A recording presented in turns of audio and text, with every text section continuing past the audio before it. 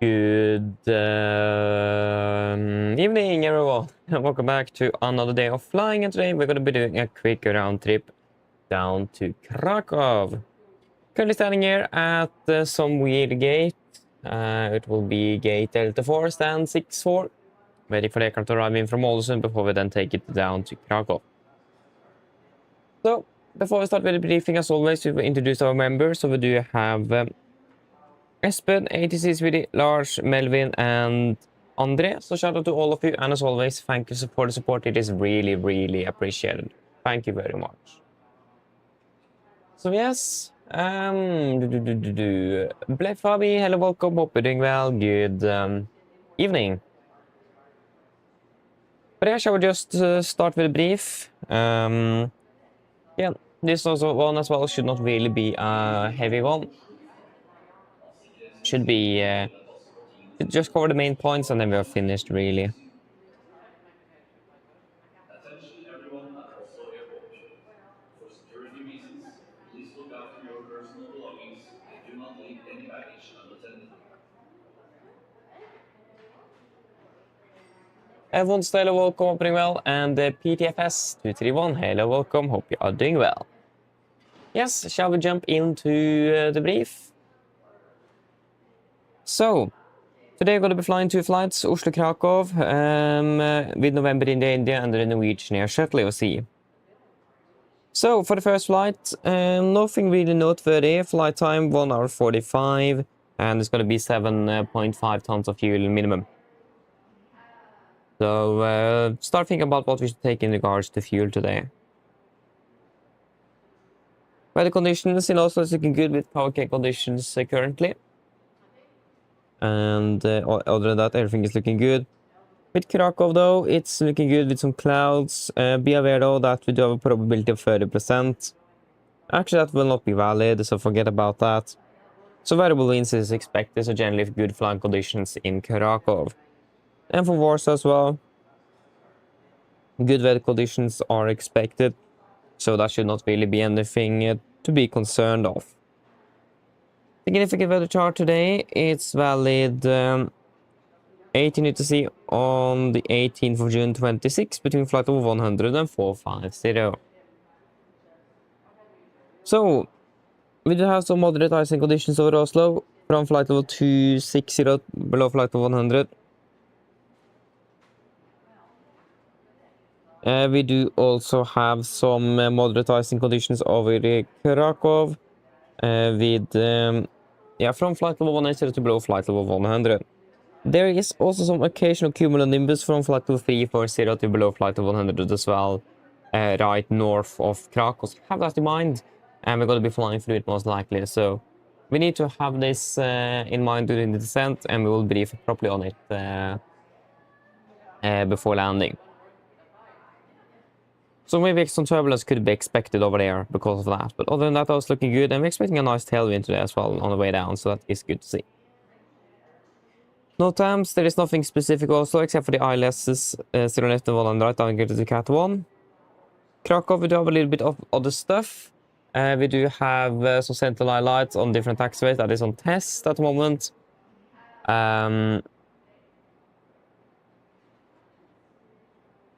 We do have some changes to some minimas for the RMP07 for LPV, but that's again not us though.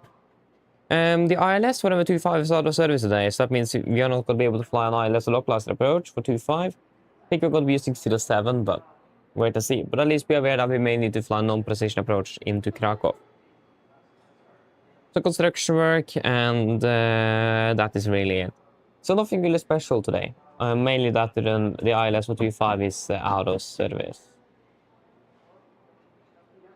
Nothing on the cruise side, and nothing on the maintenance side of things neither.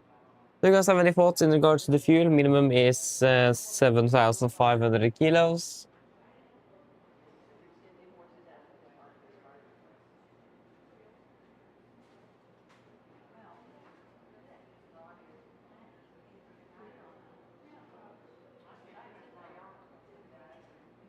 No thought?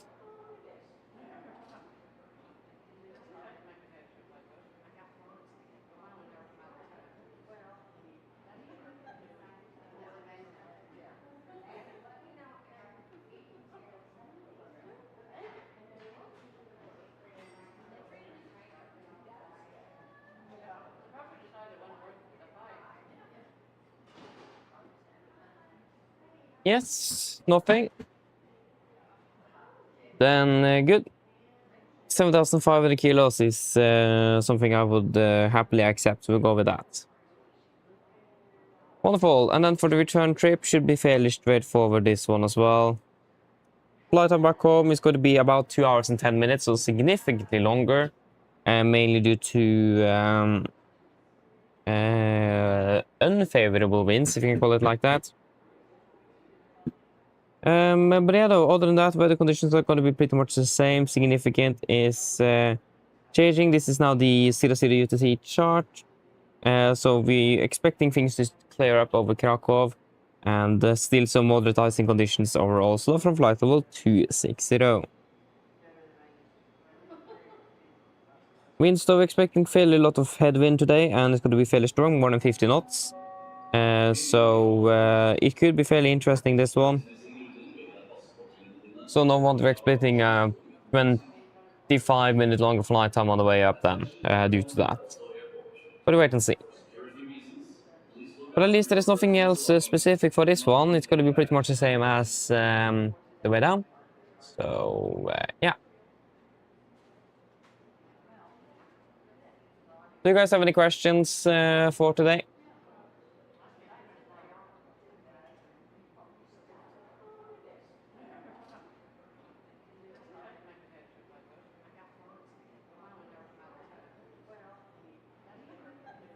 No?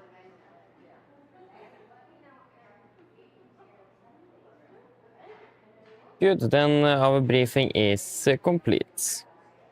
Let us just brief the cabin crew then, and then we're ready to go.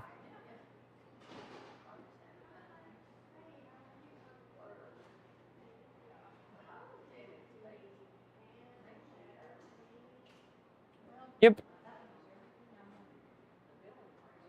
Hello, good evening. My name is Fabian. I will be your captain today and pilot the command, and I will go through this short briefing with you. So, today, going to flying two round trips, or one round trip to Krakow, sorry. Flying under the Norwegian Air Shuttle AOC with the Lima November, November, India, India. So, first of all, we are currently waiting for our aircraft to arrive in from Ålesund. It looks like actually we'll be landing ahead of schedule, so that is perfect. So today looks like we'll have the aircraft pretty much on time.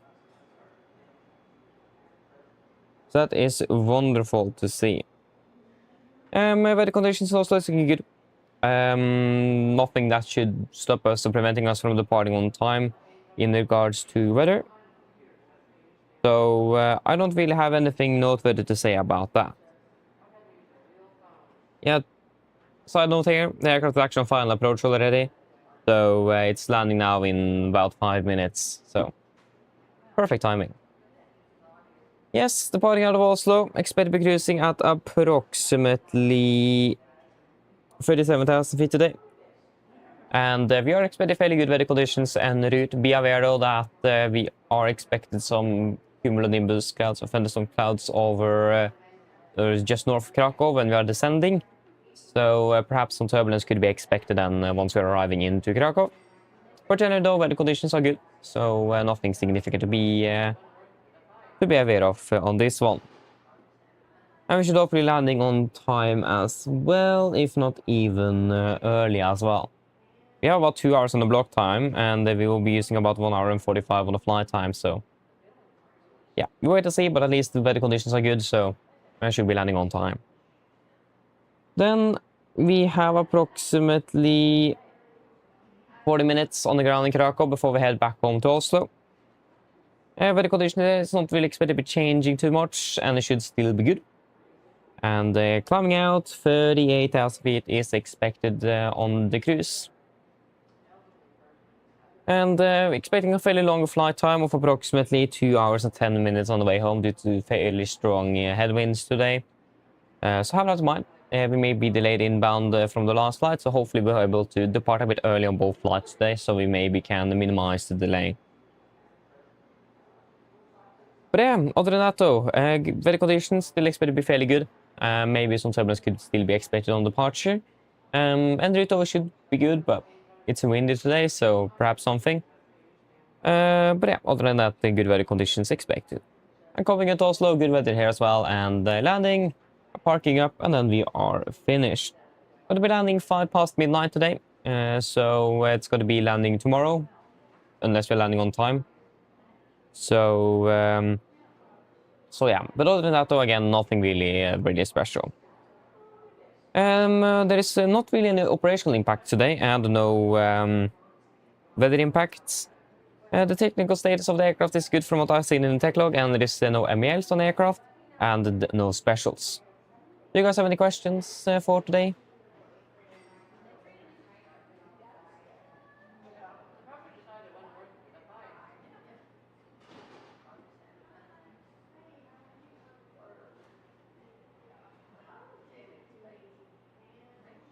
No? Good. Then our brief is complete. Then we're just waiting for the aircraft to land, and then we are ready. Yes, PTVS, yes, I have written it down in my notes, so I hope I will be able to do it one day. Maybe, hopefully tomorrow. But again, it will probably take its time. I just need to remember to actually do it when I have time to do it. So yeah, good that you're reminding me there. That's very good. Good evening, welcome, hoping well. Good evening. I'm flying to Tromsø today. Wonderful. Enjoy your flight though. Good old Longness. Nice. Håkon, hello, welcome. Good day, good day. Hope you're doing well. And fan flight, hello, welcome. Good evening. Hope you're doing well. Oh, so you live in Krakow. Hey, that's cool. Not bad. Krakow as well.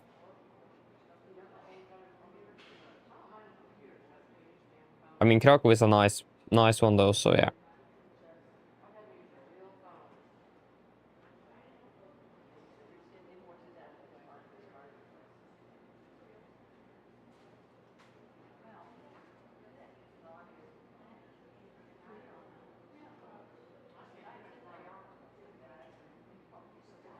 And Anniken, hello, welcome. God kväll. Hoping well.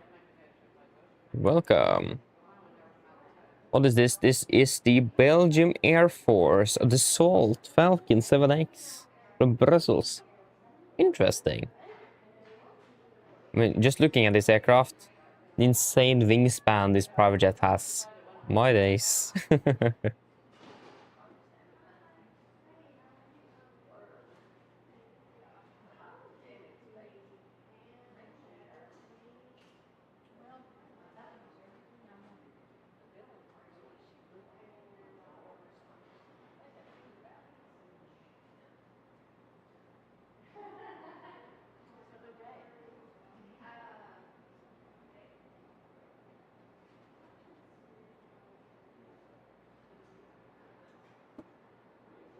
Yes, then we just need to wait then. Our aircraft is taxiing to the gate, so...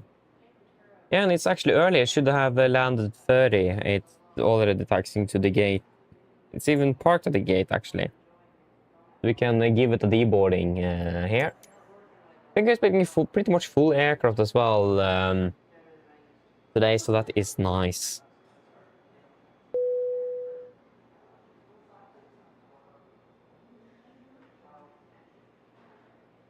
There we go.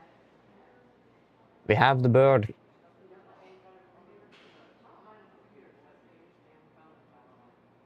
Ah, so you're heading to Svalbard after, yeah, so doing the stopover in Tromsø. Ah, nice, enjoy it. I must say that's probably one of my favorite duties ever. Fly up to Longyearbyen via Tromsø. It's a long day, yes, but you are able to land both in Tromsø and in Longyearbyen. It's a lot of fun. And one interesting thing I just saw actually not too long ago, or actually it probably is, but since I knew this though, but since Longyearbyen is not considered to be within the Schengen area, so you need to go through passport control before you enter into Longyearbyen, even though it's within Norway, so it's considered an international flight. Not sure why. So I didn't think they needed to do this, but this was actually an SES flight, not a Norwegian, but I imagine it's probably the same procedure there. So once you land in Tromsø, You need to deboard everyone. And then reboard the ones that are going to be continuing up to Longyearbyen because of the passport control. So they don't just do it in Oslo, since the first flight is a domestic. But they do it after the landing in Tromsø before heading up to Longyearbyen, from what I've understood. It's a fairly interesting thing, not gonna lie. So yeah. And I'm not sure why in the world Longyearbyen is considered an international flight. Probably some old treaties or something that's in the block or in the way there. Fairly interesting. But I mean, Longyearbyen is an interesting airport nevertheless, so yeah. So the fact that Longyearbyen is just an international flight is, yeah.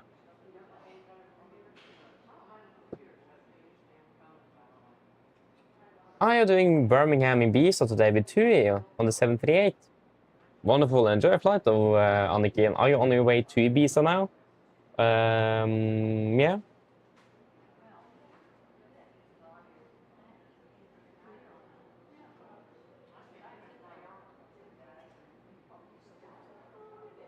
Oh yeah, park at domestic. If you want to be correct though, you should actually park at international again, since it's Longyearbyen is an international flight for whatever reason.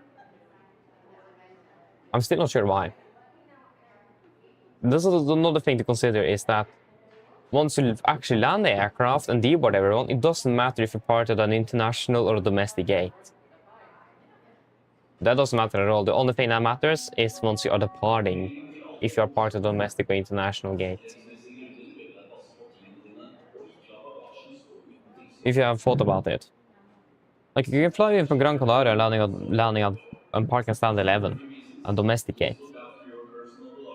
So yeah. Oh, you're taking off soon. Ah, nice though. You can enjoy a flight though. Birmingham. Would be so nice if Norwegian flew to those kind of airports as well. But I mean, I imagine the market is not large enough for that.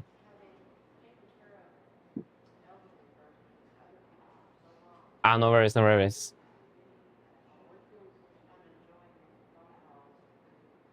Just as you know, this Longyearbyen is a special airport after all.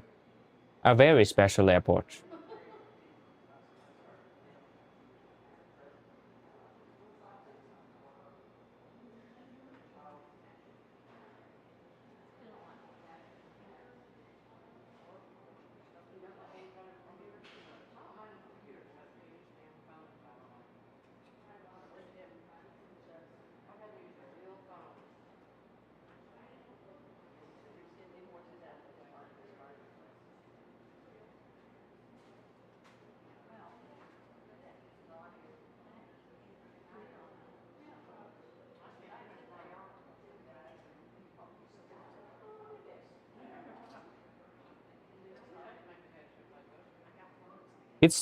I'm not sure how it is for you guys, but at least I have my last day at school tomorrow. Are any of you finished yet? Or is your last day tomorrow as well?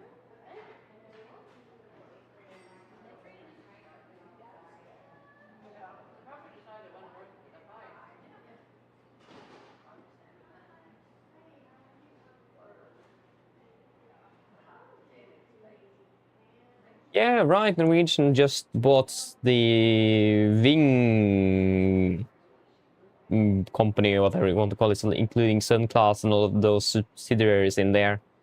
That's very interesting. Like, I'm not sure what the strategy is within here, but from what I could read, and it makes sense, is to try to build a company that can properly compete with SAS. This SAS is generally larger, even though Norwegian pretty much flies more passengers, especially out of Oslo. But so the SAS have a better footprint, especially in Stockholm and Copenhagen, if I'm not mistaken. But Norwegian definitely have a larger presence generally in Oslo.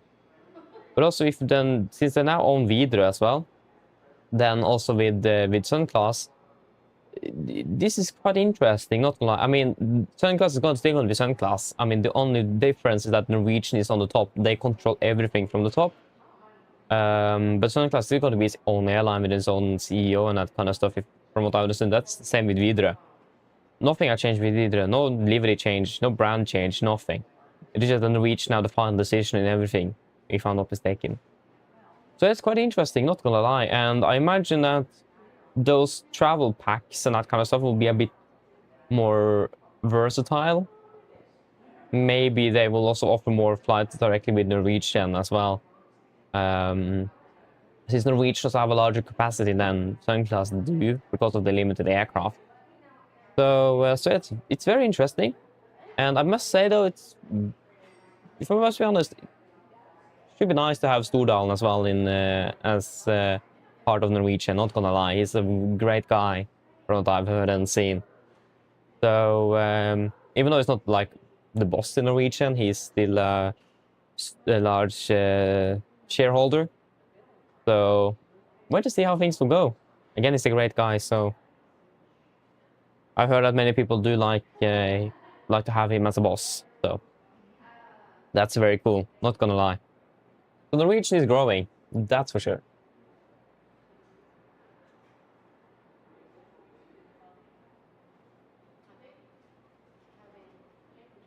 Yeah, right. Your last day is tomorrow and get your first, yeah, right, Vitnemål, isn't it?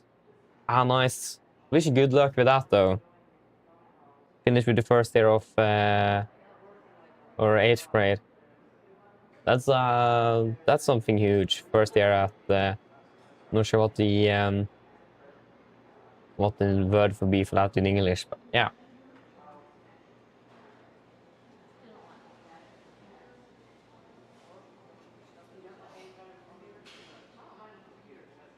Wait, what am I? Yeah, again, I imagine that they will still operate as they normally would do. Just that the Norwegian owns it from the top, so they have like the financial, to say, the financial decisions and that kind of stuff. But they will still, yeah, I don't think consumers will notice any difference. It's just that Norwegian owns it directly, so on the top. But again, I imagine that they will work the same. Just that some minor differences within how they schedule flights, maybe more Norwegian owned or own operated flights, for example. I don't know. But I imagine it will be pretty much the same as before.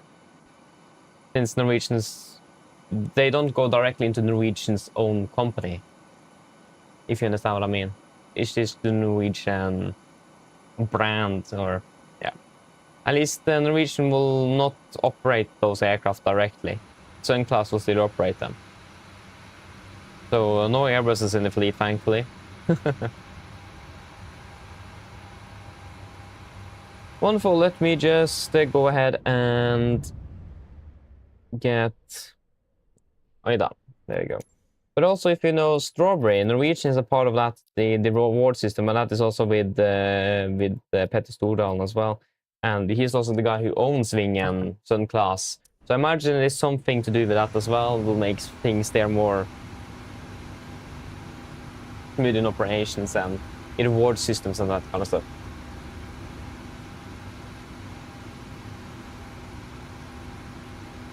Haha, they do? Ah, nice. So they will have that weekly flight again to Ibiza. Nice. Hope I will be able to catch up on that flight.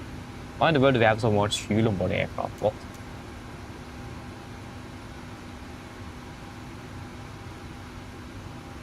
Wait a moment. Yeah. Rett sent til welcome oppring vel. Good evening.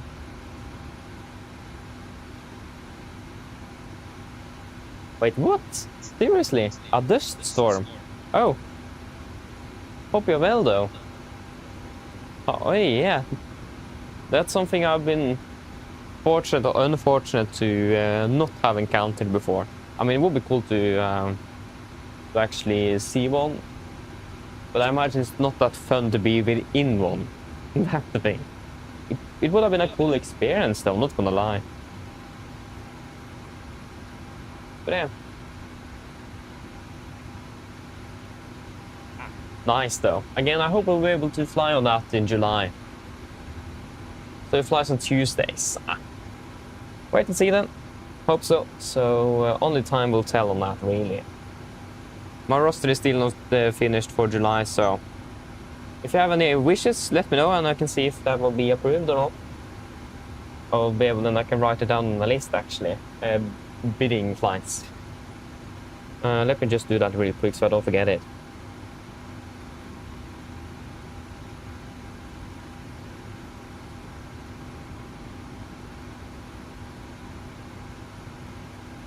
So if you have any bidding flights, let me know.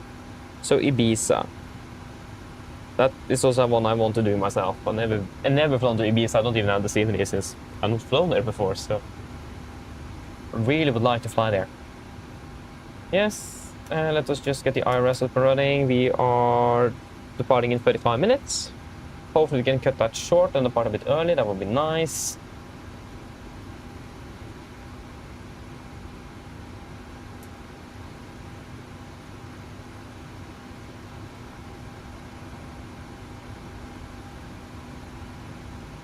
And do we have ATC on that? No, I think actually tower went offline. Yeah, so then we'll be advisory then.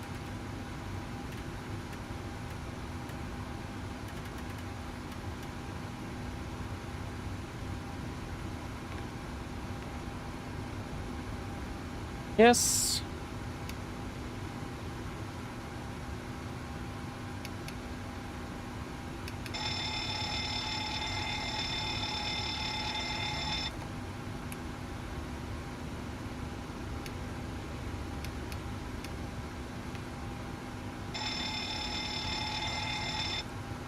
Wonderful, everything looks good here, so then we can start setting up here. So, accept and sign in. So, first of all, we are set 7800 Navigraph 26K ARCs up to date to July 19th, 39th, from June 11th. Wonderful. Oslo Gardermoen it is today, and the GPS left. Echo kilo. Be Nordic for Delta Yankee. Disregard. It's the Oxat departure, isn't it? Yeah, Oxat to Charlie. Or Oxat one. Yeah, Oxat to Charlie. Oxat Lima 996 Kelin.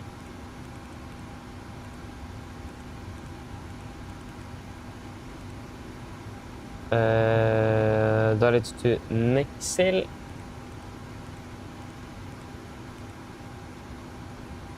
Direct to Roe.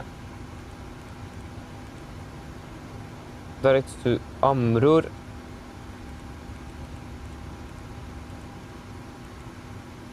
November 983.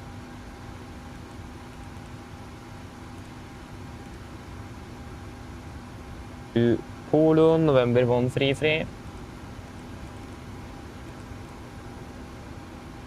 And then to Negative, Mike 66. Negative, yep. And then QCOM and only QCOM arrival.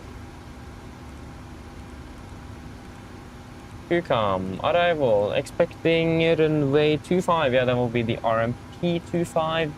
The QCOM to Golf. That was actually there. For Golf and by Babzi. It's cute.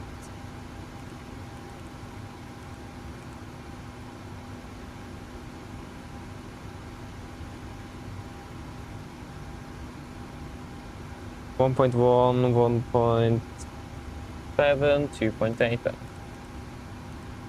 59.7, and then 37,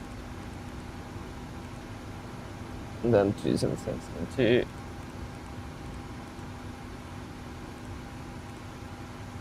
and minus 54.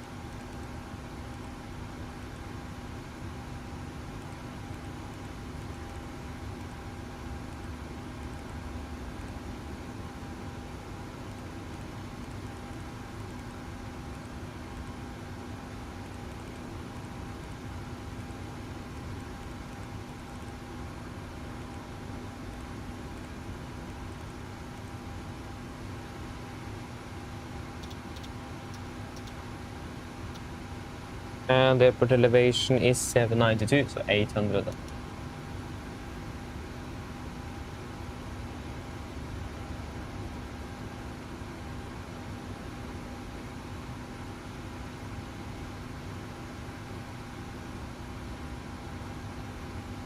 Yeah, and that's a good question actually. So when it comes to the air operating certificate, it actually is dependent on the aircraft and the crew. So when you're flying the Norwegian air shuttle, see that's always when we're flying with a Norwegian registered aircraft, and Norwegian Air Sweden ALC is going to be with Swedish registered aircraft. I'm not sure how it is done with the call sign and the flight number when they use Red Nose and Nordic. I'm actually not sure how that works in regards to that. Since we always have one flight out of Gardermoen that leaves within Red Nose call sign to Las Palmas every day. One flight a day that leaves with that. I'm not sure why it does. So that's actually something I wonder myself. But yeah, if we have flown with the Red Nose call sign, and we will probably fly it more in the future as well.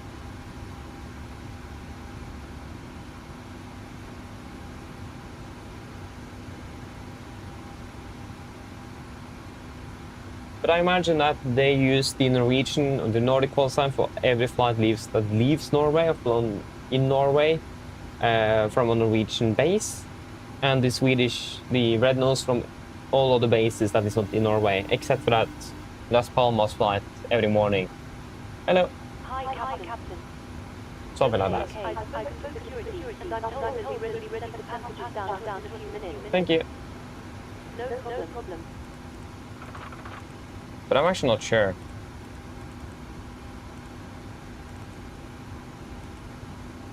I first thought it was actually going with the call sign, but it actually doesn't. It goes with the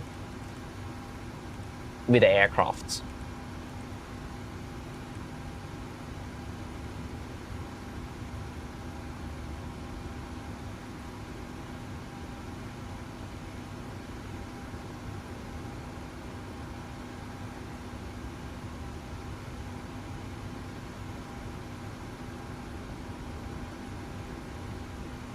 Just need to do some performance calculations here. So there 2.5 in Krakow, and the weather conditions there. 22 at 4, and 23 and 20. 23 and 1020.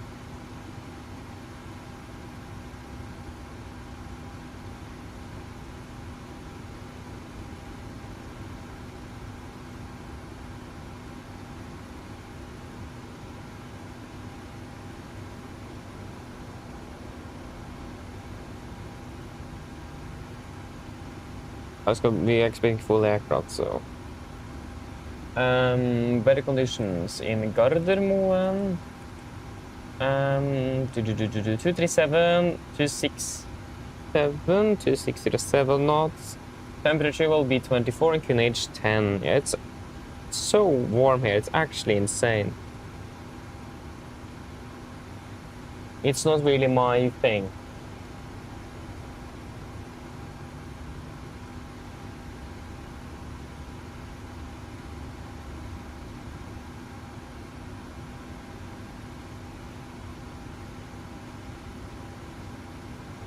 Yeah, exactly. So that means the aircraft is flown with a Swedish registered aircraft. Yeah, that's what it really means. But yeah, I'm actually wondering a bit more myself how that is working with aircraft registrations, flight numbers, and that kind of stuff, because it's a fairly complex system, not gonna lie. 1460.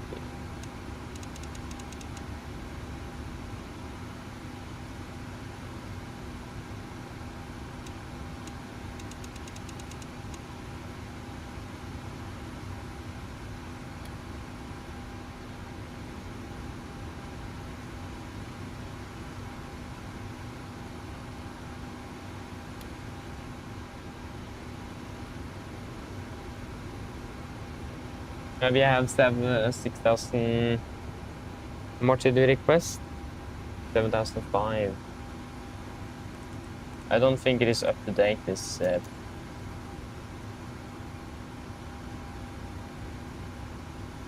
Yep, there you go. Now I got what we need.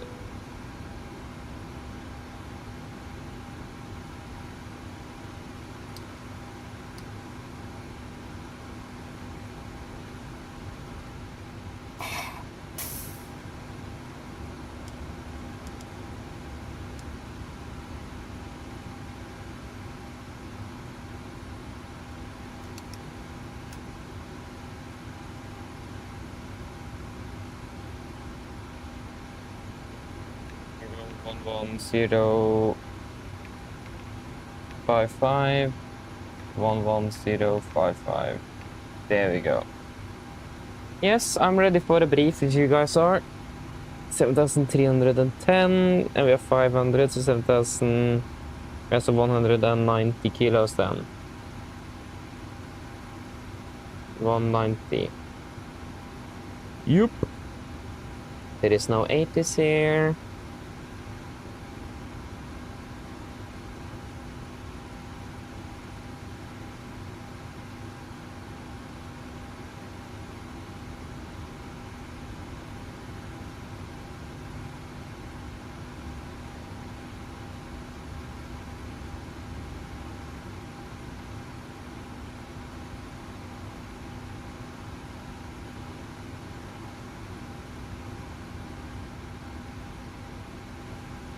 Just start boarding. No point in just sitting here and waiting for nothing. Terrain, hello, welcome, hoping well. Good afternoon. Sorry, evening. All stations are about to start boarding.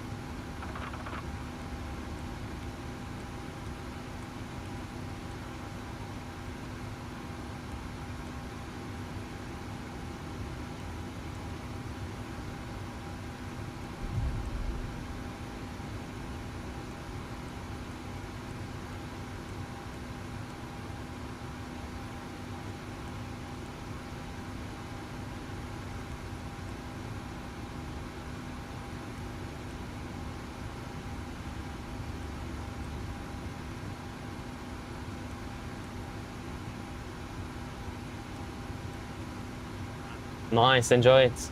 I know what you're referring to. Enjoy it though. Yeah, I'm doing well here as well. Thanks, I'm doing good. Yep, the only thing is that one thing we can't verify during the brief, and that is, so the route check is the estimated landing fuel, because the IRS is not aligned yet. So I think we'll just go through that and just verify that once the RS is registered about 3 minutes ago. So we can start off with our route check. We are flying Oslo Krakow, Nordic 4 Delta Yankee ESS today.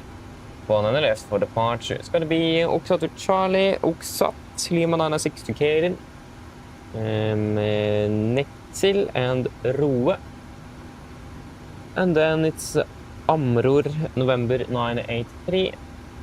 Amror, November 983 to Polon, and then November 133 to Neguv, and then to Mike 66 to Kukam, and then the Kukam arrival into Krakow. Ground distance 748 compared to 754, that is within limits. And we can't verify the landing fuel before the RS is aligned, so we need to just wait for that. While we're waiting though, we can go over to the taxi out. So for the taxi out, let us just get this Ida. Just stand by a moment. Hello. Hi, Cap. Just to let you know the passengers started boarding. Thank you.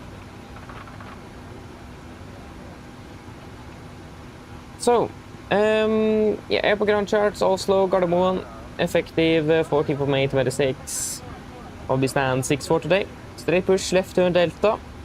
Right Victor, left Sierra, and we will do a performance calculation from Bravo 8, so then Bravo 8 to Bravo 9 for departure. One hotspot number 7 here, that's if you're clear to hold short the IS exit on Bravo North. It's going to be then holding short on Sierra and not turn to on the DIC exit, but hold short on Sierra. At about the yellow crossbar there. No other hotspots, taxi restrictions, no times. One and right, 0 left, ILS, is then graded to Cat 1. RCR 666 driver conditions are good, so nothing else significant expected.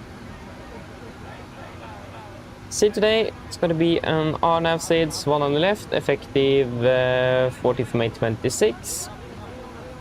Straight out to Golf Mike 604, maximum 230 today.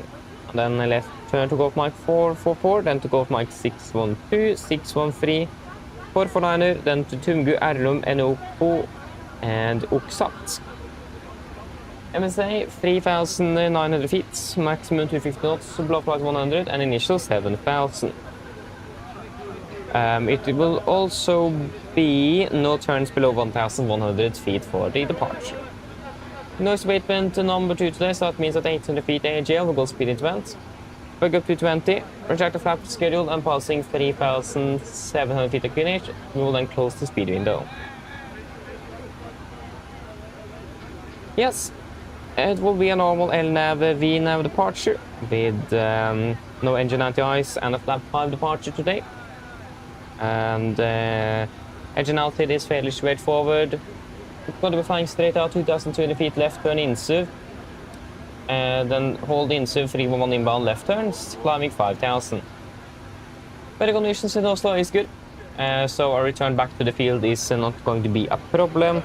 Only be aware that we are departing above the maximum landing weight, so we are going to be weight restricted for a return back to Gardermoen. Good. So, threats for today. There is a moderate icing from flight 260 to below flight 100 during our climb out over Gardermoen. So we'll turn on the engine anti-ice a bit earlier than we used to and turn it off a bit later just to be on the safe side so we can minimize the ice accumulation on the aircraft. Also bird activity at the aerodrome. It's quite common in the summer months. So we will not take off if we do have any visible birds in the vicinity of the departure routing or the departure itself. But once we are taking off or on the go, we will not stop.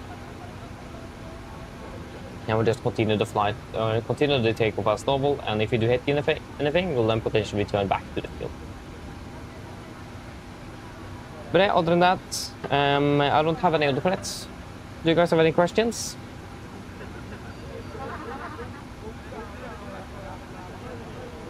No? Good, then our brief is complete.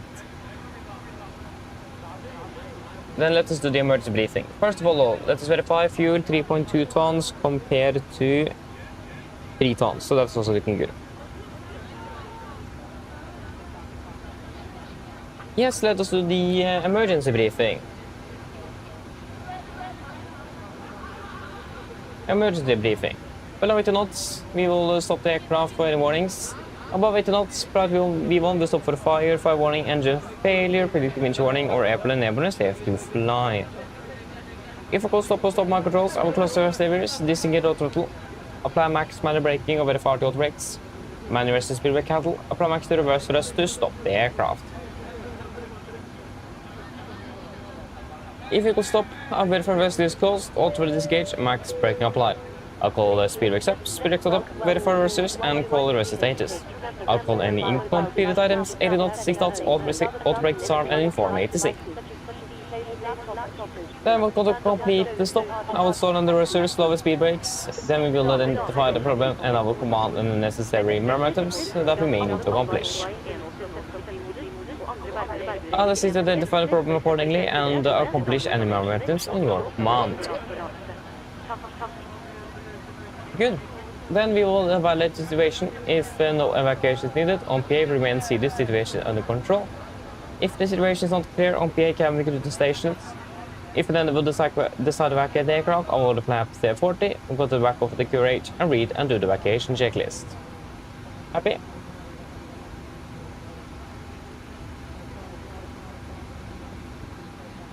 Good. So, the room actions below 40 feet except for cancel warnings and raising the gear with a positive rate. 40 feet, verify the select and then follow the engine outside as discussed on departure briefing. Any questions?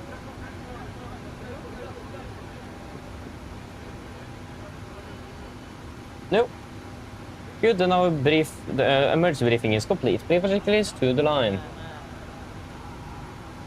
Brief checklist to the line. Pins and cores removed. Oxygen, test one sent. Night transfer and display switches. Normal auto, window heat, on, press station mode selector, auto, flight instruments, tracking, 101, QNH 1010, reading 6A, P5, 690, 685, so plus 5 on standby. Park brake set, engine start reverse cut off, Taxi take briefing completed. Brief checklist to line is complete. Hello. Hi, Captain. All passengers are now on board. Yeah, thank you very much. No problem. I'll ring with you if they send it up. Yeah, thank you.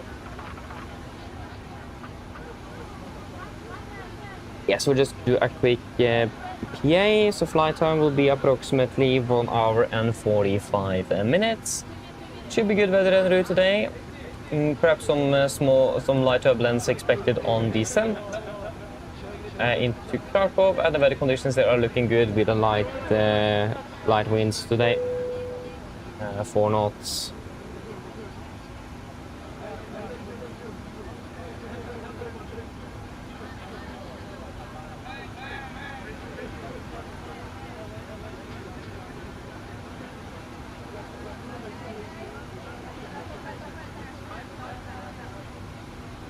Mine damer og herrer, god kveld. Mitt navn er Fabian, han Perfermance i dag. Og på Oslo Norwegian og resten av besetningen ønsker vi dere hjertelig om bord denne flyvningen til Krakow.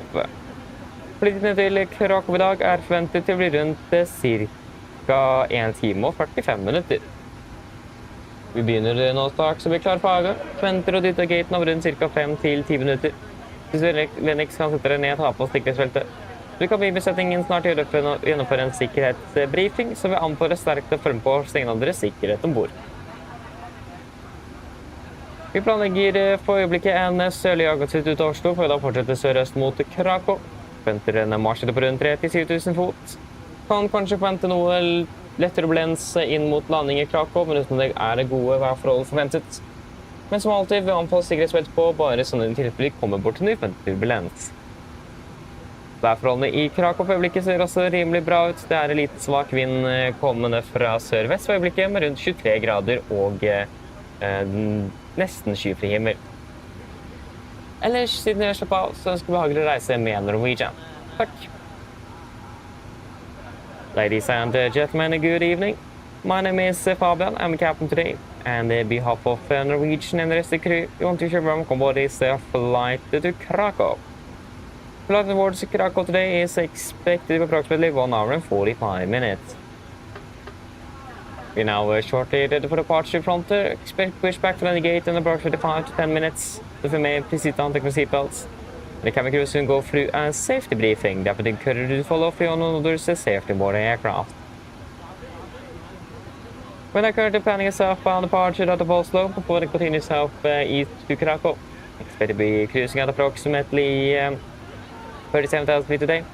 We may expect some light turbulence on descent. Other than that, good flying conditions are expected. But as always, we do recommend a seatbelt on just in case encountering some unexpected turbulence.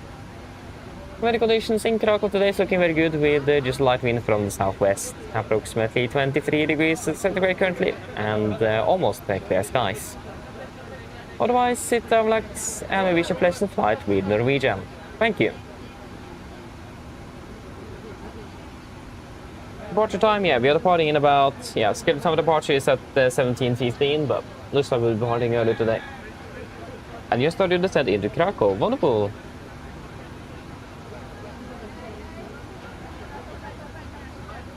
Our departure window is in 8 minutes, so set us to be 17:05 instead, so 10 minutes early.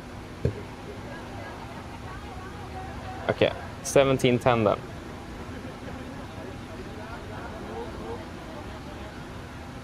Yeah, so about 3 minutes until our departure time window opens. Yes, let us then verify some weights then. So we got the load sheet, wonderful, and that gives 59.7. And we need the latest weather for Gardermoen as well while we are on it here.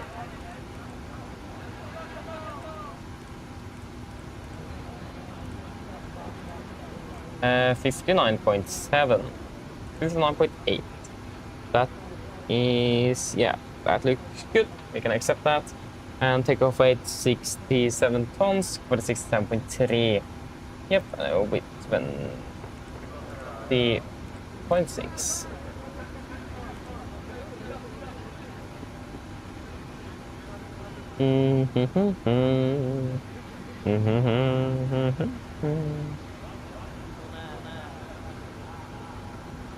Yeah, now that is updated at least. And can't change that, no. Yep, that looks good, so we can sign off and submit that. So, execute.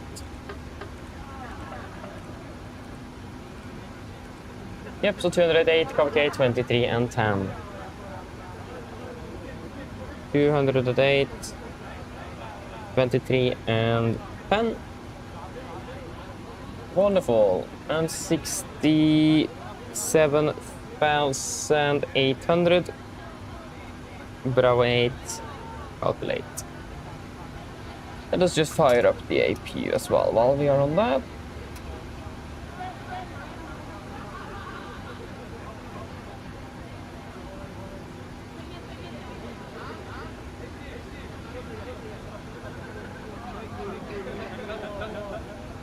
Yes, that will be 22k with an assumed of 35.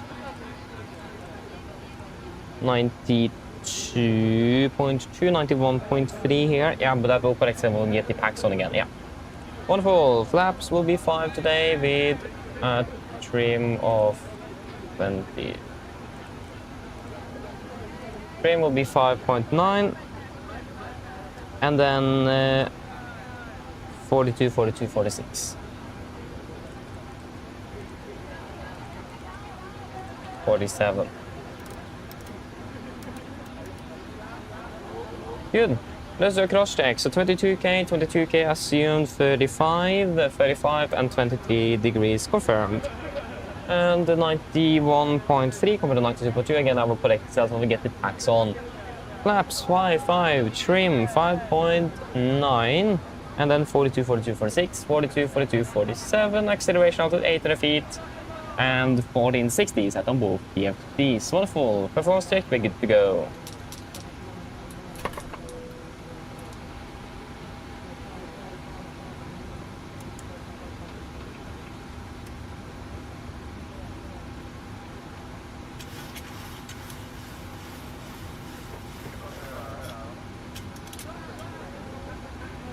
And speed for checklist below the line. Speed for checklist below the line. Fuel, we have 7,500 kilos on board. Pumps on, passenger sides. Set. Auto brake, RTO, security proof on cars completed. Take off speeds, V1, 142, via 142, V2, 147. MSP, V2, 147, heading 102, altitude 7,000. Speed for the checklist complete.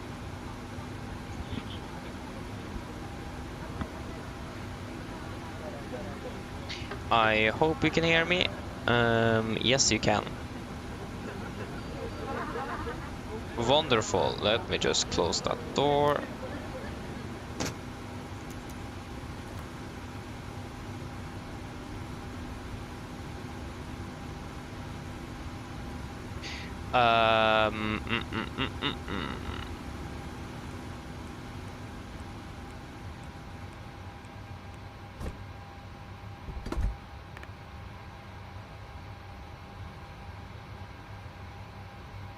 Hello, Captain. We are ready for pushback. Hello, good evening. Thank you very much. I'm gonna just fix my headset a little bit twisted here on the cable side of things.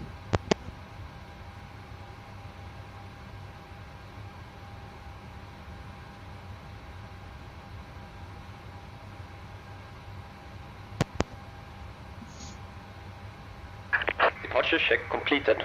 Bypass pin inserted. Yeah, copied. Thank you very much. We pressurize hydraulics.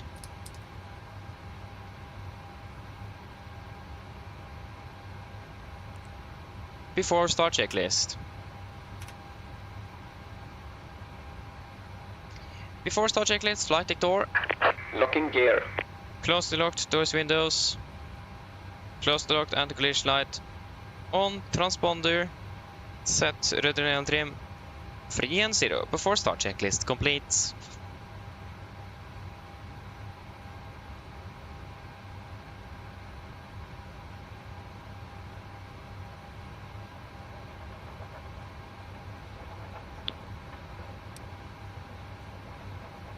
Garden traffic, Nordic 4 Delta Yankee, push and start out of stand 6-4. Garden 1.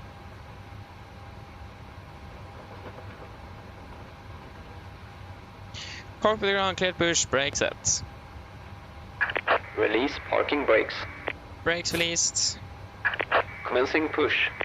All engines clear. Start at wheel. Thank you, start 2-1 in sequence.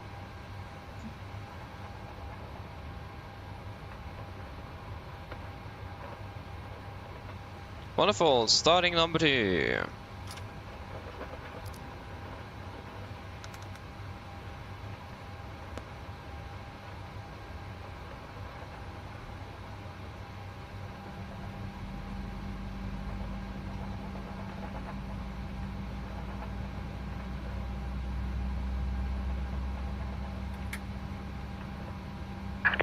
Set parking brakes. Park brake set. Waiting your confirmation for good engine start. Roger, standby.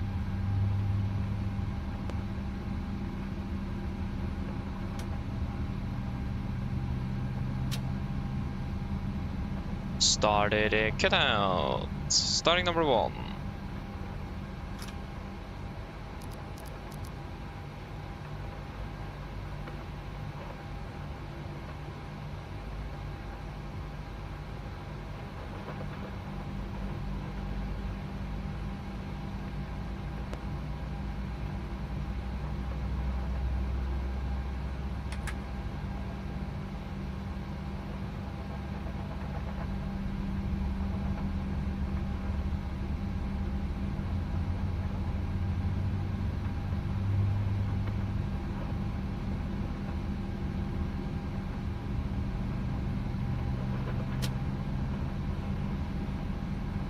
Start cutout.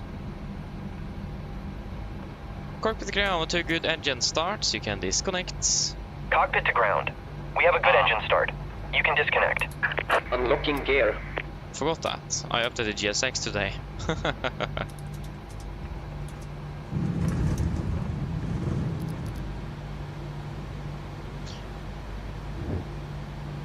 Even had the installer open so I would remember to delete those sounds, but even I did that, I forgot it. That's nice.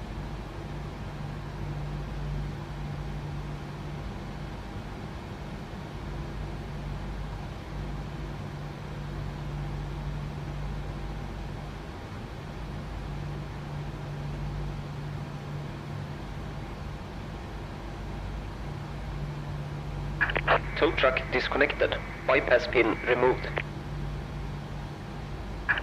Left is clear. Right is clear. Yeah, thank for help. Looking for a have a wonderful day. See you next time. Bye bye.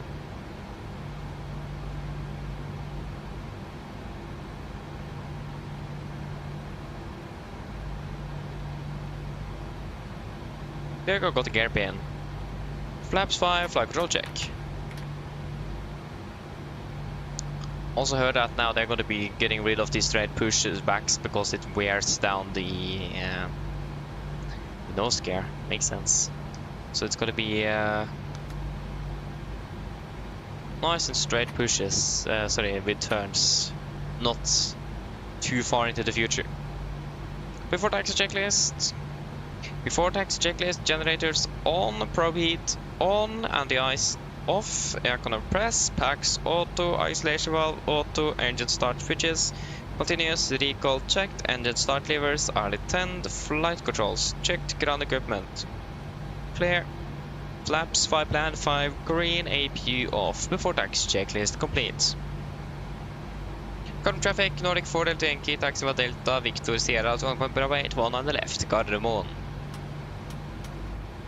Right clear, left clear.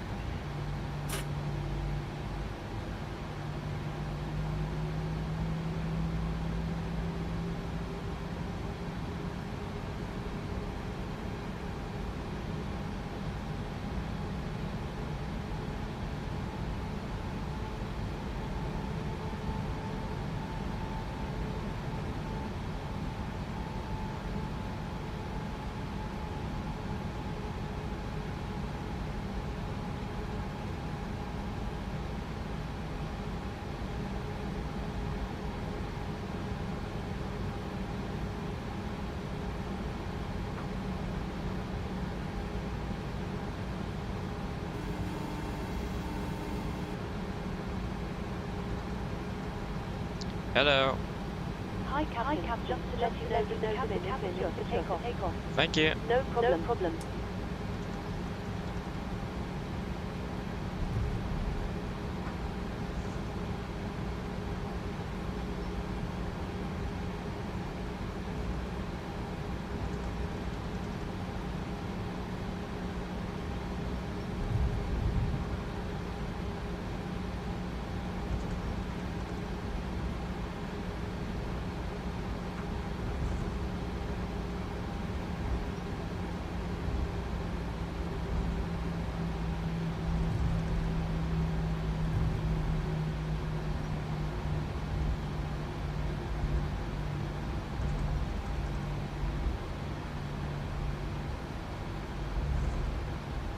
Right clear, left clear.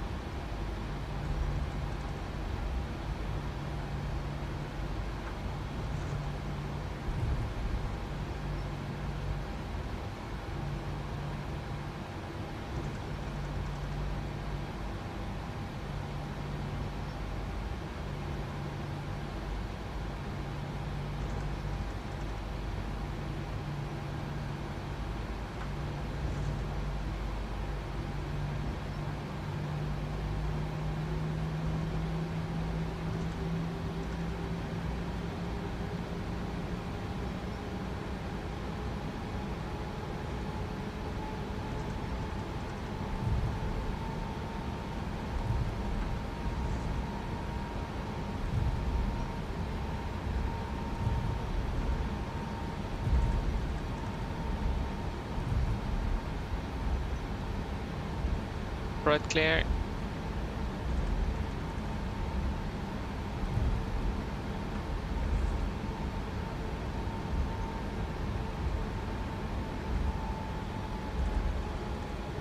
And it's max brightness.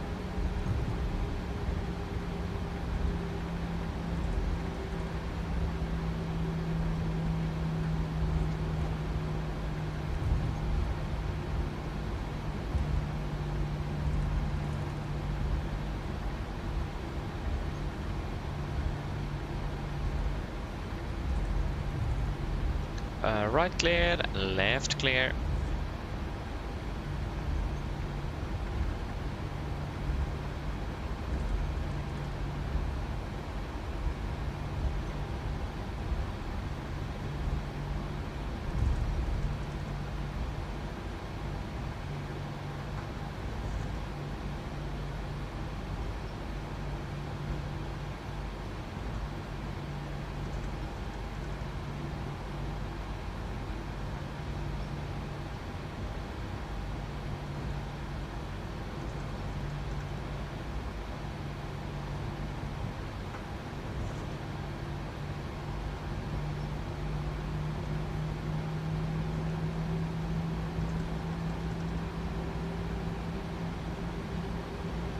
Okay, city cabin before the eco checklist. Before the checklist, flaps, 5 land, 5 green, step left trim, 5.9 units, cabin call, given before the eco checklist complete. Yes, we're ready to go. I'm ready when you are. Left is clear, right is clear.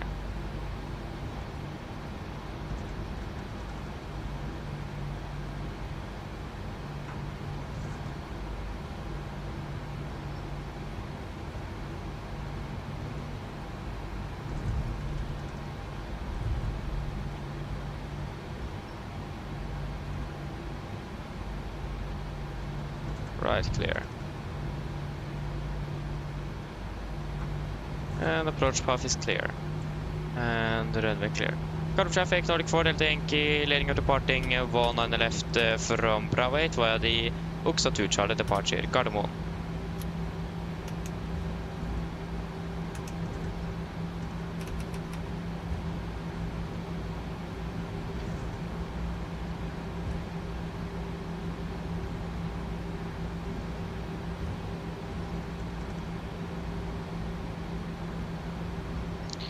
Yes, ready, wonderful.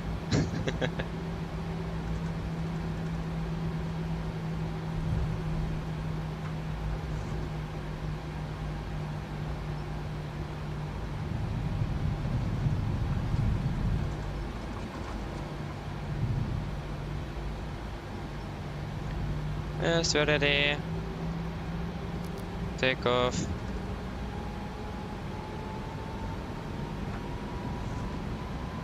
Setting thrust.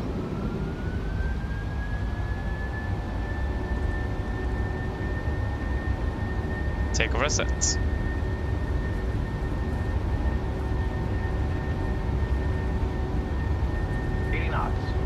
Checked.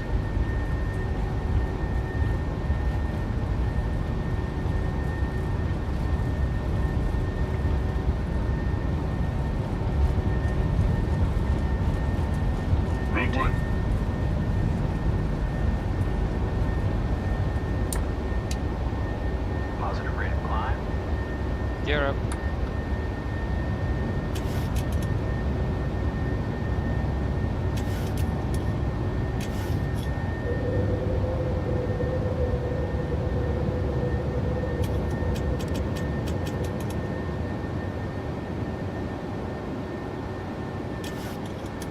Spin it vent 220. 220 not set.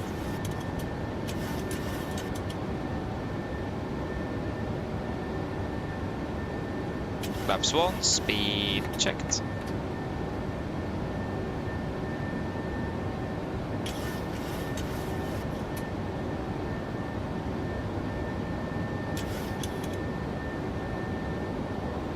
Flaps up, speed checked.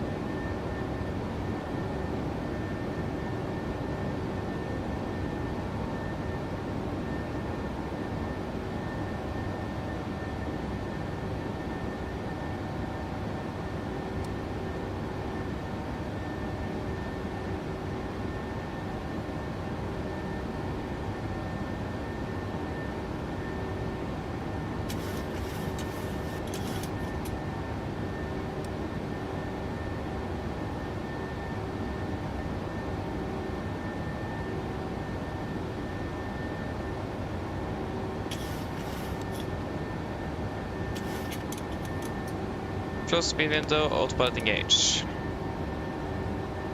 Flaps up, no lights.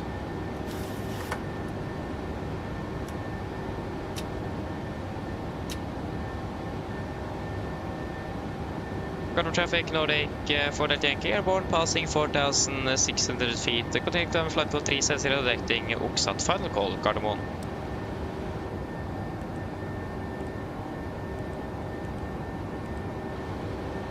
Oxat.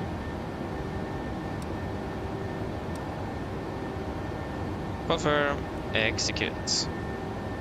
Curriculum got flight level 37. 370 set.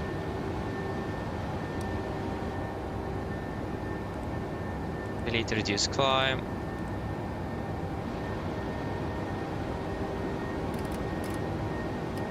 Set standard after takeoff checklist. Standard set cross-checked. After takeoff checklist, engine bleeds, on, packs, auto, landing gear. Up and off, flaps, up and light altimeters. Passing through flight level 7-4. Now. Plus minus 0 after takeoff checklist complete.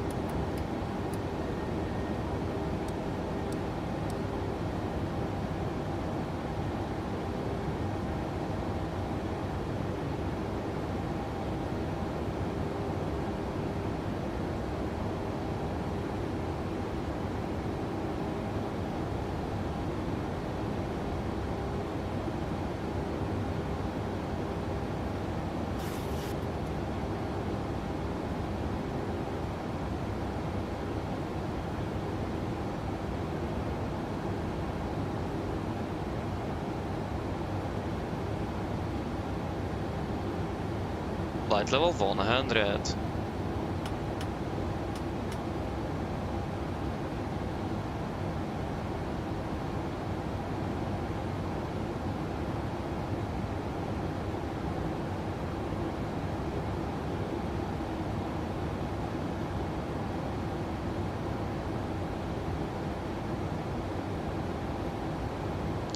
Engine anti-ice on.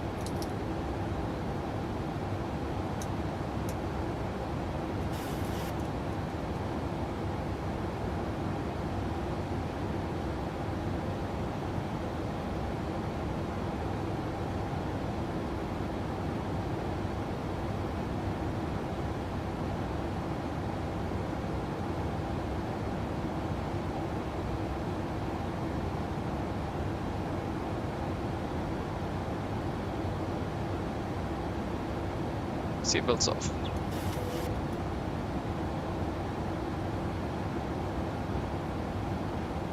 Engine anti-ice off.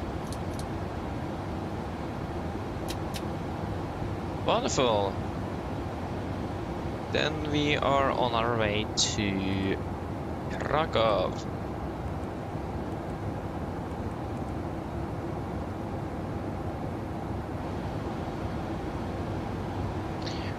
Nice. Anakin, yes. Dang, yeah, that's so typical England indeed. That's one thing I hate. Like, the talk always about being fuel efficient and reducing noise, but then why in the world are I going to be maintaining flight level 60 for 30 minutes? Like, what?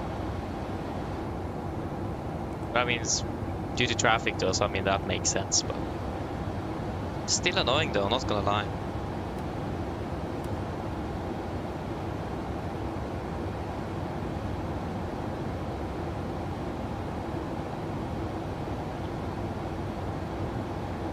Okay, we can do a check of flight level 160, so RVSM check.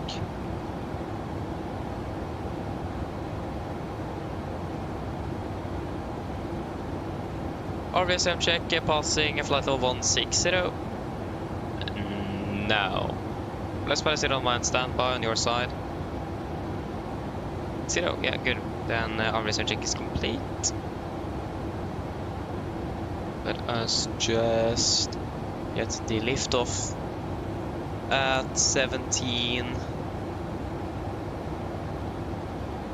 Yeah, 17:19. Nice, sorry. 17:19.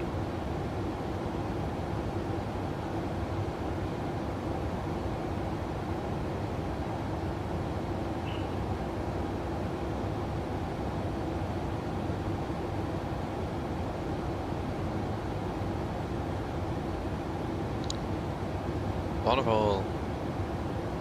Melvin, hello, welcome opening mail. Good evening. Okay. PDS, yes, I have written it down, so I have written it down in my notes of things I need to do, so it will come one day. I just need to have time to actually do it. That's the catch.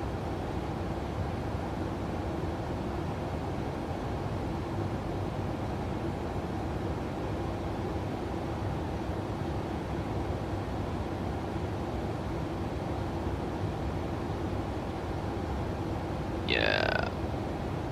One thing I thought about ability to do, but I don't remember.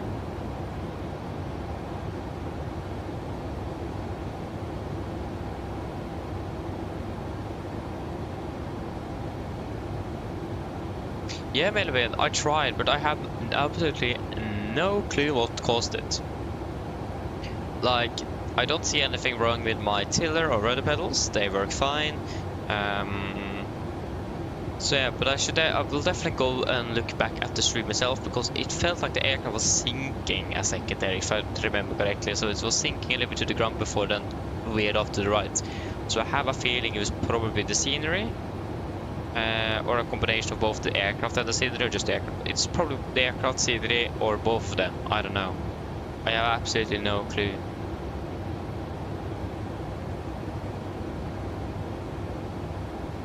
I went plane spotting today, and I so enjoyed it.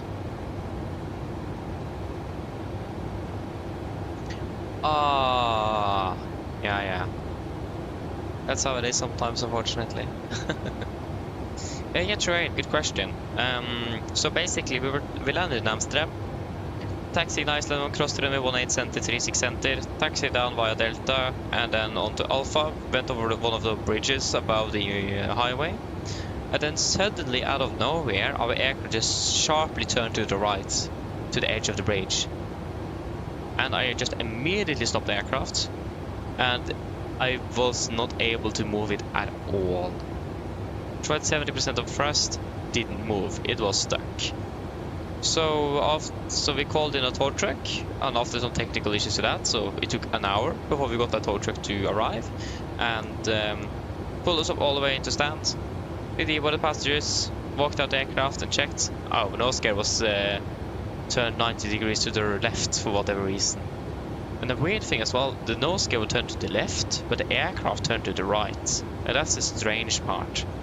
So the nose gear switching like that, that must have been a very abrupt movement that caused the aircraft to don't have the inertia to turn to the left but actually turn to the right. So I have a feeling it was both a scenery and an aircraft issue. So almost like a scenery issue, and then the aircraft got affected by that issue. Because that nose gear did not want to move at all. No way it moved. So yeah.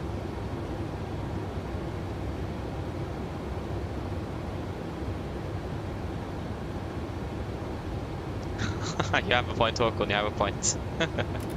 So yes, was most likely the scenery, and if I remember correctly as well, I did feel that the aircraft started sinking a little bit with the nose gear into the ground before it turned. So I have a feeling that is probably the scenery's fault, so yeah. But I don't know.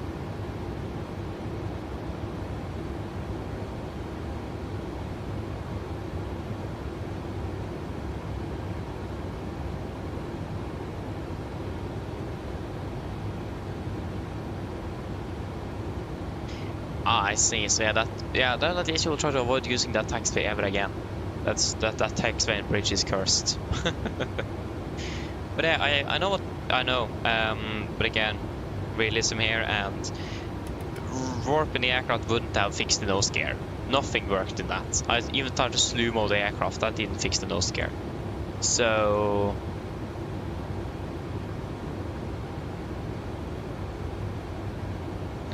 yeah. It wouldn't have helped anything. The nose gear was stuck 90 degrees. No way we could move it at all. You can just look at the video. Even the choke, they placed the chokes as well 90 degrees to the nose gear. Like the aircraft wouldn't move at all. So warping to the gate wouldn't help. Sorry, PTFS, I can't do that. I'm sorry.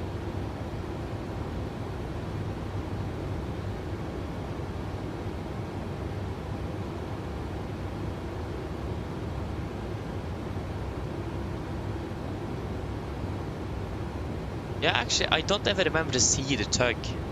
So yeah, maybe that's why we didn't see it, because it went through the bridge. I don't know.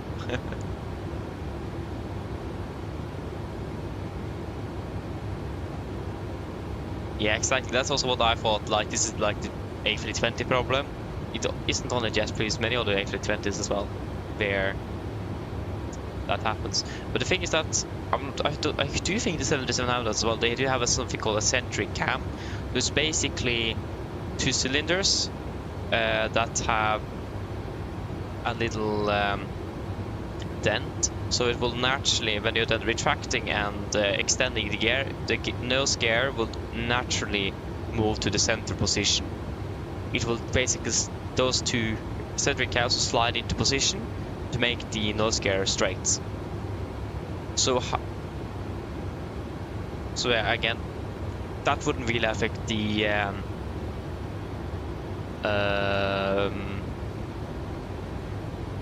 that shouldn't really affect the nose gear steering, because that's something completely different. But still, just the fact that it happened at all is just insane.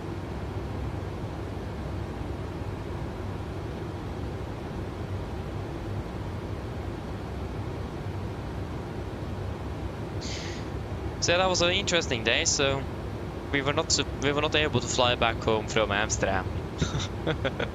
So yeah, a sad day it was. I actually got 80s as well in Krakow, so we'll take a look at that. Echo Papa Kilo.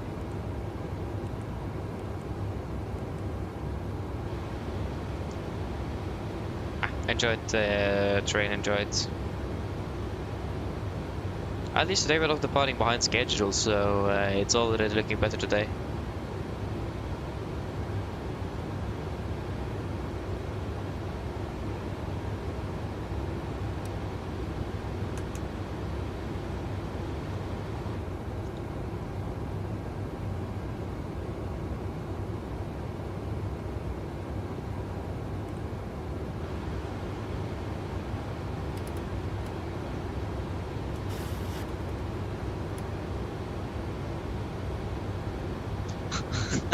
Yeah, point. But at least the auto fail did not happen in Amsterdam, it happened en route, and that was the IFLY's fault, so... Yeah, thankfully that was actually not Amsterdam, but yeah, the flap over speed, yeah, that was Amsterdam, yeah. That was a wind shear on the short final there. That caused us over speed, so yeah, that was nice. So yeah, Amsterdam is just cursed. Okay, Krakow information uniform.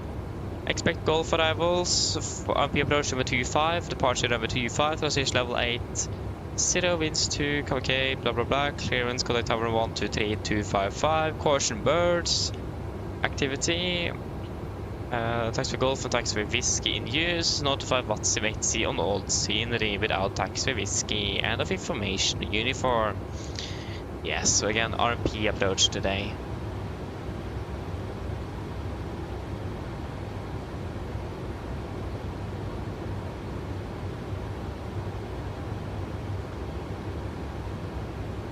Yeah, probably, because I remember I was trying to look ahead and see, can I even see the truck? And I did not see it anywhere.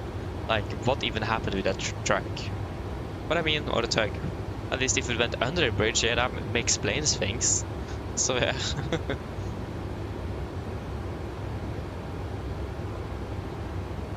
Yes, MSFS does have failures, but it does depend, because they do have a default failure system, but it is not good at all. Not gonna lie, it is quite bad actually. You can just turn it on in the I'm actually not sure about 2024, but in 2020 you can turn it on before flight, like after 2 minutes, and then engine failure, the engine will fail after 2 minutes, that's it. But with the aircraft like the PMDG here, you have a more complex failure system and also service-based failures, so things will fail in the aircraft after you have flown so many hours. So it does depend, but it's not visual. Everything is just within the aircraft, so if you have an engine fire, you won't see a fire in the engine. So it is all system based, but not visualized.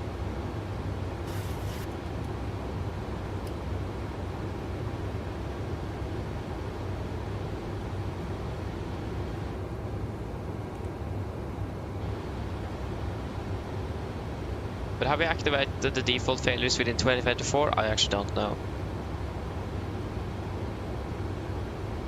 Yeah, and from what I've understood as well, and this makes a lot of sense.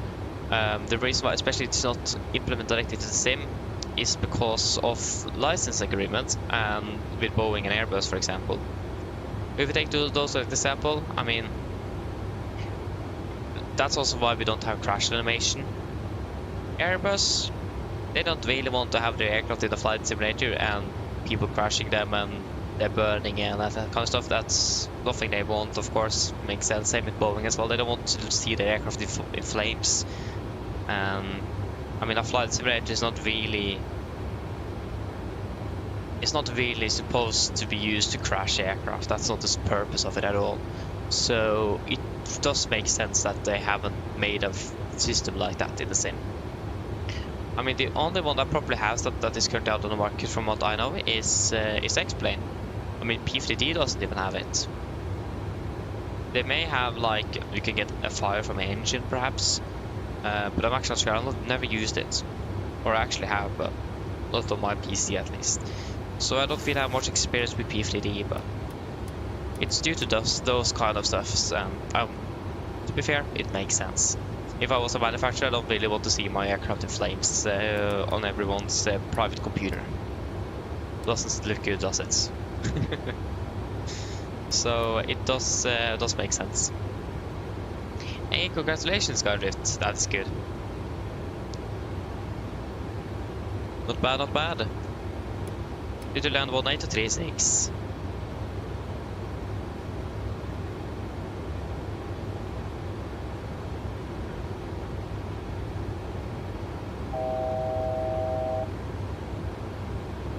$1,000 to go.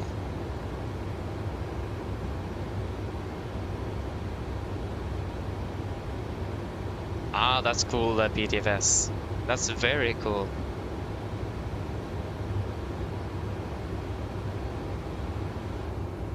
Very cool indeed.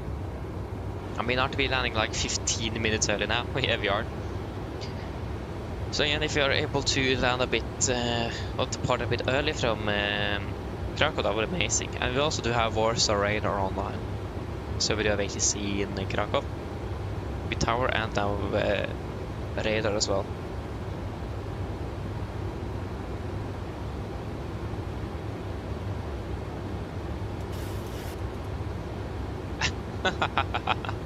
That was specific. Yeah, thank you, Melvin. I'll definitely take a look. 356.20. Yes, we're leveling off. Yeah, we'll definitely need to take a look at that. 36 as well. Nice. Good job, Skyros. Good job.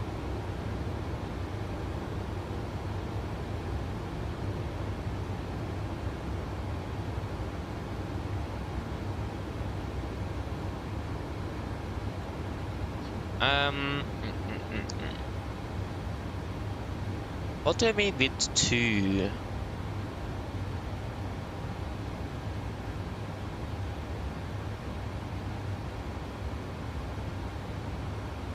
What do you mean, Blefavi? What do you mean with a 2?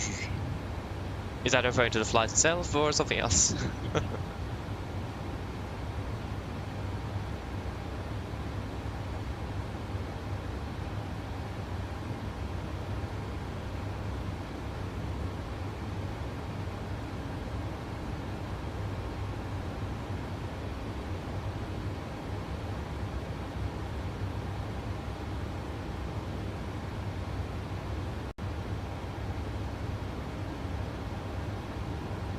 Ah, now I understand what you mean.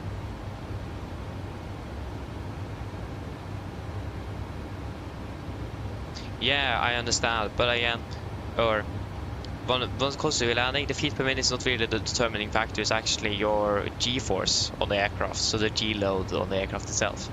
Because a runway could be sloped up or sloped down, and then that will also vary with the feet per minute. And hard landings as well is based out of the G-load on the aircraft. So if you want to compare how good your landing is, then you should look at the G-force. That's what you will look at if you want to compare a butt landing to a hard landing.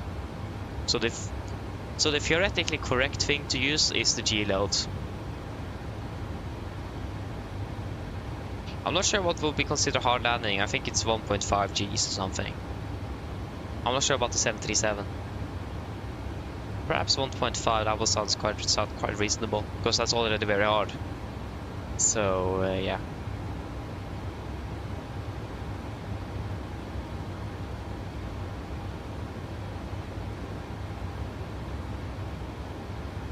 Oh yeah. Nice though, Skydive, nice.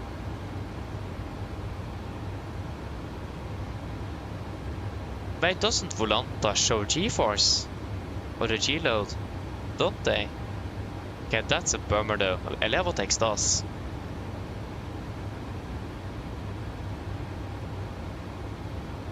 Huh, interesting.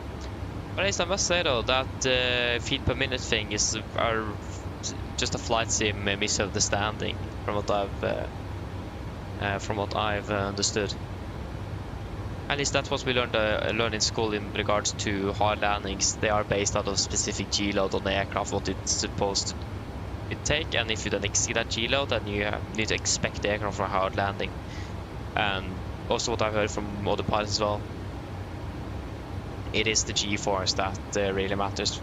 It makes sense. I mean, you can have a upslope runway or a downslope runway and land with 500 feet a minute because it is so downslope, but it will be battery smooth. So yeah. Yeah, Volanta does. Yeah, okay. Nice. Yeah, PDV. So I'm currently going second year high school, so third year soon then, and it's FSIPanel, so it's a normal high school you can apply for, and it's basically with regards to aircraft maintenance. So once I finish, I will be graduated as a aircraft mechanic. But we're also going a parallel course with the EASA Part 66 course, like it's called, and it is basically so the school is approved to educate future aircraft maintenance engineers, or flyteknikere in Norwegian. So it's basically those who actually write off the aircraft after maintenance to say that it's safe to fly again. So if something wrong would happen with the aircraft crash due to a maintenance problem, yeah, then it's your fault then. You should have checked that up. Or it's your responsibility if something wrong would happen with the aircraft after you signed it off.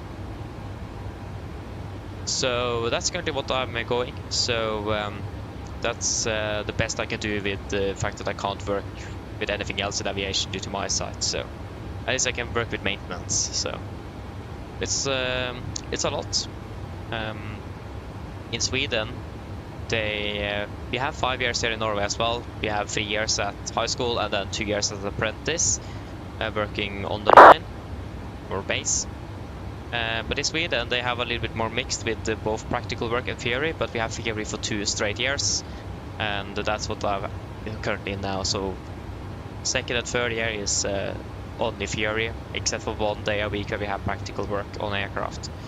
So it's a lot of work. We have about 7-ish exams every year due to the EASA requirement for maintenance engineers. So passed all of the 7 this year, so about 6 more I think next year for me.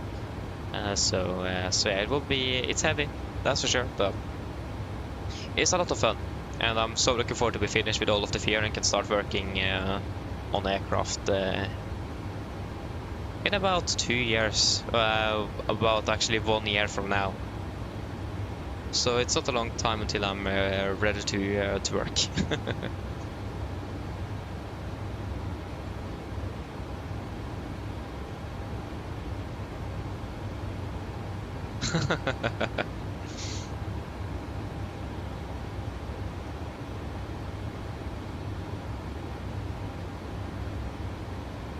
Welcome back indeed, terrain.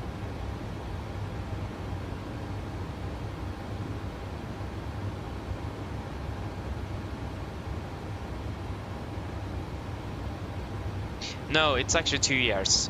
So then you will get a job in the Air Force, Videre, Norwegian, SAS, CHE helicopters. What else do they have? Other places as well. The air ambulance. So they take in apprentices, so you will take your last 2 years working with them and earn money as well. You don't get full pay since you're still considered a student, but you get paid at least. So yeah, it is something I'm looking forward to, but the only unfortunate thing is that there is not enough apprenticeships for everyone. So it's not guaranteed to get a place to work, and that is the downside. It's not enough places for us. So yeah, but I'm going to be applying for Norwegian as soon as I can, and I just really hope I will get the job there. That's the dream. I don't really want to work anywhere else, but wait to see. ATC. That is very cool though. That's very cool. Stressful job though. Not gonna lie. Yeah, good luck though. Need to remember to do a fuel check here at Exil.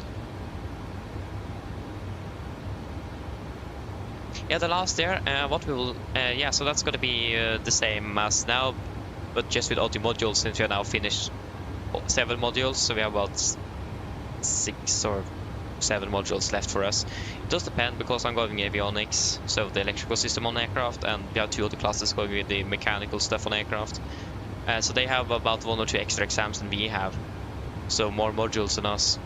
But at least we will have human factors, laws and regulations, general aircraft systems, so everything from lights to engine anti-ice to flight directors to transfer buses on aircraft and that kind of stuff.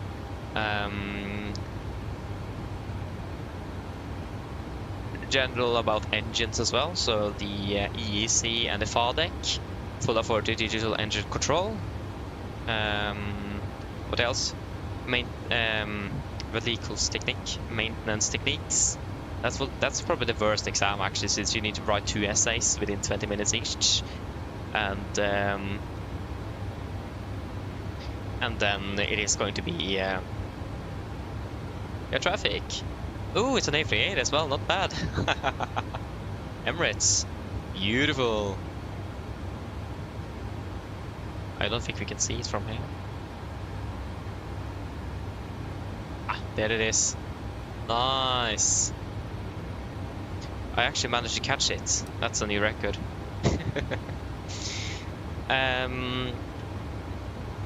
Yeah, so that's pretty much what we will have, I think. Probably one more. So, and the general aircraft systems is the largest one, 186 questions, so about 3-hour-long exam. And we have about 19 school hours every week with just that module. So it's a lot, but yeah, once you're finished, then you are finished. As long as you don't need to take the exam up again. And that one will probably be the worst to take up, because it is such a heavy module. It's about our book is about 6,000 pages, so it's a lot. But I'm looking forward for it though, nevertheless. Stuff it won't go well. Good evening.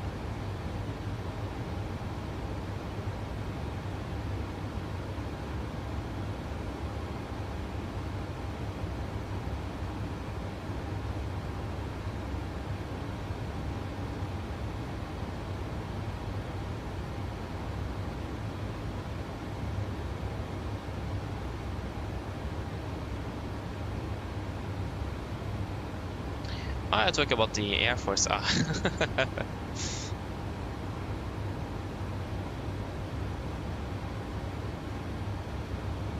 Yeah, that's exactly the terrain. It's a lot in a short time. Exactly, a short period of time. So I actually surprisingly don't study too much at home, except for the exams. Because you will learn everything you need to know at school. So as long as you follow during the classes, you are good.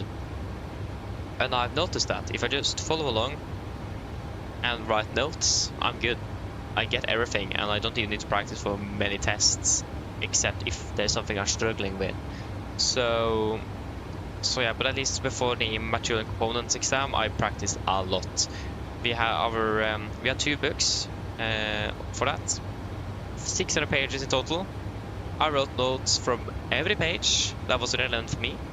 So I have pretty much filled up an entire notebook with notes for that, and that took me 3 days, and I got 92%, so I'm quite happy with that. So that definitely helped. So that's the strategy I will do forward, because that helped a lot. I should have done that for the 2 other exams, but I didn't have time before the exams, so yeah. Let's go to Finland. Ooh, nice. From Frankfurt, okay, that's actually a bit interesting, but okay. I mean, it's a flight sim, so why not? Yeah, so we need to start thinking about the fuel check here.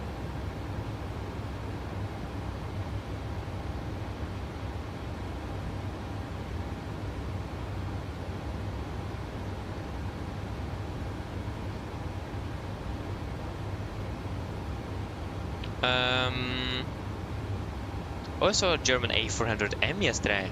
Ooh, okay, that's cool. That's very cool.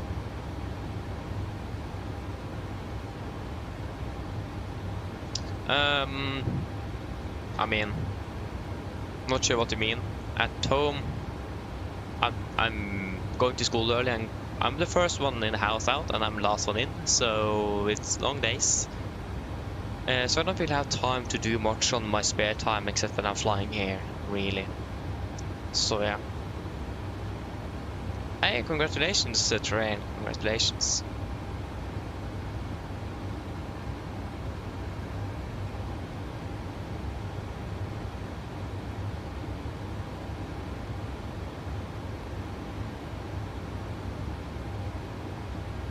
Good luck with that, Skyrift. Good luck. Okay, so we're 5.2 tons on board. 5200. We have burned, oh no, 1.24, so 2,280, 2,280. Of course I need to misclick. This is the first thing I know with flying using a mouse. It's always the misclick, and then you've probably done something you should definitely not have done. That's the first thing.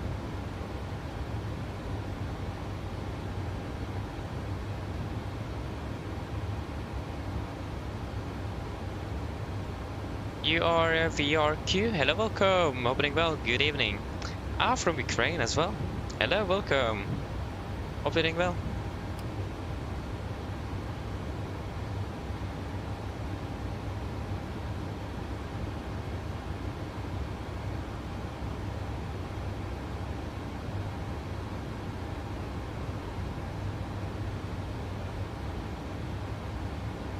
Ah, so is that going on in Sweden at the moment then? I understand. Well, that will make sense indeed.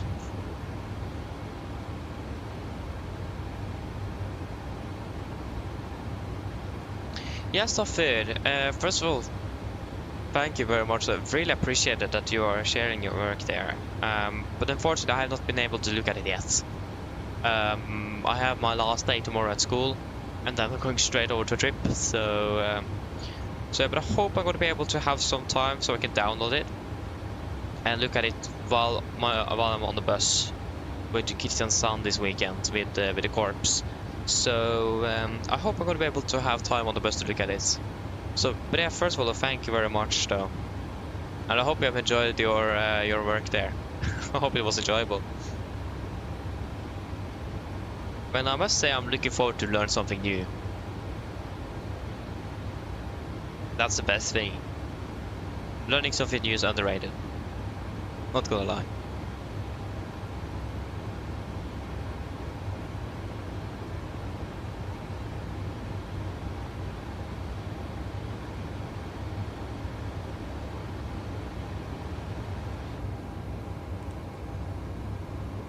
Oh, we're landing even 9 minutes earlier now. At least we're expecting to go into Warsaw radar soon, so yeah.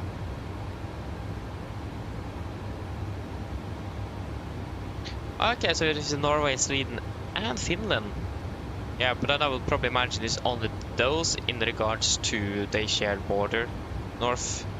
So, I mean, yeah, it would make sense to have Denmark included as well, but they're so far south that probably not, I don't know.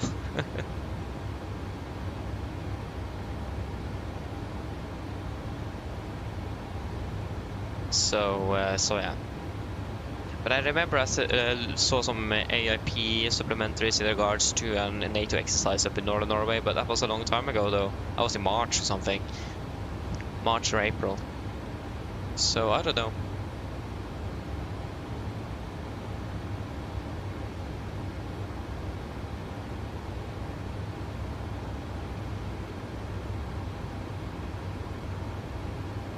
So we'll just wait and see.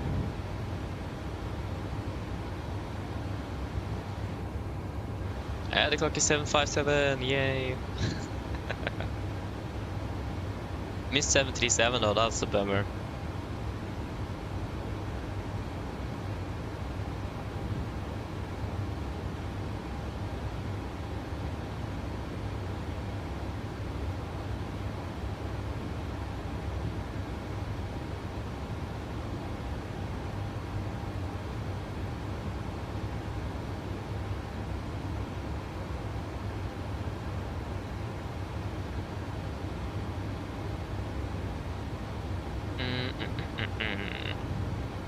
Papa kilo.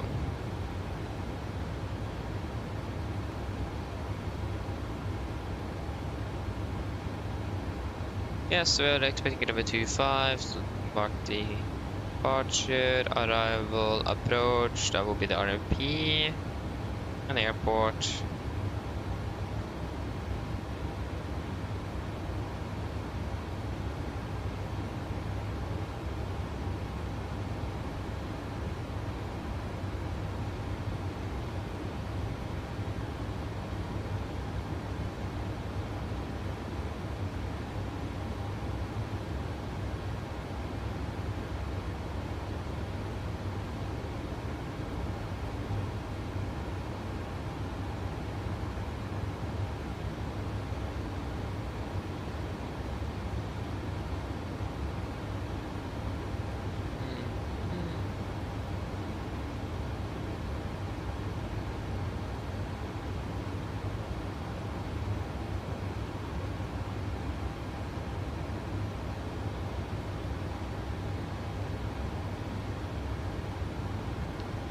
Continue according to last clearance.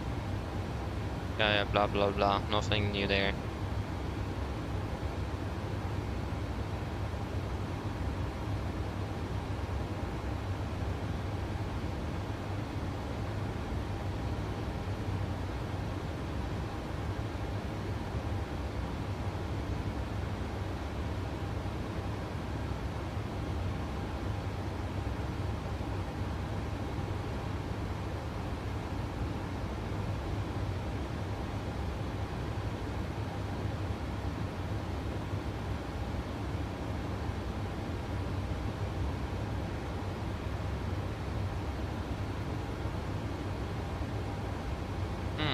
Wasn't really anything new here. It's slot clearance, blah blah blah blah blah.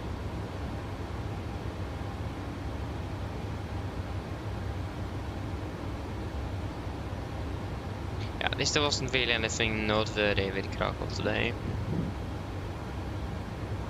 Wait, I missed a lot there, so sorry for that. So if there's anything you need to answer me again, or let me, or that I haven't answered, let me know. Yeah, I saw that stuff, but I did. It's very sad indeed at Edwards Air Force Base. Very bad. Wonder what happened though.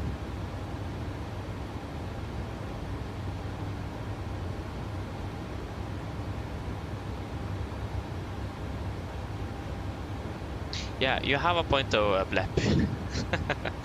But I mean, actually, it's more enjoyable to fly when you have someone to talk with. So the times we're flying and there is no one here, that's the times that is the most boring, not gonna lie. Especially when you are doing a long flight. So yeah. But I understand what you mean though. And also the fact that there is about a 30-second delay minimum. So yeah, I understand what I mean, but it works.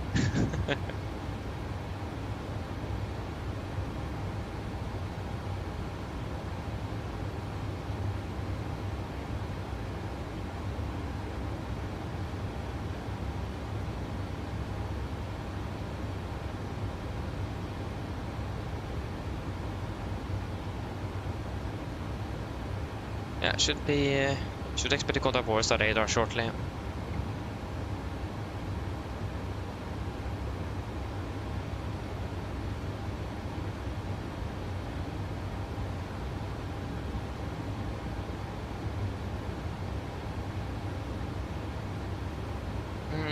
My question is on Lido charts, how in the world do you know if your minimums are based off a decision altitude or a minimum descent altitude? How in the world would you know? That's something I must say that I like on Jefferson more. The minimums and the visibility requirements is much easier to read from Jefferson. But I'm actually not sure how do you know if it is an MDA or DA.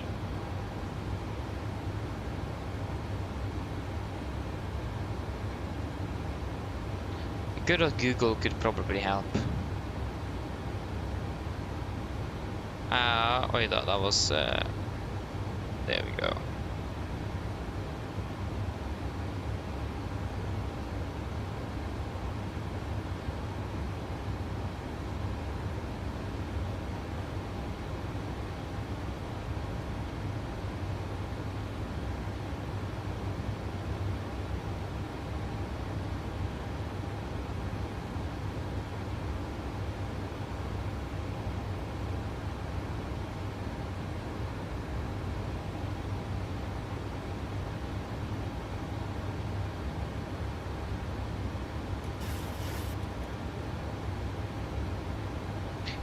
Okay, that's a fair point though. I should have thought about that.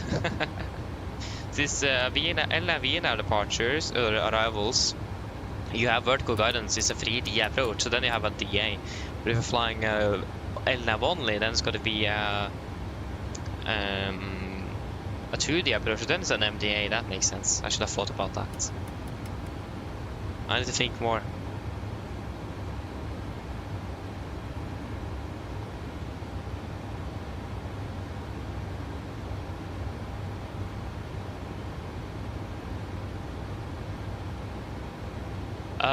I have no clue, Blep. I have no clue. I don't know. Yeah, Stoffer, exactly, precision and non-precision, but also a decision out to this is some non-precision approaches with vertical guidance. So on LNAV, VNAV, for example.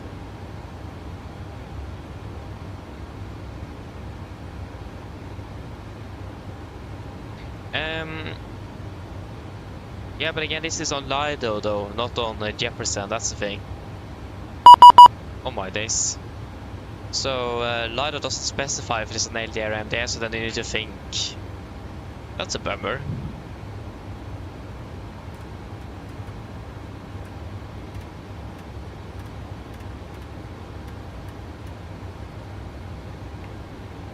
One, 2, 5, 4, 5. Boris radar, good evening, Nordic 4 Delta Yankee, flight level 370. Nordic 4 Delta Yankee, Vassava, identify, correction, set 0, correction, go 1000. Score 1000, Nordic 4 Delta Yankee.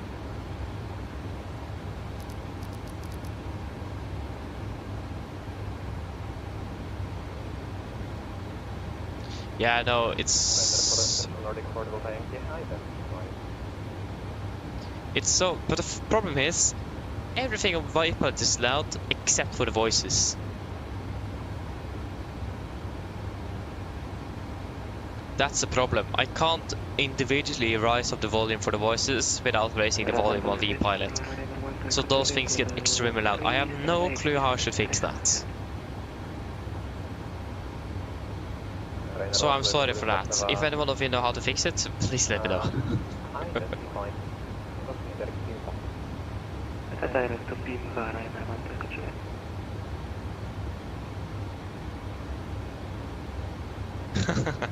Yeah, sorry, that was contact me from controllers of Warsaw Radar sent us a message that we should contact him and on the on that specific frequency.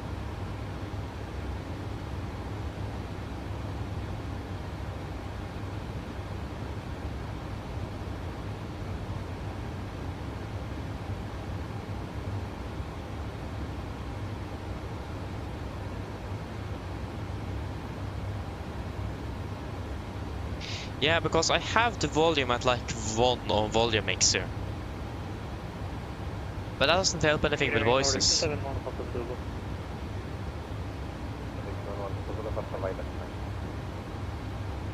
Yeah, I could replace all the file, that's also a point, yeah.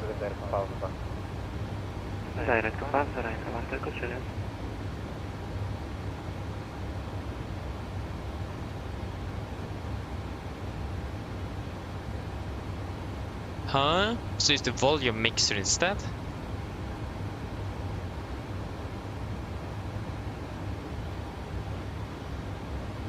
Yeah, so let the volume be at 0 on vPilot and then use volume mixer, but how should that help in regards to the voices? That's my question. How should that help with the voices? It doesn't differentiate between voice and message. Yeah, I tried OBS as well. No. And I even have turned up my volume on my own headset, so that's even louder than yours. And that was extremely loud for me as well.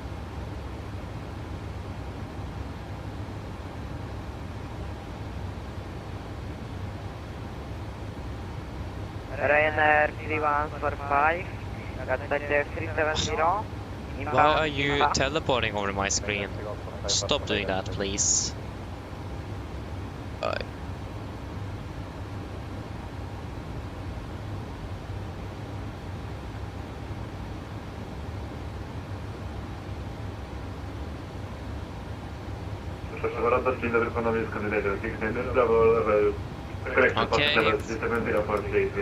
Because I thought at the start that the output volume on vPilot only controlled the voice, but I definitely found out that is not the case. But what is the standard? I have no clue what the standard output volume is on vPilot, so then you need to let me know. There's a reset button there. So if you would let me know the standard output volume, that would be nice. And why in the world is my screen is teleporting everywhere?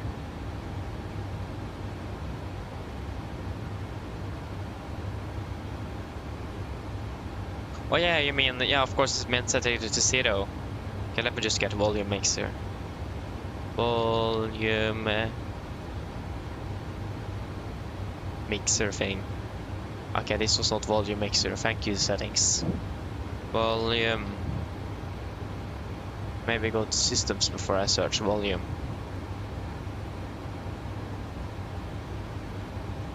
Sound mixer options, of course, not volume mixer. But can you please stop teleporting? I can't even read anything here.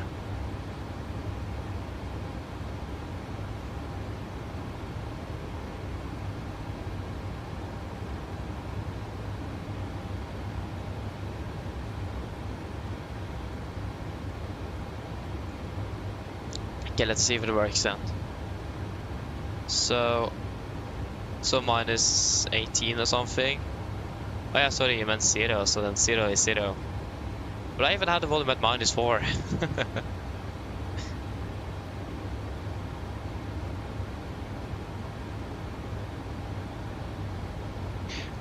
Ah, now I remember why I did it like I did. That's because I have it on my speaker as well. Otherwise it would be extremely loud on my speaker. Ah, that's probably why I did it. I don't remember.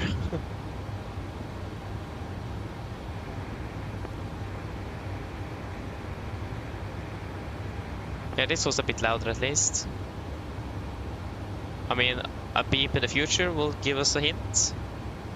So if we just go get a beep. Yeah, I should start prepping for the approach soon.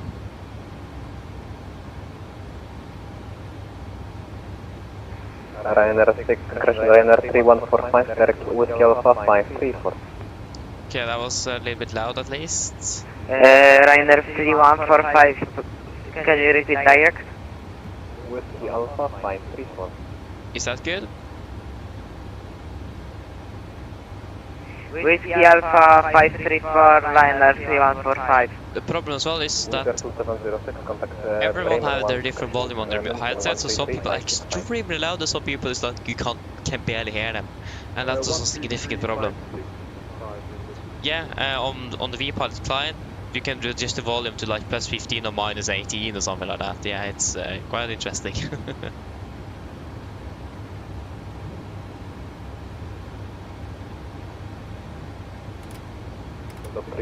Contact Bremen 136050. 136050. I think that's a good volume. But then it will be very high, loud on my speaker, so then on the ground you guys will hear the double.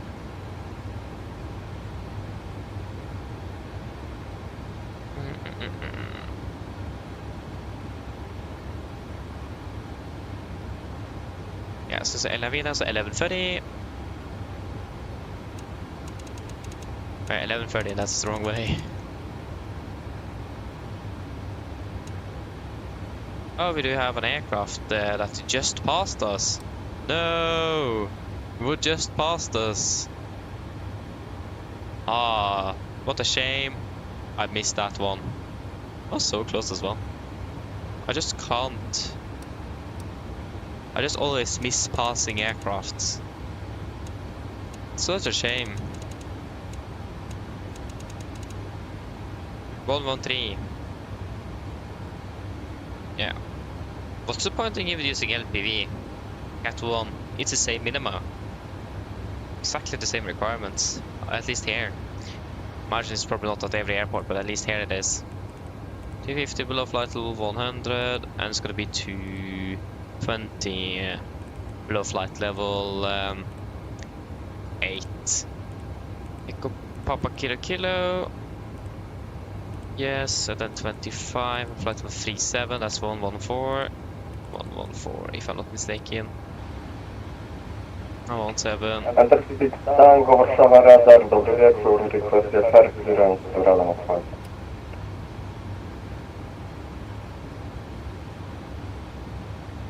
Antarctic Tango, Warszawa, hello, water position.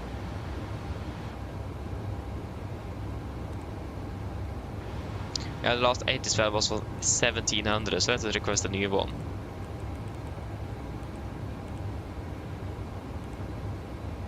I'm sorry, I will probably miss a lot. Oh, there we go. Tango contact Warszawa Radar 12365.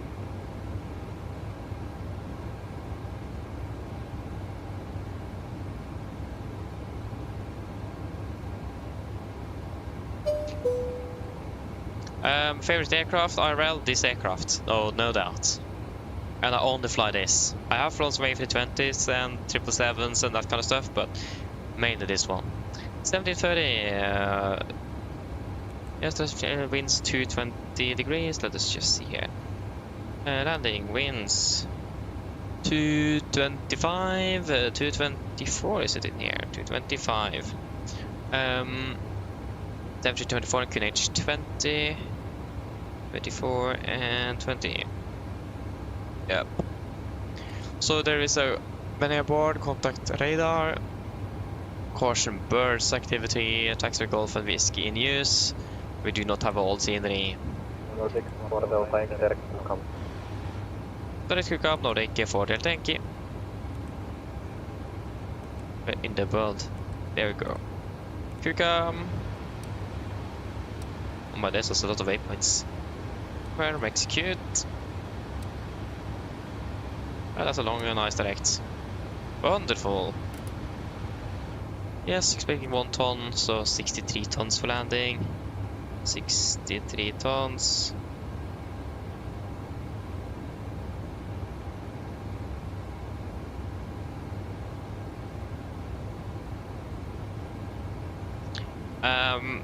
I mean, something that would be cool to learn is something more unique, like a CRJ or an E-jet. Not like the standard Boeing and Airbus. Not gonna lie. I know how to fly an Airbus and a Boeing. I don't really fly often Airbuses or other Boeings, but the philosophy is fairly similar across both platforms, actually, if you think about it. So yeah.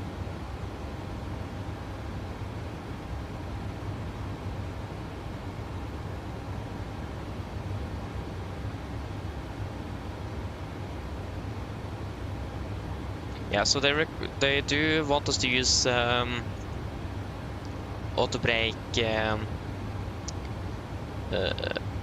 Let me just get you up on a new window here.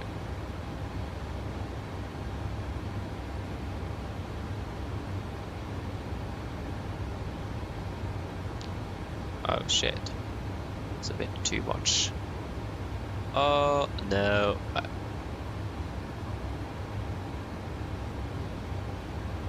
Hello. It won't even work.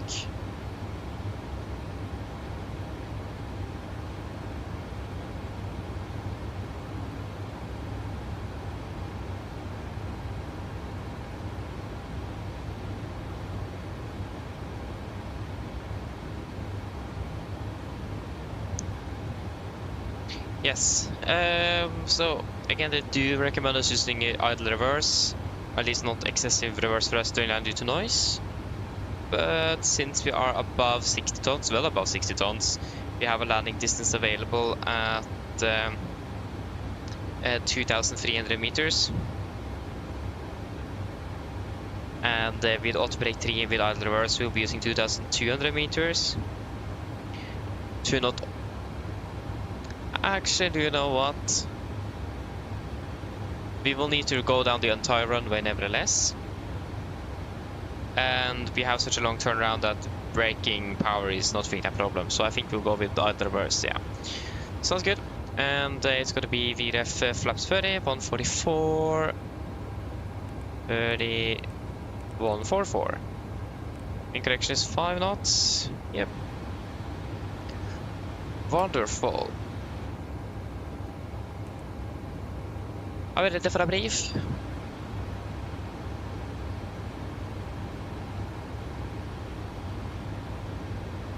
So, no, wait, we're not ready. 11280. 11280 and 11280.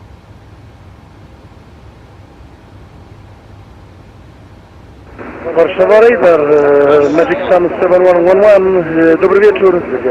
IFLY clearance to Antalya at 5 with information kilo. Oh my days, that was so loud. Magic Sun 7111, contact Warszawa Radar 123625.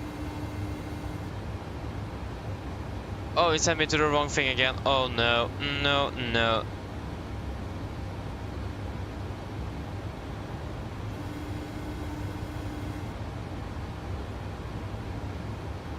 Yeah, that's the problem. That's the problem. Warszawa Radar, Magic Sun 7111, can you repeat please?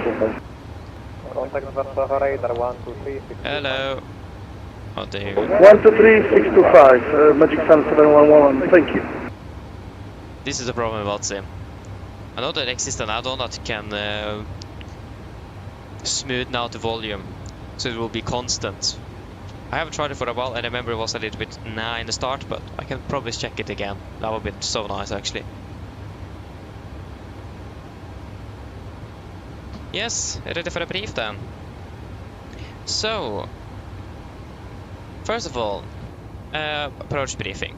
We're currently landing with about 3.2 tons on board in Krakow, and we're about 500 surface is 2.8, so we do actually about 400 kilos of extra fuel, and that's very handy to have, especially because of traffic vectors, and we also do have some cumulonimbus expected in the vicinities just north of the aerodrome.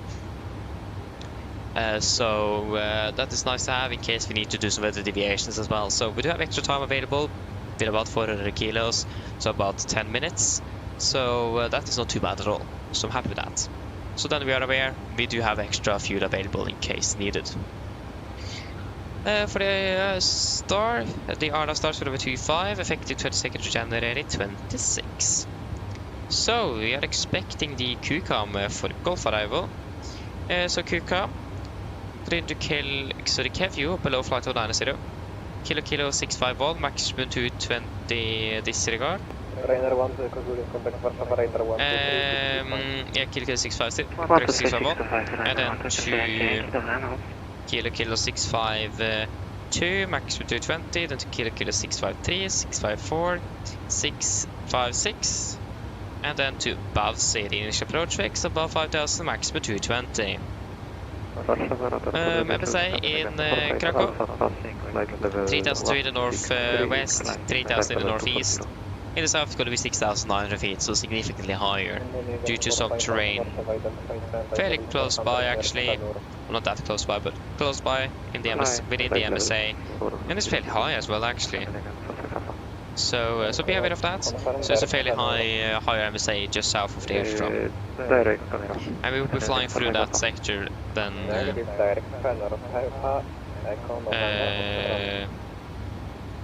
Yeah, if you do a missed approach, for example.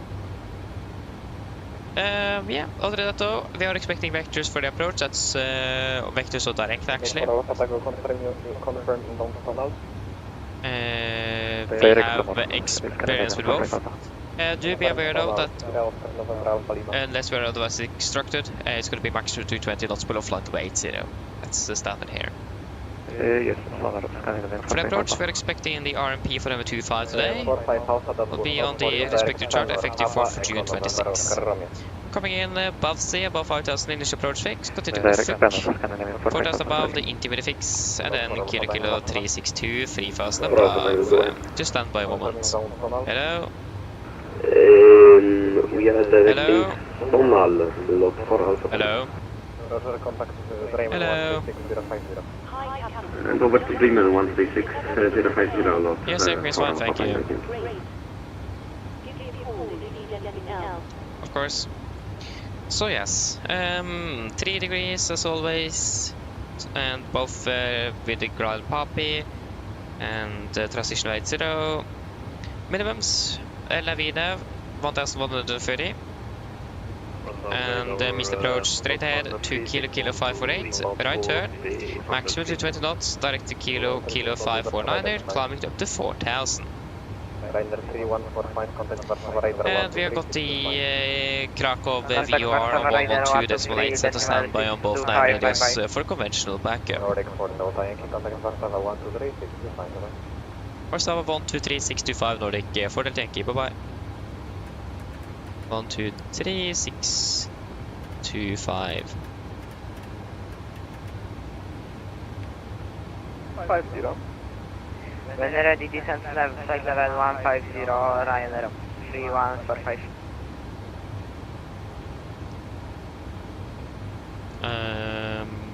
Yeah. Warsaw Radar, good evening, Nordic, fordel til Yankee, flight level 370. Nordic Fordel, thank you. Oslo Norwegian PMDG. Yes. It's going to be a novel RPE approach, so the standard stuff you're used to with that. So we'll do one altitude check as well at the kilo 63, correction 362 at 3000 feet. Maximum deviation 100 feet. Or 75, actually, don't remember. We will say 75 feet then, so we are a little bit more aware. We should, I think it is 100 feet actually. Yeah. So, landing with flaps 30 today, VNF 144 and with correction firefighter 149 with first intent either reverse thrust and manual braking. For the taxi in airport charge or airport ground charge for Krakow, effective 22nd of January 26. 25 landing, vilket var Foxtrot, taxi then via Bravo. Whiskey or Golf, Zulu, and then to our parking stand. We have no hotspots, tax restrictions, no times today. I'll be the ILS for 2 pilots out of service, and that's really the only noteworthy thing today. RCR 6 drive, but the conditions are looking good, so nothing is special with that. Should be a fairly straightforward approach into Krakow today. Yes. Other than that, I don't feel I have anything noteworthy to say. Threats today, we do have some occasional cumulative nimbus clouds from flight level 340 and downwards in just north of the aerodrome. So have that mind, especially in regards to turbulence. So we need to be on the lookout for that. Just to be aware of that and potential weather deviations that need to be applied during the descent. We also do have moderate icing as well from flight level 240, low flight 100 as well. Another threat is going to be the bird activity, increased bird activity at the aerodrome. So it's not figured out what we can do about it. We will not be able to avoid the birds, so we just need to continue the approach and yeah, just try our best. If I do fly for a flock of birds, we'll not go around. I will maybe make more harm than use. So just continue the landing as normal and then inspect the aircraft on the ground. So unless there is a certain way to avoid the birds, we will fly through them. There's not really a lot we can do. Unless they make a proper line on the taxiway and just guarding there and standing there and just blocking the way, then we need to wait. But yeah, when we are in the air, it's not really much we can do. But at least be aware of the potential higher risk of bird strikes here in Krakow today. But yeah, that should be it. I don't have any other things to say. Do you guys have any questions?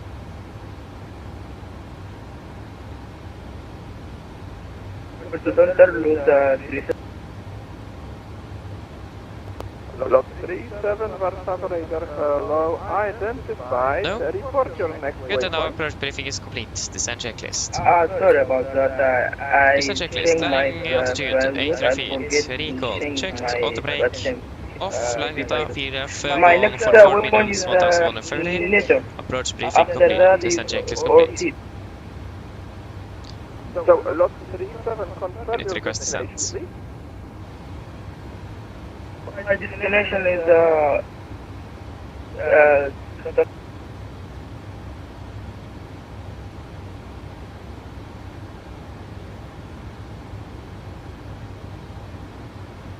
my destination is Echo Papa Whiskey.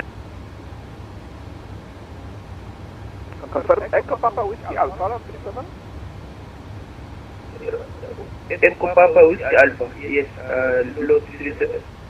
Lot 37, Roger. Are you able to proceed direct Logda, Lima Oscar Golf Delta Alpha? I'm able. Direct to load.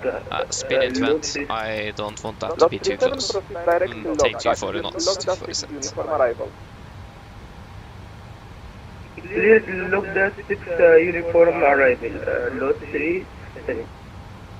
Ryanair 3145, contact Warszawa approach 128.805. Contact Warszawa approach 128.805, bye bye. Sky up 3 Lima Mike, proceed direct to Romeo, Oscar Echo.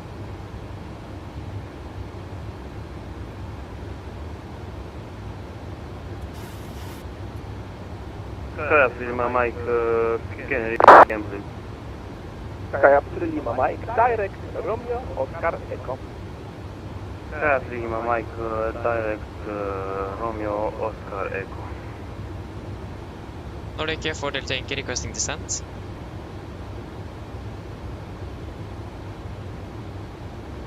Nordic 4 Delta Yankee, descent initially flight level 250. Descend initially flight 250, Nordic 4 Delta Yankee. 250 set, altitude vent. Radar, receiving Finnair 9 Whiskey Alpha with you at 1350. Finnair 9 Whiskey Alpha, Warszawa radar hello. And we are starting our descent hopefully.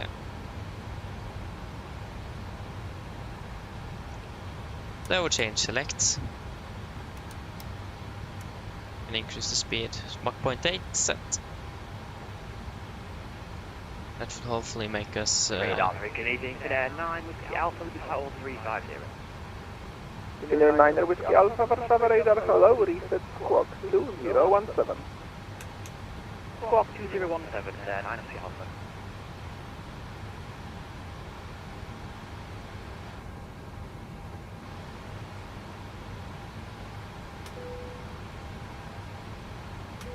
We're bang about 20 minutes early, that's not bad. Actually, landing and then we have an hour on the ground. Finnair So 9 Whiskey Alpha, identify. that is nice, not gonna lie.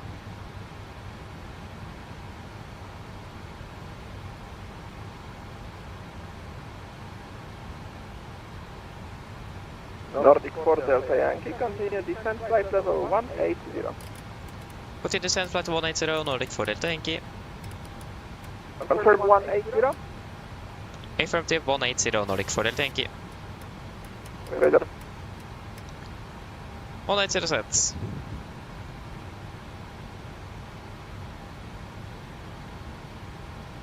Yes, wonderful. We should be landing about 30 minutes, 25 to 30 minutes. And the weather conditions there are looking fairly good at the moment. Probably also request the latest 80s. Should have the 1800 wow. And yeah, so we have so KK and some large winds from the southeast and 24 degrees. Mine damer og herrer, dette er kapteinen som snakker. Her kommer en liten oppdatering fremme fra cockpit. Okay, actually wait a moment. We now select.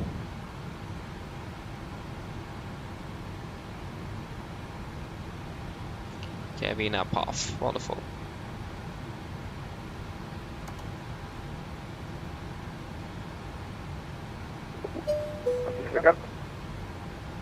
Mine damer og herrer, dette er kapteinen snakker. Her kommer det en liten oppdatering fremme fra cockpit. Som dere kanskje lagt merke til, så hadde det blitt nedstigende ved stedet mot Krakow, og ved for øyeblikket venter han om rundt ca. 25-30 minutter.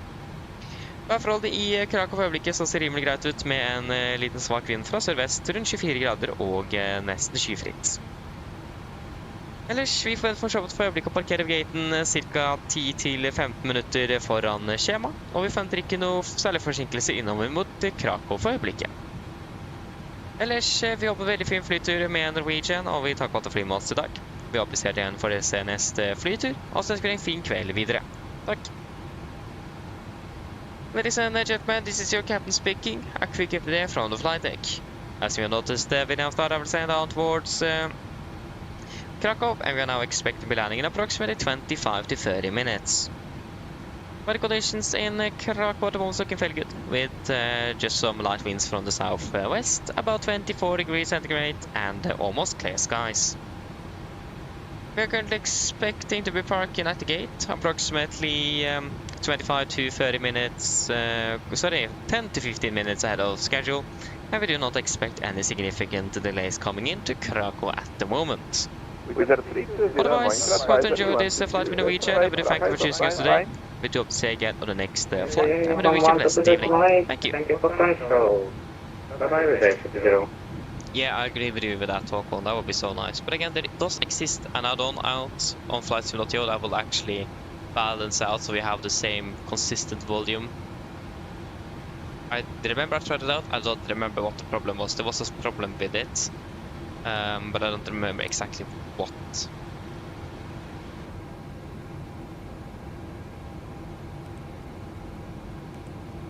Yeah, information X-ray now, 1800. Yes. Winds 210 at 4 knots. A little bit lighter on the winds. Finner 9 Whiskey Alpha, contact Warsaw Radar on 125, decimal 4, Temperature 23, inclination 20. 23. Radar 12 Maximum 450, when 9 Whiskey Alpha. Yeah, so now approach is online as well.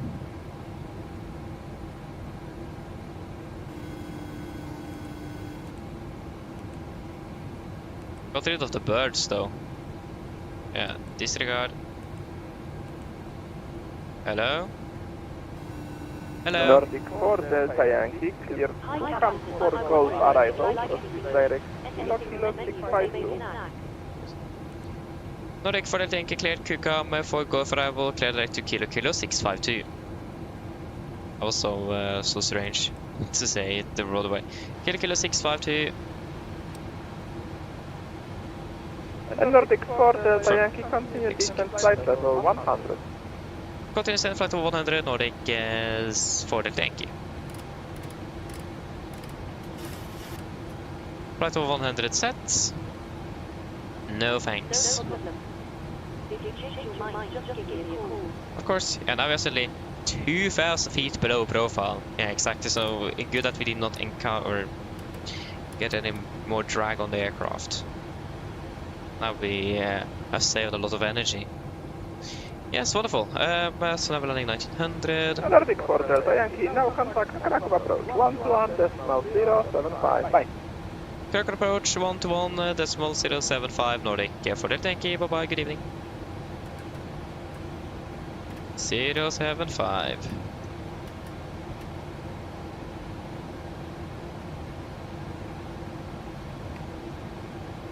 Ryanair 6, Ryanair have Juliet, confirm level 80. Ryanair 5 Hotel Juliet, 87, flight level 80, stand by shortly for higher. Krakow approach, good evening, Nordic 4 Delta Yankee passing flight level 2304 for 100. Nordic 4 Delta Yankee, Krakow approach, hello, identified, information X-ray, continue descent, flight level 100. After Kilo 652, direct off. Off. Copied X-ray, continue descent flight level 100, and after Kilo 652, direct to off-hook Nordic 4 Delta Yankee. Confirm. Dex 9R231, continue descent, flight level 9. Confirm. Execute. And now we're suddenly too low. Or sorry, too high. It's a bit unstable, this one. Yes. Turn on seatbelts. Magic Star 731, Elevator wanted positional light. It's about 20 minutes until landing now. Yeah, I'm landing 56 only. Juliet, turn left, heading to 6. Yay, level change select. Back up to 280 knots, 287. FedEx 9R231, continue descent altitude 4,000 feet, Q&H 1020. 1020, FedEx 9231 down to 4,000. Yeah. Ryanair 5 Hotel Juliet, climb the flight level 280. Climb level 221, Hotel Juliet. Juliet Kilo, say, reverse intention. With like 300 approaches. I'm passing flight level 200. Roger, so proceed direct to bounty descent, fly level 100.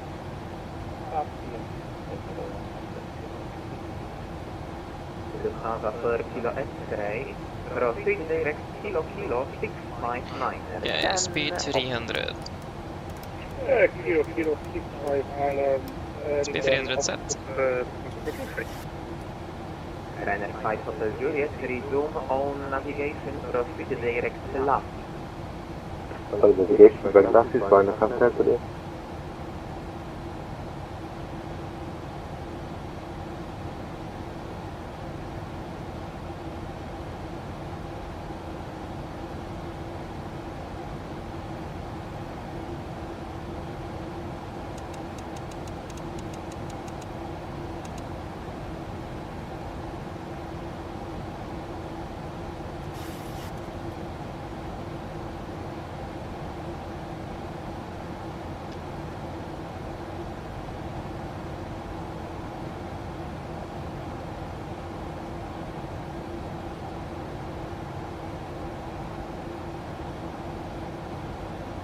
Lufthansa for Kilo X-ray, continue descent, fly level 8. Continue descent, fly level 80, Lufthansa for Kilo X-ray.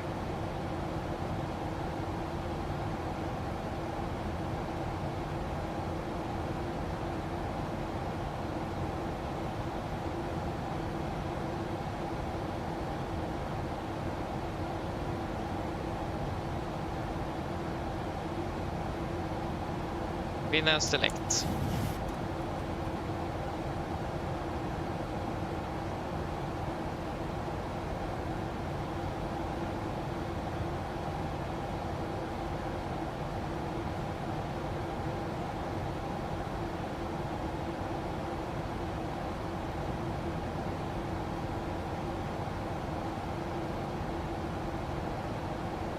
FedEx 9R231, clear ILS approach, runway 26. Clear the ILS 26, FedEx 9230. Speed set to disregard.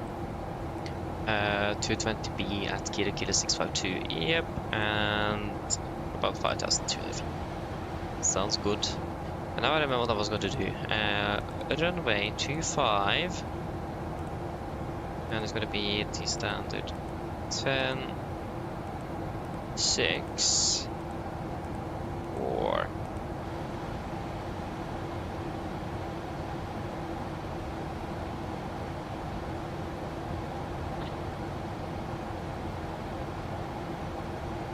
Lufthansa for Kilo X-ray, report indicated at So far, it's allowed to Lufthansa for Kilo X-ray, roger.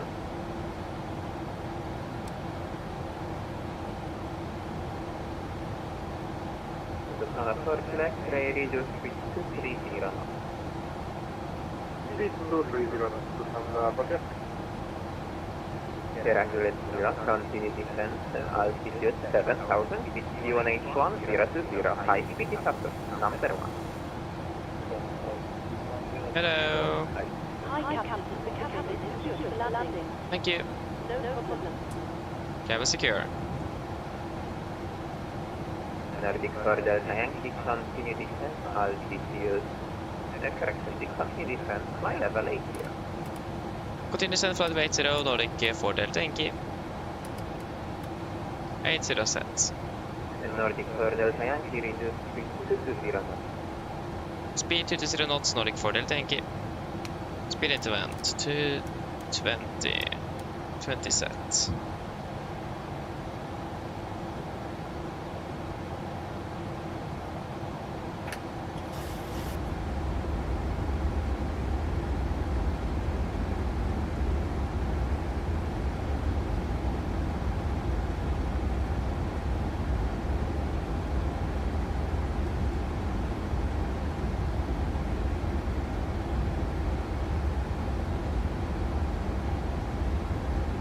Krakow approach, dobry wieczór panowie, kłaniamy się serdecznie, with 65, passing to travel 500 feet. With F65, Krakow approach, check identified. Road speed direct Addons, climb fly level 90. Cardiac Addons, stay level 90 with 65. Vertical speed select. Minus 8 feet a minute. Set.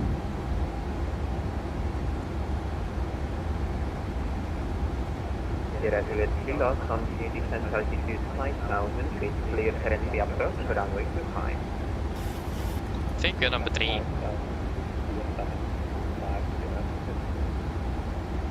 Ryanair 5 Hotel Juliet, contact Warszawa radar, frequency 123, decimal 625. Thank you, bye bye. 165, thanks, great to see you here. With F65, but continue climb, fly level 280. Continue climb, fly level 280 with 65. We now select. Nordic 4 Delta Yankee, continue descent 6,000 feet altitude, QNH 1020. For descent 6,000 feet, QNH 1020 Nordic 4 Delta Yankee. FedEx 9 6,000 feet, set QNH 1020. 230 degrees 3 knots, runway 26, clear to land. Berlin 26, FedEx 1020 set, cross checked approach checklist, pass flight 100. Charlie, send to Katowice, request push and start. With 170 Charlie, push and start is approved. QNH 1020. Approach checklist, altimeters, passing flight level 902. Now, press for the 0. After take correction, approach checklist complete.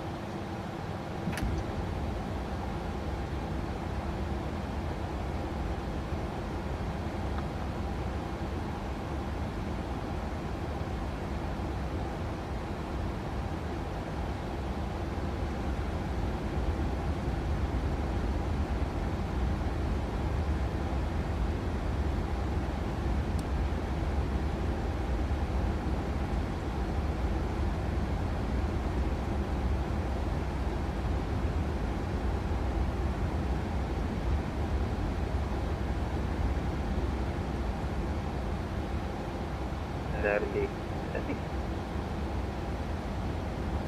Irregular slow. May after establish maintain speed 200 knots until 8 p.m. After operation, maintain runway heading climb 6,000, contact tower, frequency 123.125. Oh. 200 until 8, and action after operation. Irregular kilo, after operation, maintain runway heading climb 6,000.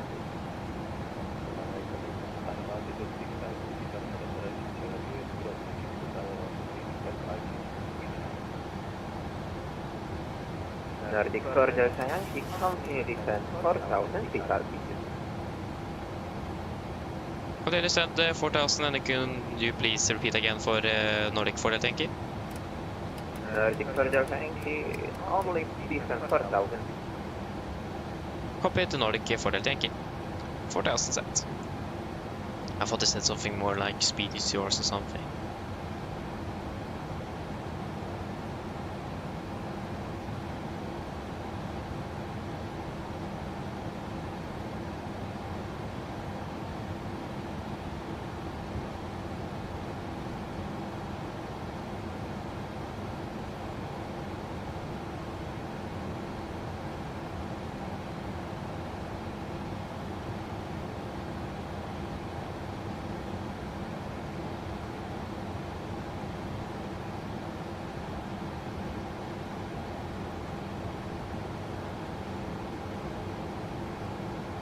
Nordic 4 Delta Yankee, cleared RMP approach, runway 25. Clear RMP approach, runway 25, Nordic 4 Delta Yankee. Okay, clear for RMP.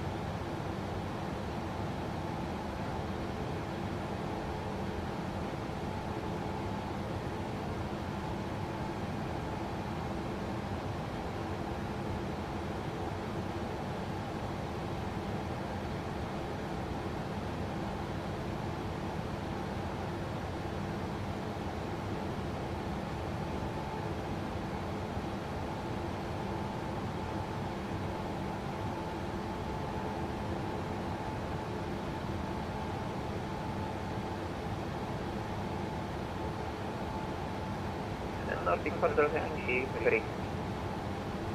Free speed, Nordic Fordel Yankee, thank you. Yes, free speed, wonderful.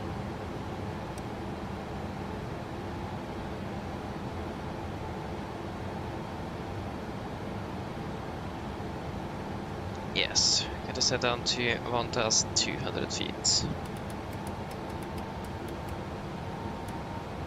1,200 sets.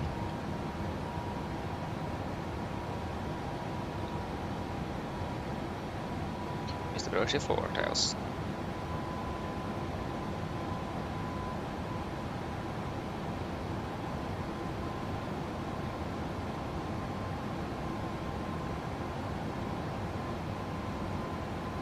FedEx 90231, welcome to Katowice, taxi to stand number 84 via November, Hotel Foxtrot and Deco. 84 by November Hotel Delta for FedEx 9231. Flaps 5, speed checked. November Hotel Foxtrot Speed and 200 sets.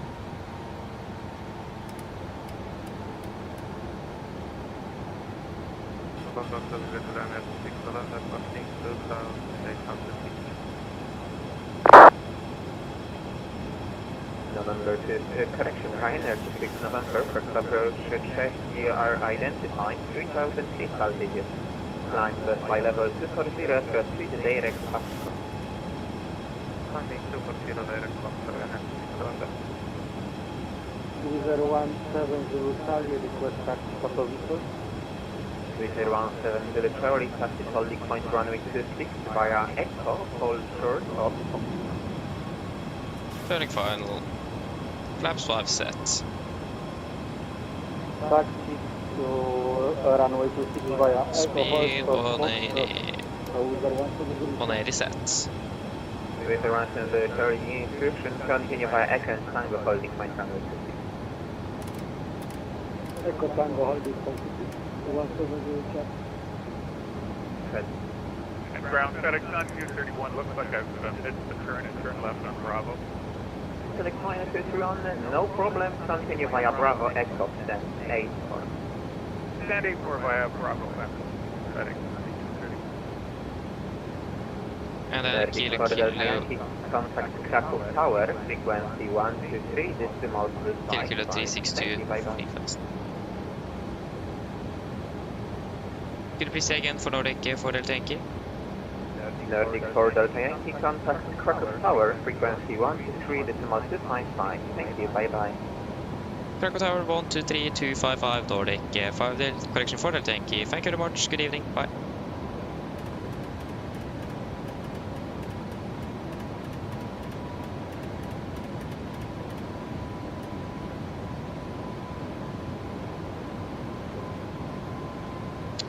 Ugh.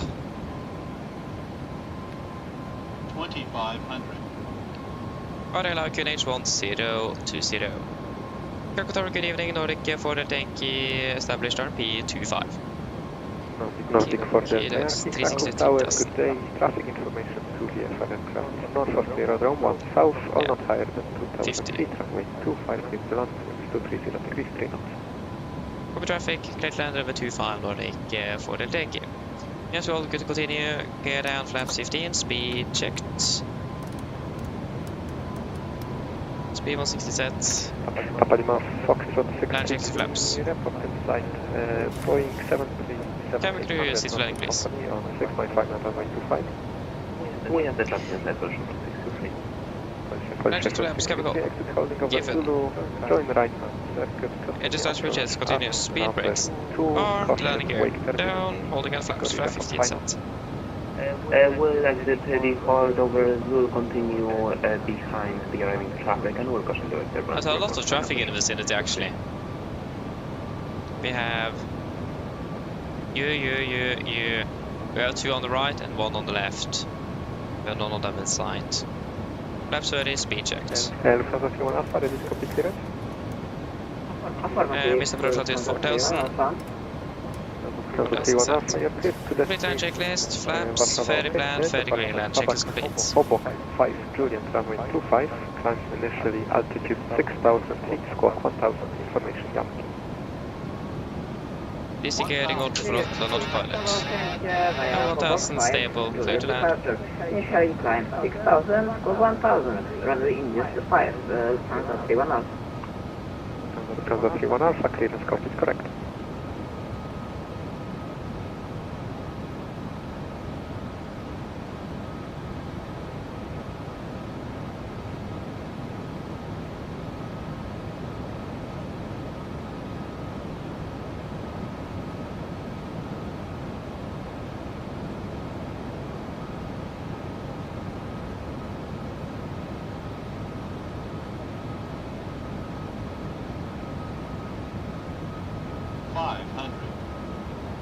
Approaching minimums.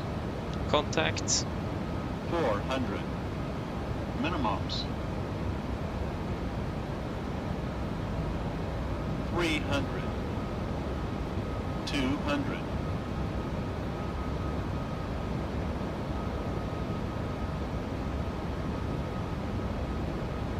100. 50. 40. 30. 20. 10. Speed brakes up, 2 reversers, idle.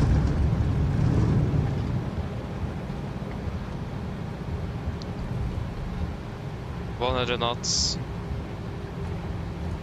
80 knots, 60 knots. Welcome to Krakow, flight time 1 hour 38 minutes. Wonderful.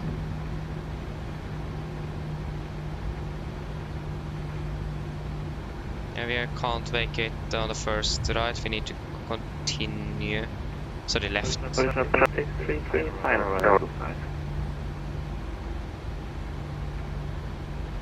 Polish start for 650, continue with 230 degrees 3 knots. Continue push from 623.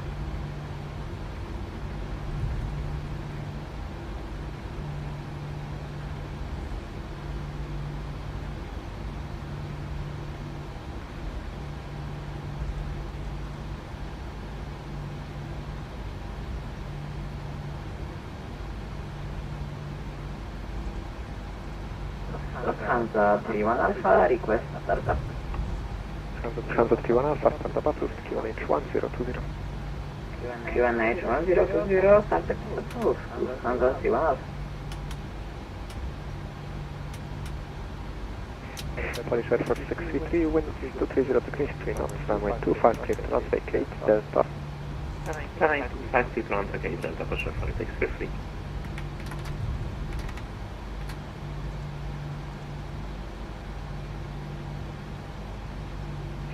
Sierra 270 X-Ray Papa, opuść oczekiwanie na kilo, dołącz do lewego kręgu pasa 25, kontynuuj podejście jako numer 2, poprzednik na milowej prostej, skoroście prostej. Opuszczamy oczekiwanie na kilo i kontynuujemy do poprzednikiem na prostej prostej. Sierra numer 4 Papa i spuścimy prostej.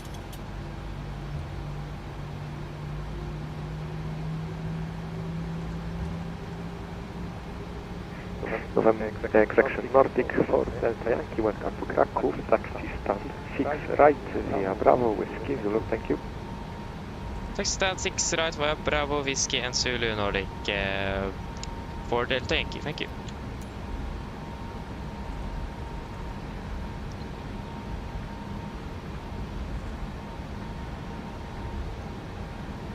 I don't have 6 right.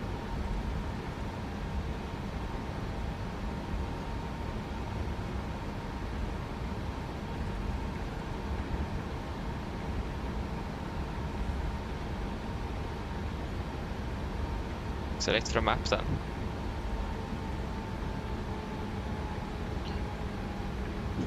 Hey.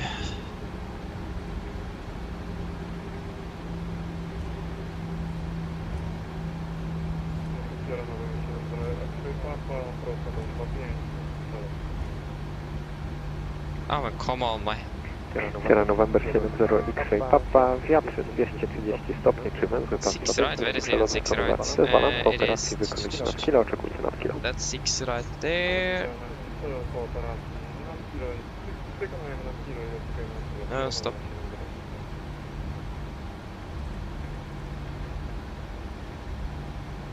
Foxtrot 633 vacated by Delta requesting taxi kilometer at run 1. This can't be a correct GSX profile for Wait, Krakow. 633, welcome to Krakow, taxi military name from 1 via Delta. Dziękuję. Fire Delta military at run 1. Fenomenalna kontrola i powodzenia w treningu proszę 633. Dzięki, do usłyszenia.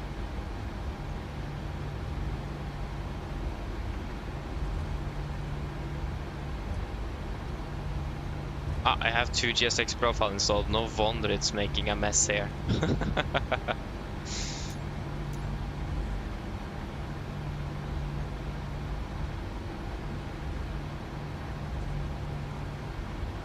Yeah, so going to taxi down on whiskey.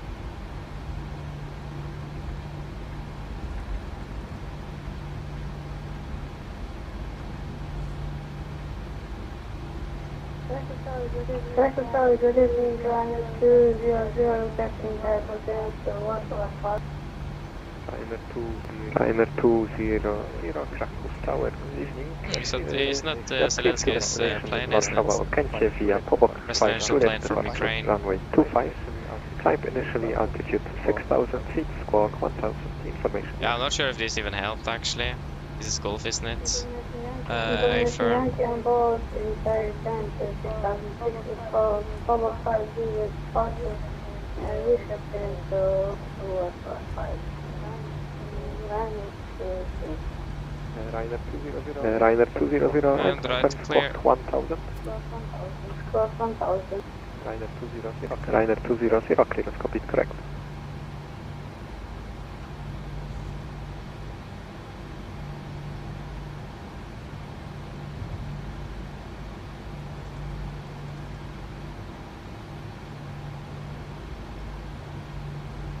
Sorry, just need to start up GSX here.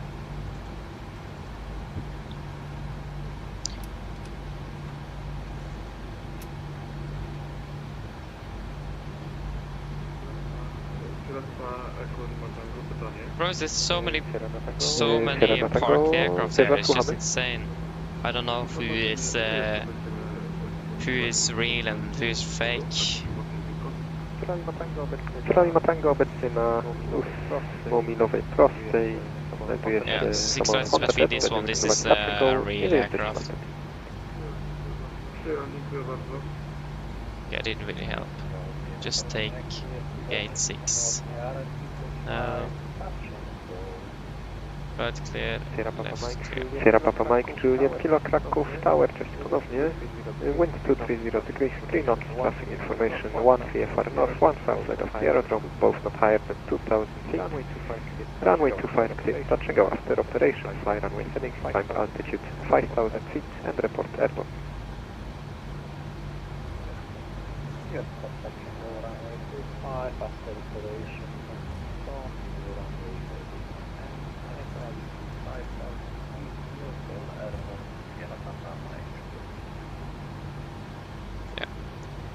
Nordic fordel tank, is it okay if we can take stand 6 instead of 6 right? Public for that tank, no problem, taxi via Zulu stand 6. Thank you, Zulu to stand 6, Nordic fordel tank.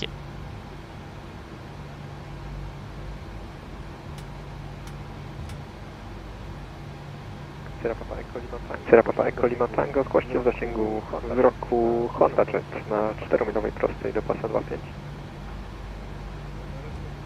Na razie nie widzimy Sierra Papa Echo Lima Tango. Bierze.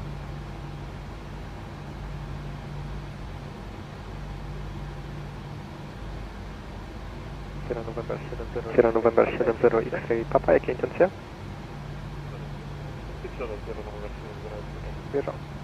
Bierze.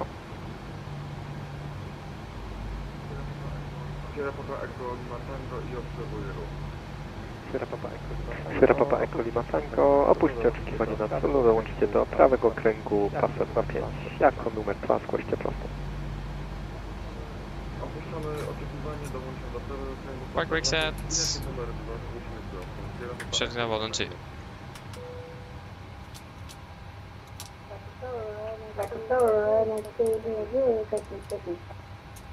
There we go. Ryder 200, push and start approved, facing east, QNH 1020.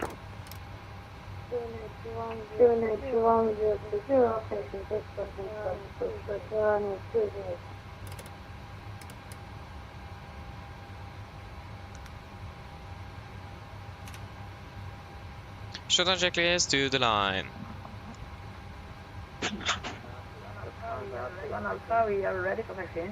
Lufthansa 31 Alpha, taxi, holding point runway 25 via Zulu Alpha. Link 1, runway 25, Zulu Alpha, Lufthansa 31 Alpha. Shutdown checklist to the line, fuel pumps, off XM1 for APU, pro bit off, rudder paddle set, flaps, up the light, parking brake set, engine start levers, cut off, weather radar off. Shutdown checklist to the line is complete.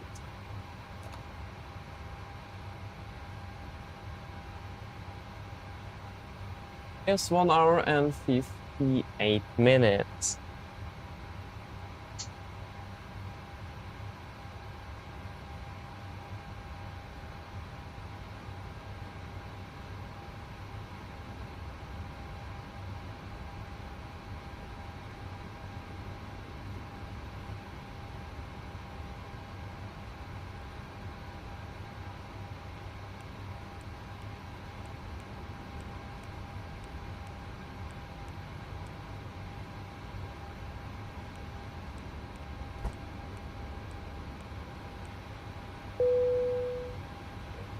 Yes, wonderful. Let us just fill out the timings here.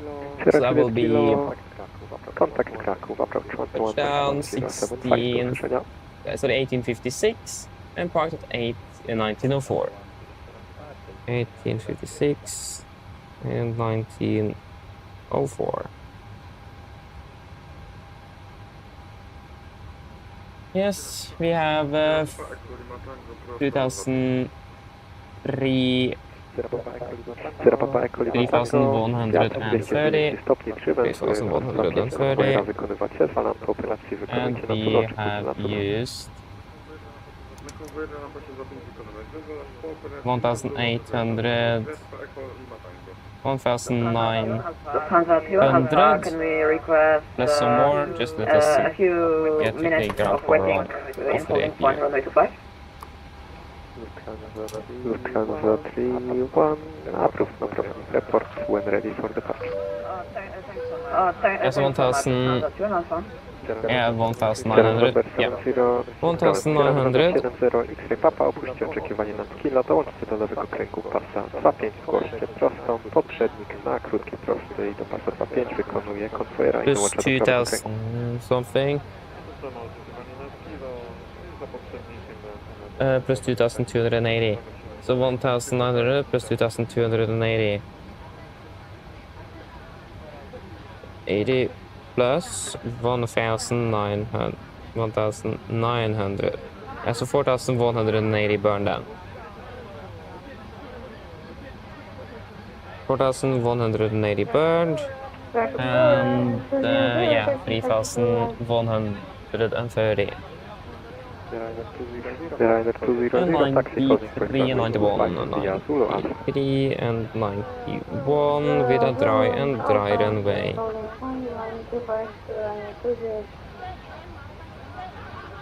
Oh yeah, I misclicked. There we go. And X-ray it was.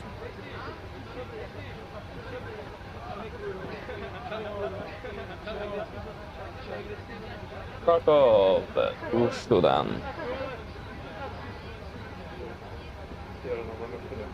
And now the IFLY 30 there is pushing. Sierra November 70 X-ray Papa, wiatr 230 stopni, trzymam wypad 5 niski przelot wykonywać, zezwalam po operacji wykonać nad kilo, oczekujcie na Yes, let us see here then. Then we want to fly from Krakow to Oslo.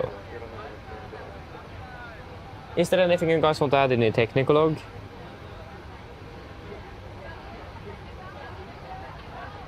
We landed a bit far down the runway, actually not that far. We landed just behind the touchdown. Was like the aiming point. Well, that's not too bad. We just have a displayed threshold, that's why it's looking so bad.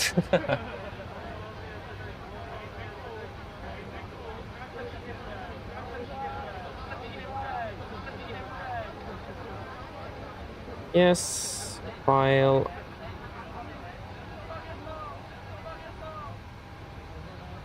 Krakow, Oslo.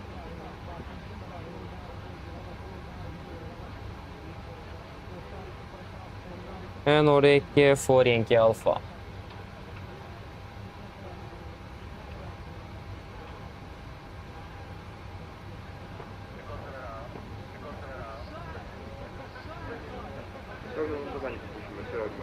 Yes, nothing to add.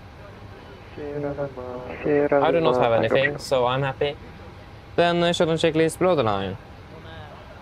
Shuttle checklist below the line, technical complete, EFT complete, shuttle checklist complete. 1 minute more, okay? Wonderful. First of all, fuel back to Gardermoen minimum is going to be 7,600 kilos. Any thoughts on that?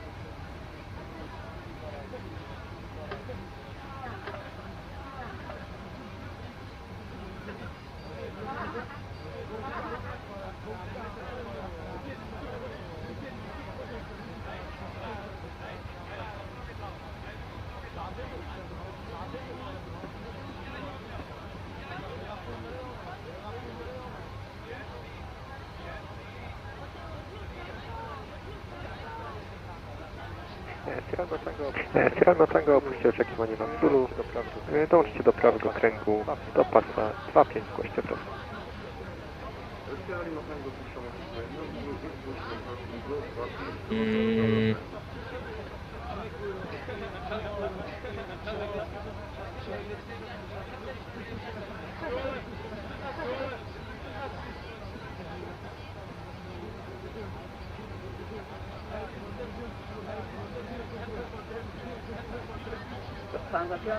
Transatlantic Alpha ready to line up runway 25.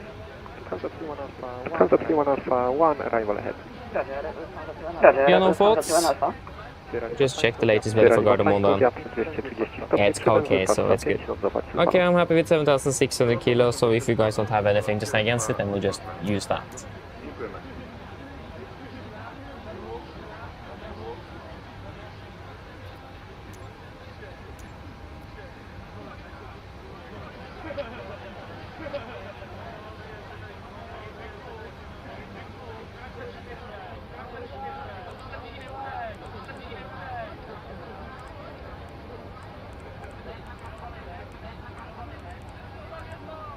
For Yankee Alpha. Yes. No, I haven't, Anniken. I have not tried it yet. So we'll wait and see. I actually don't know when I will try it out. And to be honest, it looks like it is mainly a visual update, not really a system update, and that is the one thing I don't like. Because the visuals was never wrong with visuals, except for the coloring and the molding in the cockpit. I think it still doesn't look like a real aircraft, but hey, that's me. But at least it's the systems that is lacking the most. So yeah, I've not found a changelog, and that's actually the most surprising thing. It doesn't even exist one changelog out there, and that's that's worrying me a little bit. So yeah, I don't know. But at least Line up and wait, runway 25 behind arriving aircraft with Transatlantic Alpha. So, first time we're flying it, this first time we're going to be flying it live here. So yeah. But again, I'm not that impressed, but that's mainly because it is, from what I've understood, at least I haven't showcased any new system updates on the visuals. And it's the systems I really want to have fixed in this aircraft, and not the visuals, because again, there was never wrong with the visuals on the IFLY. I mean, why in the world do we need to see the IDG generators in the engines? Like, what's the point with that? I don't understand that.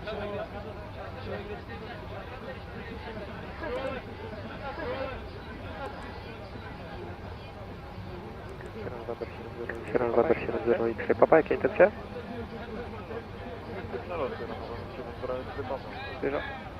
Bierze. Information Yankee.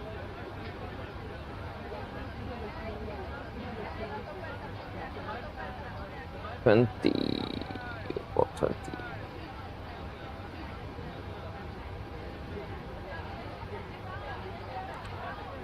So it's going to be the May 25 for departure today, and it will be via the Lumve to Julia. Lumve direct to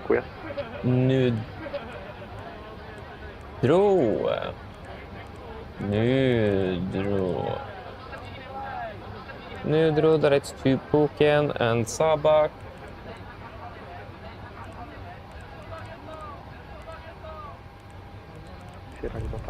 Sierra Lima Tango, Kraków, ewakuujcie stanowisko 2-4 drogami Charlie, prawo Whisky Sierra. And expecting one on the left, Luni for Mike. Lufthansa 31 Alpha, winds 240 degrees 4 knots, when airport contact Krakow approach 121.075, traffic information 1 VFR aircraft south of the aerodrome, look at that soon. 25, 1000 and 1004 to 2004, and then 53.9, and 3.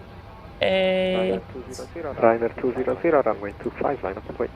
32759 Runway 25, and minus 56. Oh, that was already in there. Nice though.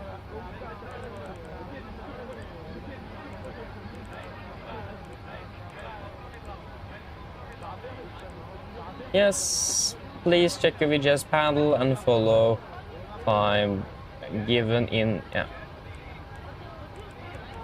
Yep. The request of clearance as well. We have information Yankee, yeah.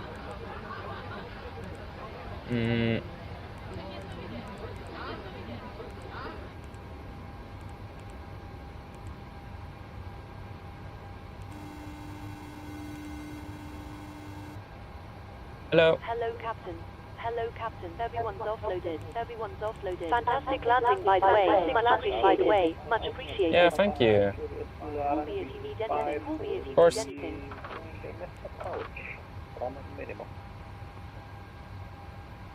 Sierra Juliet Kilo, Kraków Tower, hello again, ready your final approach speed 1 departure ahead.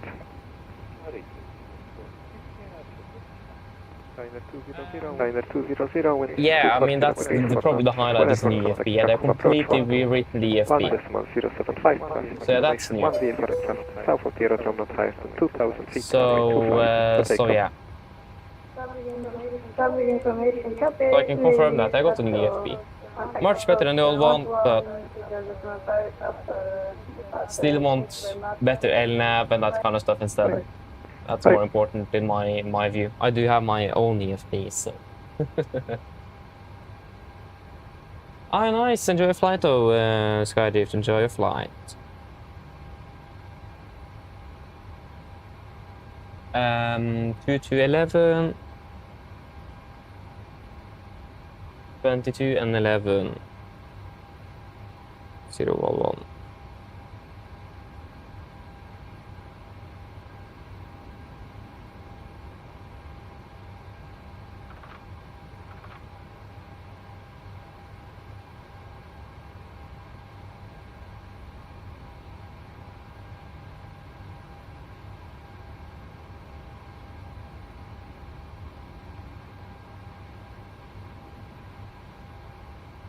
Sierra Juliet Kilo, winds 240 degrees, 4 knots, traffic information 1 VFR aircraft south of the aerodrome, not higher than And we request how much fuel?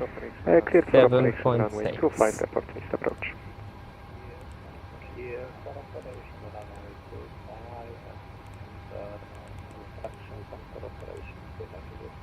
Sierra Juliet Kilo, after missed approach, follow standard missed approach procedure. Yeah, okay. I didn't see that message. I just got the meter and the tap. Are we boarding already or what? Kierunek na tango, nie ma problemu do stanowiska 2-3, kołcie drogą Sierra. Dziękuję, za 2-3 Drożnickiego. Dziękujemy za kontrolę i powodzenia. Życzymy. Kierowca iPhone ma tango. Dzięki, do usłyszenia. Dzięki, do usłyszenia.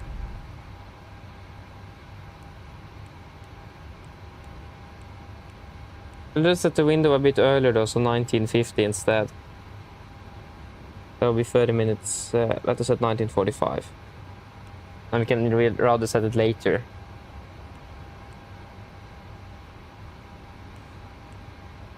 And we have 20 minutes, that should be enough. I think I got everything we need. So, except for the engine outside, of course.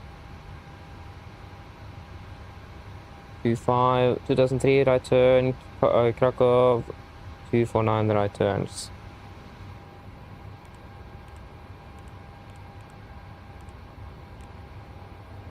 The right.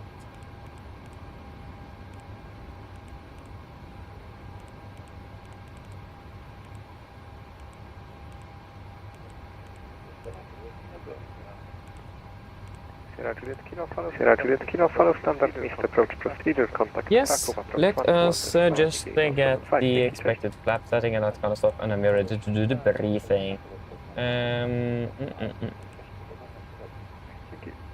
Thank you. Yeah, winds 2-3 at 3, 2-3-3, 12 and 20. 12 and 1020, optimum preferred 5. Good old runway 25 in Krakow.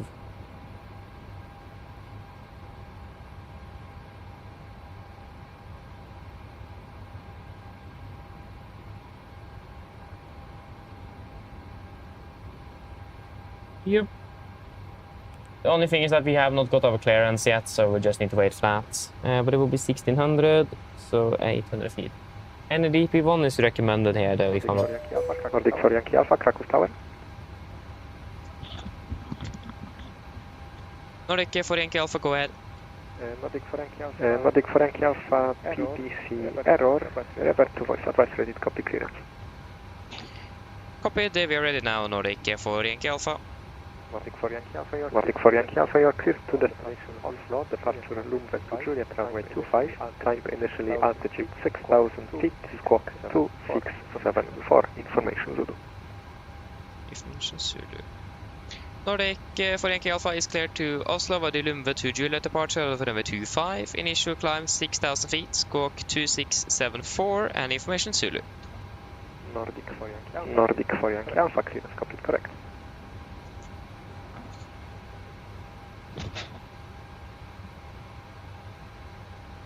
Wonderful, so then 2674 and 6,000 feet, limit to Juliet, information Zulu. Wonderful. Then we got everything we need.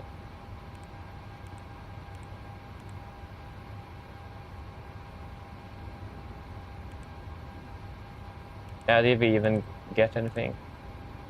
No. Nordic for Yankee Alpha, monitor Krakow, approach 121.075, Krakow Tower is closed. Could you please say again for Nordic for Yankee Alpha?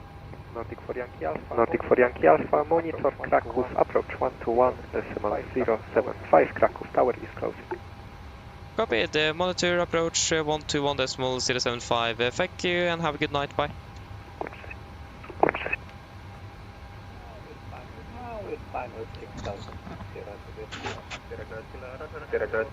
There you go. So we have got the clearance. Yeah, I don't think that Stefan and Cargo have noticed that we are actually boarding. On navigation, proceed direct office.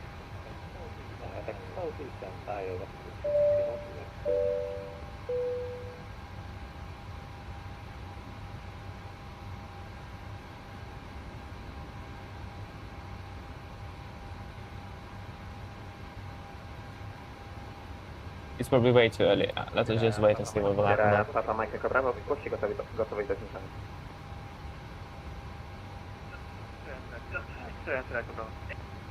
Yes. But then we're ready to go then. To do the brief and that kind of stuff. Got everything we need.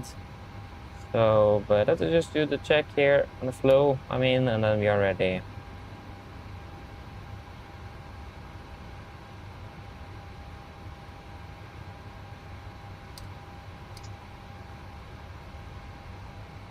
Yeah, so that was what I was supposed to check. NADP1, isn't it? NADP1 is recommended. So with an airport elevation of 792, so 800 feet, so 3,800. Kontakt Warszawa Radar 123.625. Lufthansa 31 Alfa do miłego. Runner 150 approach. Krakow approach. Dobry wieczór, runner 150, flight level 184, checking flight level 100. Runner 150, Krakow approach 6, turn right, heading 200. Right heading 200, runner 150. Runner 200, contact Warszawa Radar frequency 12365.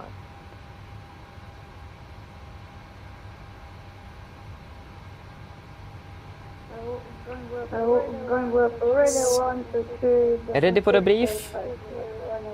So, we can start off with the route check. So we're flying... we are flying Krakow, Oslo Nordic for Yankee Alpha. Yeah. 25 for departure. Okay, Vadi Lumve to Juliet, Lumve direct to Nudro, and then direct to Koken, direct to Sabak, direct to Lunip, and then the Lunip arrival into Gardermoen. Ground distance 775 compared to 779, that is good. Expect to be landing with 2.8 tons compared to 2.6. That is also looking good. Wonderful. So, 4000 stóp LPG, kłącha 1020 i wykonujcie bezpośrednio na opusz. For the taxi out, this are airport ground charts Krakow, effective 22nd January 26. About to stand 6, expecting most likely push facing east. Taxi for Zulu and then to holding point Alpha for over 25. There is one hotspot, and that is at Alpha. And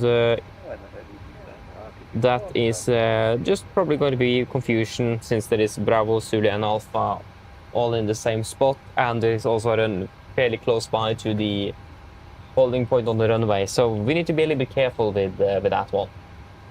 Sure.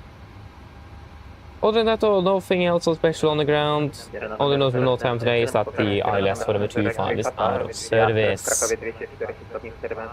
But yeah, nothing else special. Our schedule 6 drive, but the conditions are also looking good. So, yeah. It's good today indeed. For the SID, we are cleared by the Lumve to Juliet departure. This will be on the RNAV SID for number 25, effective 28th of November 24. Departing straight out 252 degrees to Nifku, about 2,000 feet, maximum 230 knots. Negative, that does not apply for us actually. No, it doesn't. So, just about 2008. Then continue to Aksroff, Fesku above flight 160, AHF, and then Kuvje above flight 220, and then Lumve.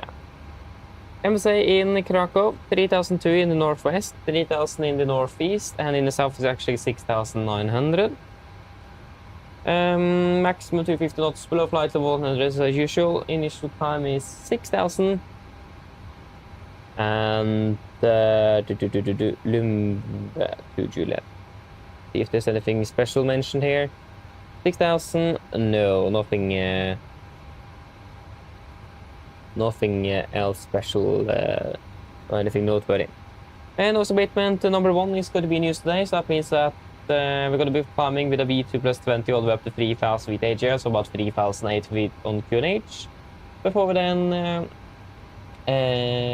start accelerating the aircraft and retracting the flaps as scheduled.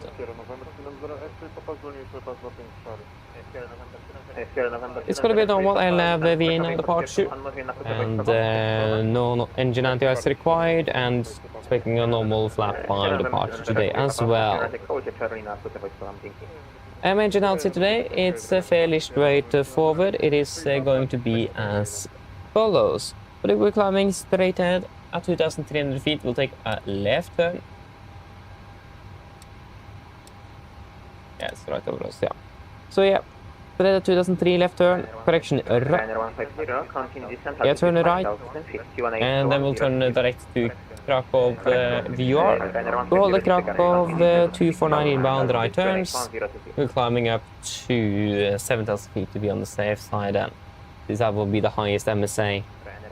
Since it will be the VR is located within both MSAs, all three actually, so we will take the highest one. Yes, other than that, nothing else special.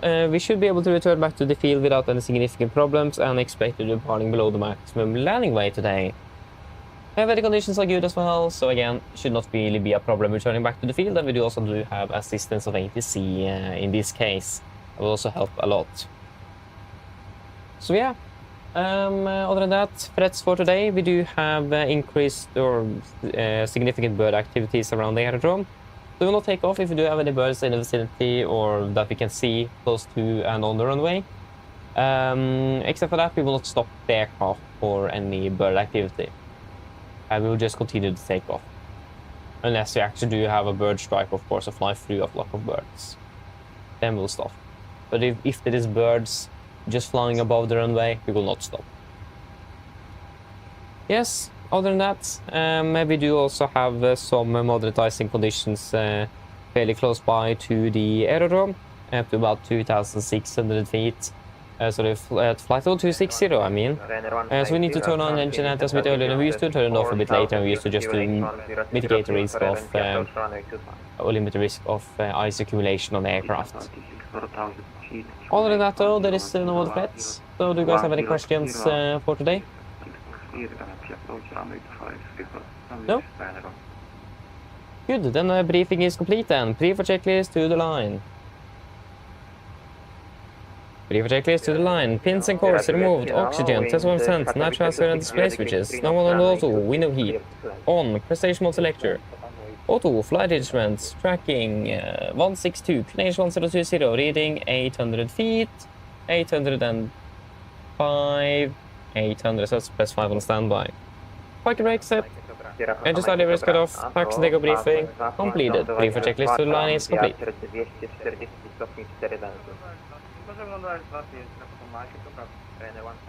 Ryanair 150, read speed 220. Use speed 220 knots, Ryanair 15.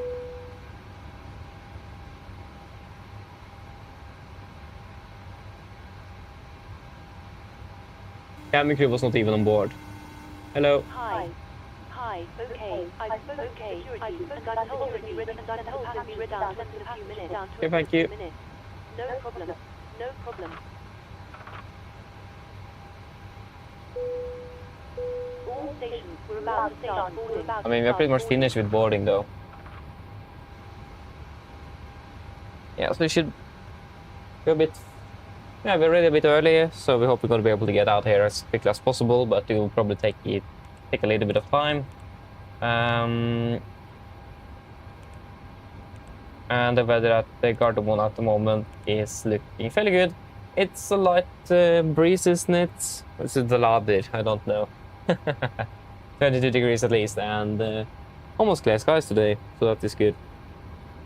11 knots, yeah, it's a lader breeze, starting at 11 to 16 knots. Yep. Mine damer og herrer, god kveld. Mitt navn er Fabian, er kaptein deres i dag. På AMD Norwegian og resten av besetningen vil vi ønske dere hjertelig bord denne flyvningen til Oslo Gardermoen lufthavn. Flytid til Oslo i kveld er forventet til å bli rundt cirka 2 timer. Vi er klare litt tidlig for øyeblikket. Det er fortsatt noe papirarbeid som må gjøres klart, og så må vi vente på noen restriksjoner i forhold til avgangstid. så vi må sikkert sitte her og vente i rundt mellom 10 til 20 minutter før vi kan bryte gaten. Men vi håper at vi skal få kommet oss og gå det så fort som overhodet mulig. Hvis Elevatex kan sette det ned, ta på sikkerhetsfeltet, så vil da kabinbesetningen gjennomføre en sikkerhetsbrief, så straks vi er klare for å dytte det gaten. Vi forventer, eller planlegger for øyeblikket, en vestlig avgangsrute ut av Krakow, før da fortsetter nordvest mot Oslo. Forventer en marsjede på rundt 38 000 fot. Kan forvente noe svak turbulens under avgang, men uten det gode flyforhold er forventet gjennom resten av flyvningen. Men som alltid, vi har fått sikkerhetsfeltet på bare sånn i tilfelle vi kommer bort til nødvendig turbulens. Forholdene i Oslo for øyeblikket ser også rimelig bra ut, med noe en lav brise fra sør-vest med rundt 22 grader og nesten skyfri himmel. Ellers, litt ned slapp av, så ønsker vi behagelig reise med Norwegian. Takk! Hello. Hi, Captain. Just to let you know, we've started letting know we've started on bringing the passengers. Thank you. They will probably do their PA soon, so we'll just wait for them to do their PA before we do our PA.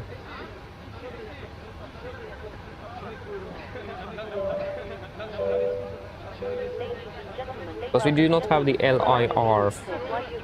I got it. Forget it. It's already there. Then we're ready to go.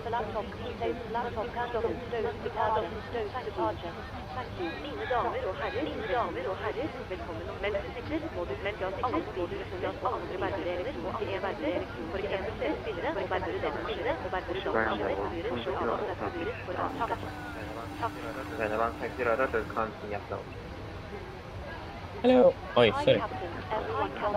Thank you very much.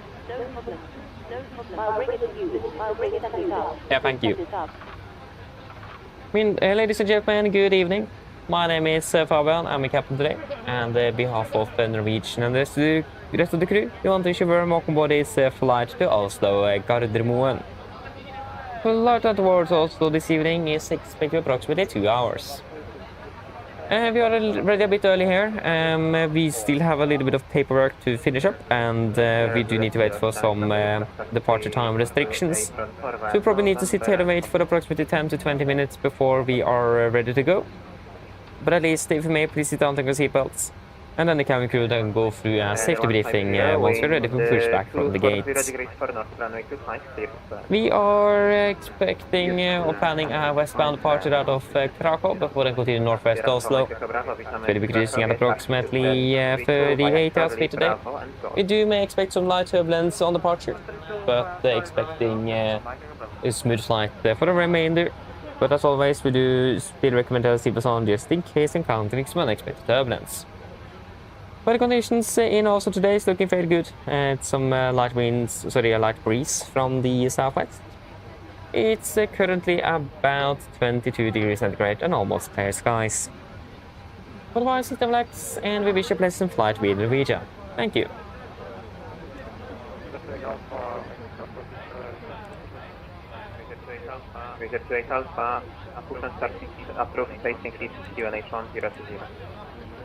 I got 54 tons here. What was our wonderful load sheet here say? 53,939. Yeah, that's within limits. 61,419, 61,006. Yeah, we can accept that. Good. That will be 20.6.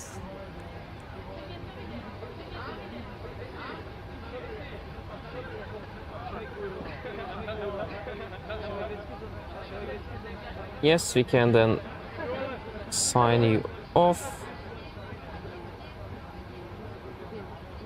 Oh, that would be 62,100 for the takeoff weight.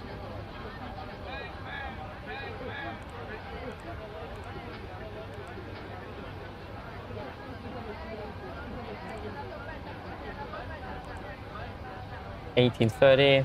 Clock is now 19:30. Where's the latest? 80s.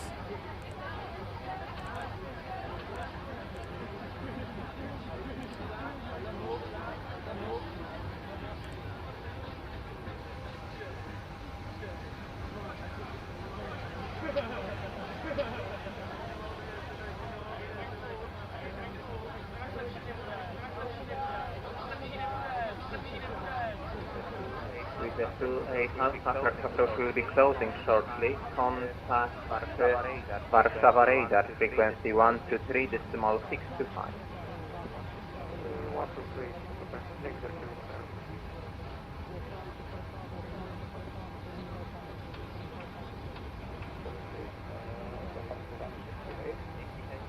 Yankee, hey. Oj då. Nordic Korean Alpha. Approach will be closing shortly, so contact Warsaw radar frequency 123.625. Could you please confirm the frequency again for Nordic 4 Yankee Alpha? Nordic Korean Alpha 123.625. 123.625, thank you. Good evening, Nordic 4 Yankee Alpha.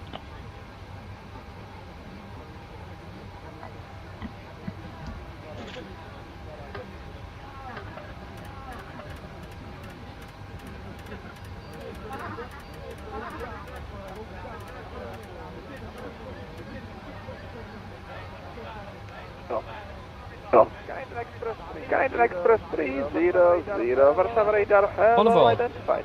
And then we got a little sweater as well. 1900, 2404, 2404, 21 and 20. Yeah, I managed to write 12 instead of 21 actually, so that's good I did this. Yes, we can calculate. Oh no. There's another one calculating something, so we can't calculate. Then we just need to wait then.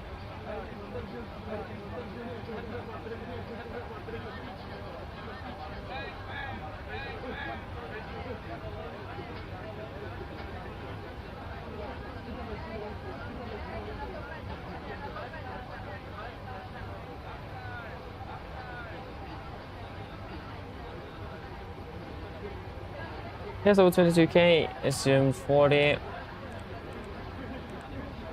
And 89.2, 89.3, wonderful. Flaps 5, trim 5.2, and then 36, 36, 40. 37, 37, 40. Yes. Crosscar, so 22k, 22k, assumed 40, 40, and plus 20 confirmed. Actually, we have 21 on the performance too. Let's change 20 now.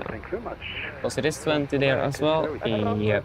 And Francois 880 whiskey information. Yeah, but that is good. And 89.1, 89.3, wonderful. Flaps 5, 5 trim 5.2, and then 36, 36, 40, 37, 37, 40. Acceleration up to 3,000 feet. And 3,800 feet set on both PFTs. Wonderful. Performance check, we're good to go. Just fire the APU. Actually, can turn on the rest. Wizard 28 Alpha Warsaw radar, to prepare to taxi holding point on Norwegian 6 via Echo and Tango report ready for departure. Echo Tango code Pre-project placed below the line. Pre-project placed below the line. Fuel, we have 7,600 kilos on board. Pumps on. Passenger signs set. Auto brake. RTO. CDP in cars completed. Total speeds V1 137, VR 137 to 140. M speed between 140, heading 252, altitude 6,000. Pre-project list complete.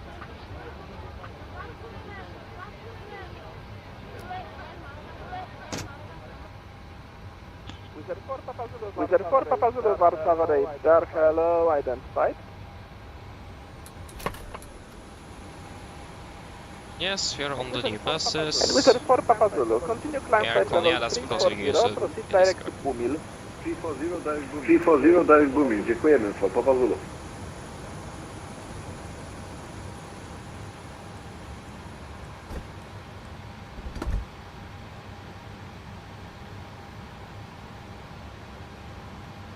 Hello, Captain. Oh my days. We are ready for pushback. We just went straight through through the aircraft.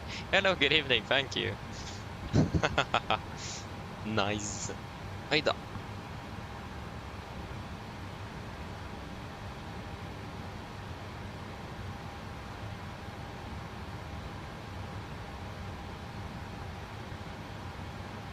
Departure checks completed.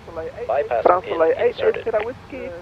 Roger, thank you. Operations Control X. Flight level 100 and proceed direct Whiskey Romeo 742. Yeah. Direct Whiskey Romeo 742, descent 100, translated Sierra Whiskey.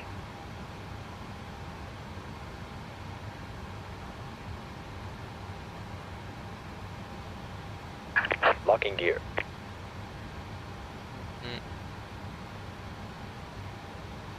Emirates 159er, contact Warszawa radar 125.45. 124.45, thank you very much, Emirates 159. France delay 880 Whiskey after the Whiskey Romeo 742, proceed Whiskey Romeo 703. After 7, Whiskey Romeo 742, direct Whiskey Romeo 703, translated Sierra Whiskey. Yes. Before start checklist. CSA23, descent flight level 170. Before start checklist.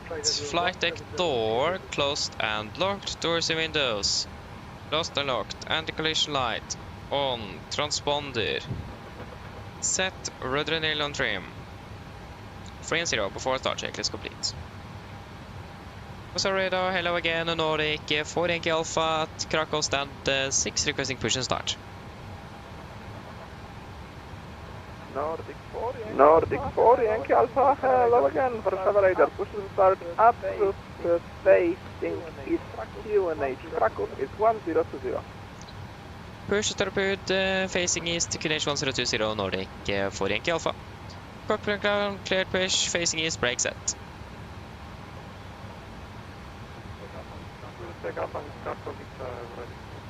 Wizard 28 Alpha, wind Katowice 270, correction 220 degrees, 3 knots, runway 26, clear for takeoff. Yeah, I just missed it. Release parking brakes, please. Park brakes released. Commencing push. All engines clear. Start at will. Thank you, starting 2 on sequence. Yeah, we pushed 14 minutes early. That's a nice one. So those models look really good. You can just fire up the logo light as well. Starting number 2.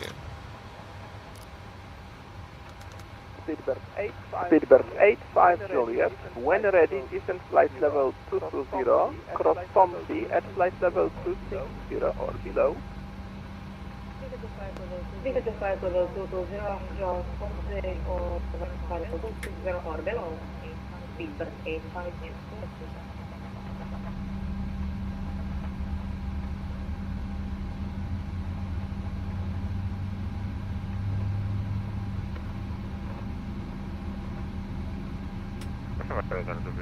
Radar do wieczór, prawo Echo, flight level 2 for... Starting it out. Rainer, Bravo Echo, Warszawa, Start number 1. Identified, cleared Neban 5 Golf arrival, descent flight level 150.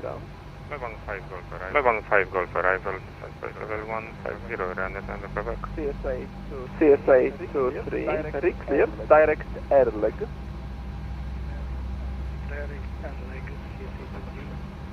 Come on. Rainer, Bravo Echo, reset squawk 1000. Squawk 1000, Rainer, Bravo Echo.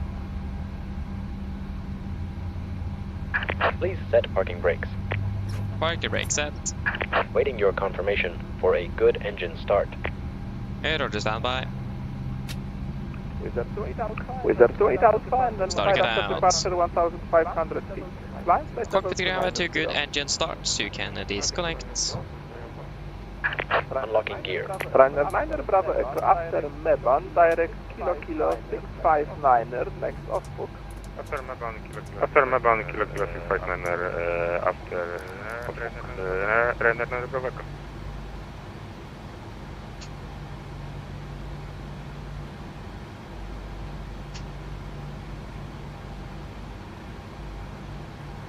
Speedbird 85, Juliet Praha offline, monitor advisory frequency 122.8. Advisory 122.1, Speedbird 85, Juliet, Omega Go.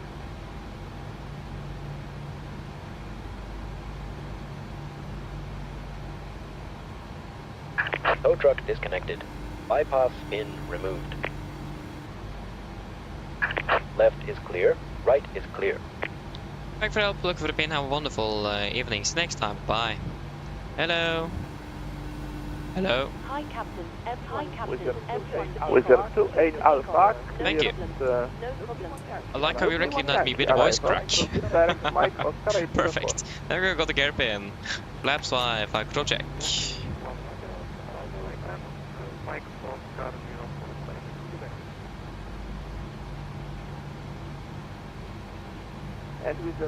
And Wizard 28 Audi. Disregard. Before taxi checklist. Before taxi checklist. Generators on, probe heat on, anti-ice off, aircon and press, packs auto, isolation valve auto, engine start switches continuous, speed brakes, correction, recall checked, engine start levers idly 10, flight controls checked, ground equipment clear, flaps 5 plan, 5 green, APU off, before taxi checklist complete. We are ready to go. Wait, that was the wrong button.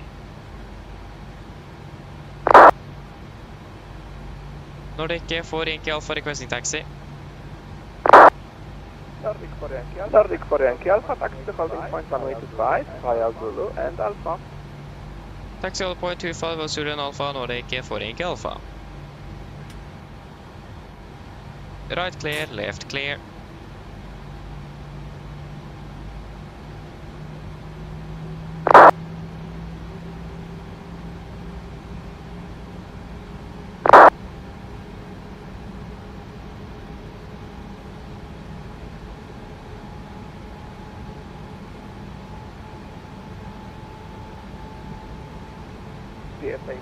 CSA to 3, continue to descend flight level 100, information Delta.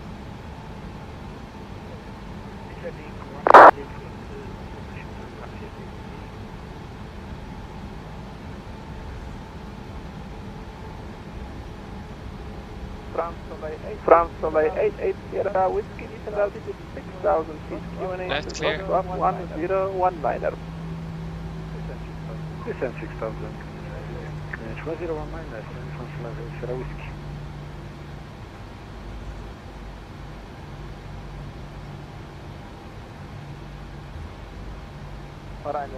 Ryanair 9er Bravo Echo, continue descend flight level 100. Flight level 100, Ryanair Bravo Echo.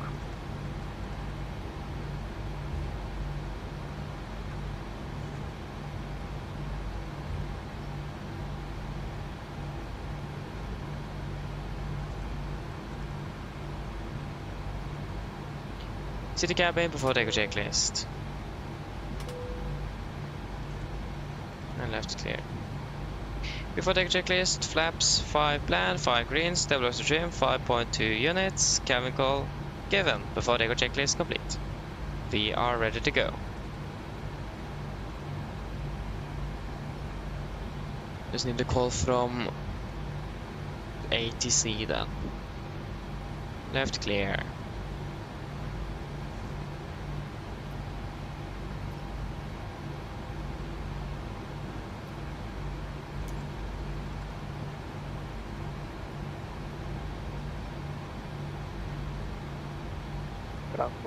France Soleil 88 Sierra Whiskey, descend 4,000 feet, your pilot approach runway 29er. Descend 4,000 feet, runway 29er, thank you very much. France Soleil 88 Sierra Whiskey.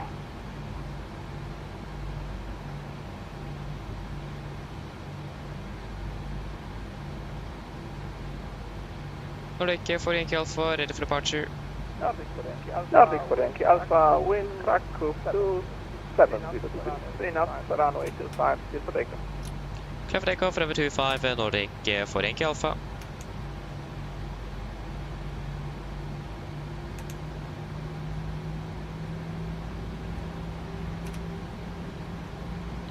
Yes.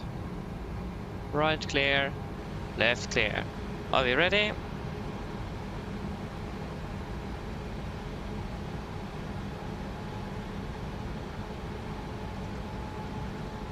Actually, we don't need those.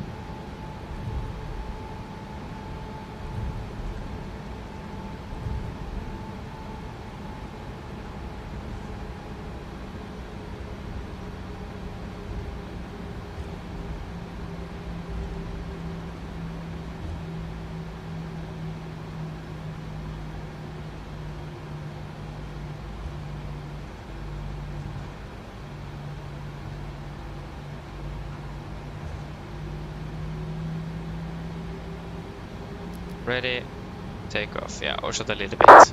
That's fine.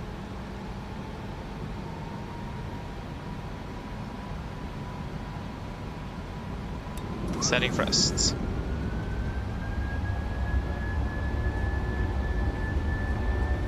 Take off reset.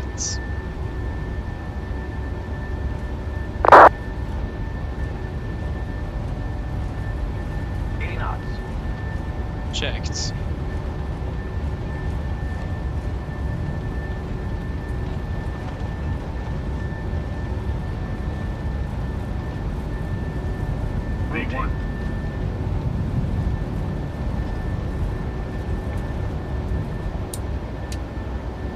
Positive rate of climb. You're up.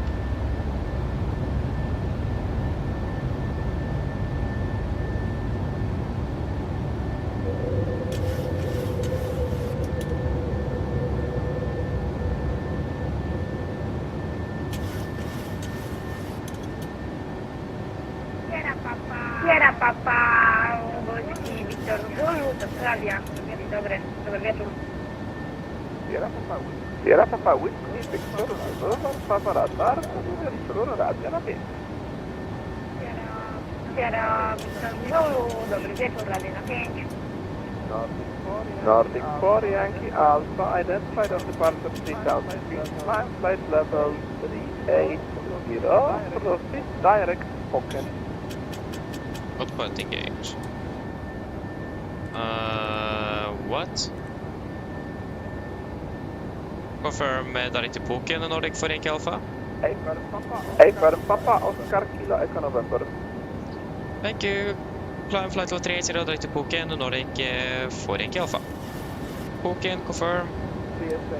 CSA to 3, descend altitude 7000 feet, QNH Warszawa 1018. How about this? Yeah, there we go. Execute. Flaps 1, speed checked.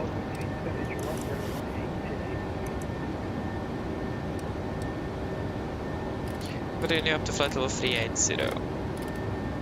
Flaps up, speed checked. Radar Sierra Papa, Whiskey, Wiktor Zulu, dobry wieczór, proszę o zgodę na lot. I patrzę się, nie chowa się 380 set. Flaps up, no Ja lights. zamykam bardzo szybko, ale zwalam na lot. To niekontrolowanej lotniska Katowice, nie może iść 2000 CTR, pasożycie 2, 6. Set standard after take checklist. Standard set cross checked. After take checklist, engine bleeds. On packs, auto, landing gear, up and off, flaps, open the light altimeters. Passing 5,000, correction, passing 6,000 feet. Now. Plus minus 0 after take checklist complete. And can delete reduced climb. Wizard to 8 Alpha, when ready, descend flight level 100. When ready 100. Sierra Victor Zulu, squawk 7463.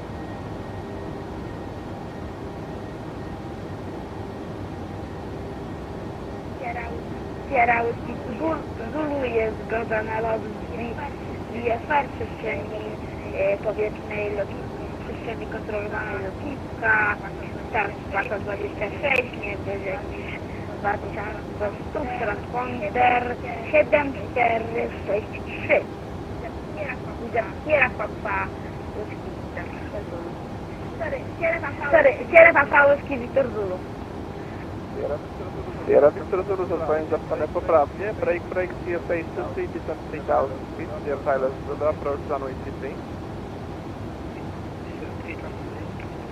Flight level 100. Ryder 9er, Bravo, Echo, descent 4000 feet, clear RT approach runway 25. Yep, everything is looking good.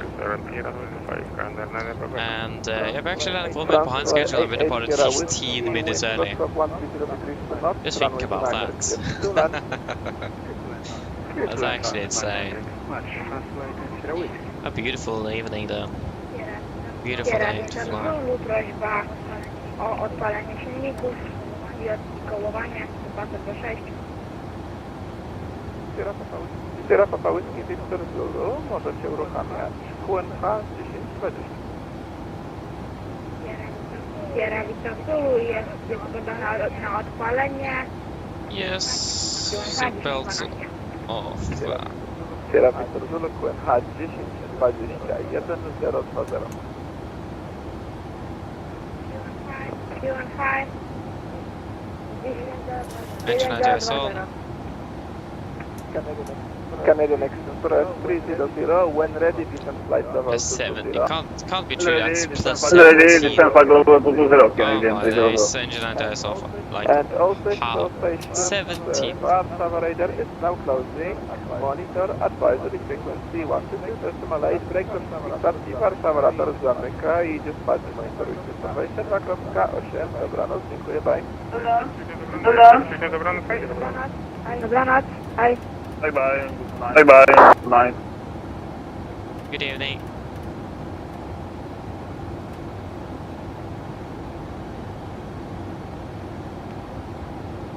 I think it is assuming that's causing the bug on the ACP, or the compound actually. Because this is the ACP, that is not the ACP, so...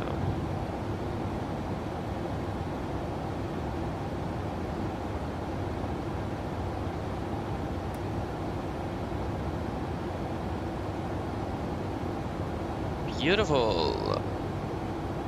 So, Anita.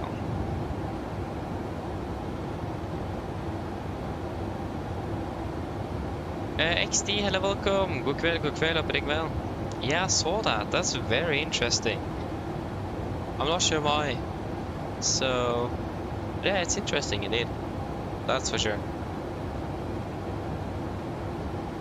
So, yeah. And you're starting to descend into Svalbard, Skydrift, nice. Enjoy your landing.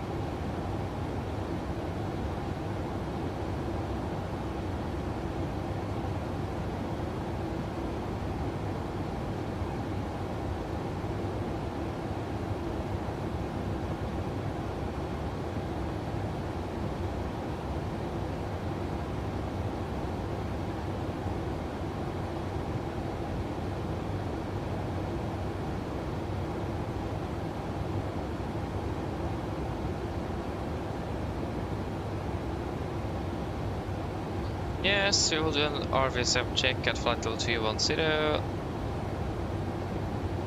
If we are required to do that as well.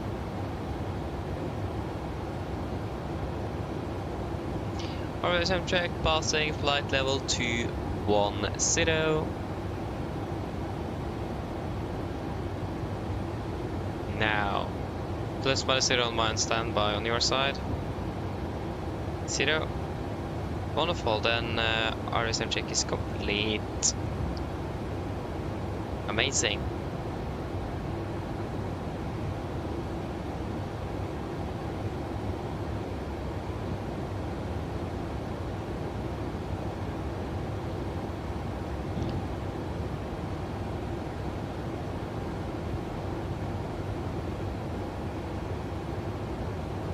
Okay, let's see here. I need to.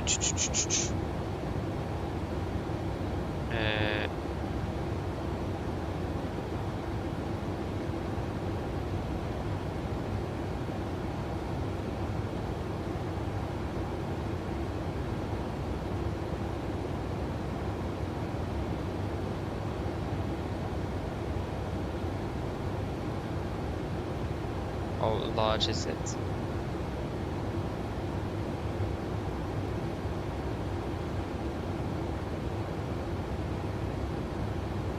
$200 pages. Okay, that was actually not too bad. Let's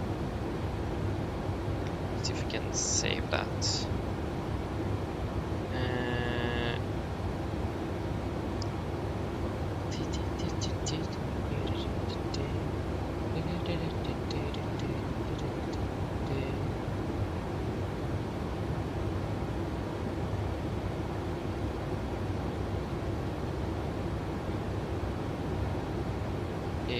Instructor.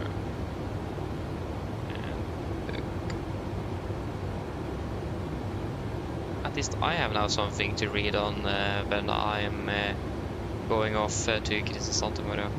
5-hour bus ride or something.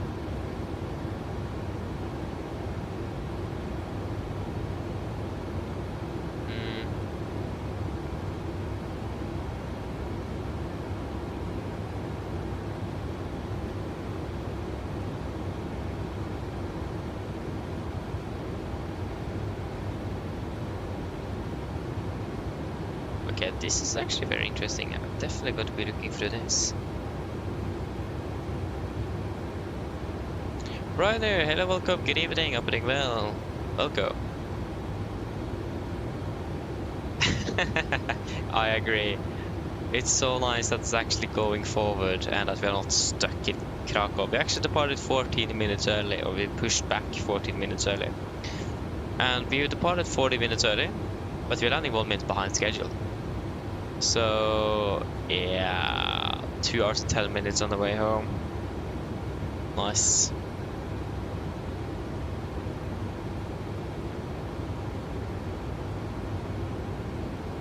Ah, nice car, it sounds good. Enjoy it. Sounds fun. Oh no, my monitor is turning off. Oh no. In 50 seconds. I need this remote controller. This actually doesn't work anymore. It's so annoying. I don't know what TV it is. I don't remember the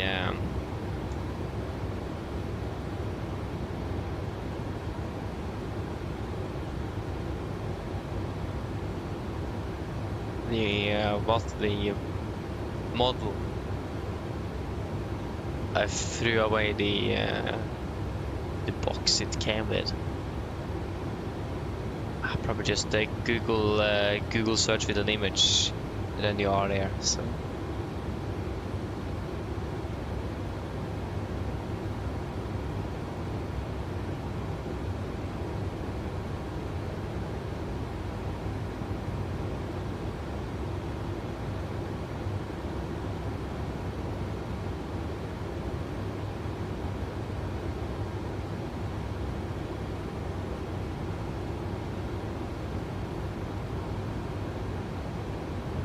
Come on, there we go. Sorry. That is, it didn't crash.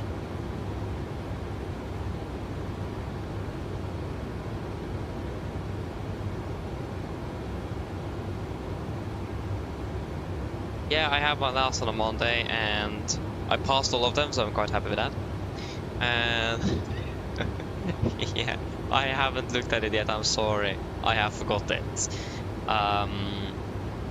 So I hope I can be looking at it. If I'm lucky, I have time tomorrow. If not, I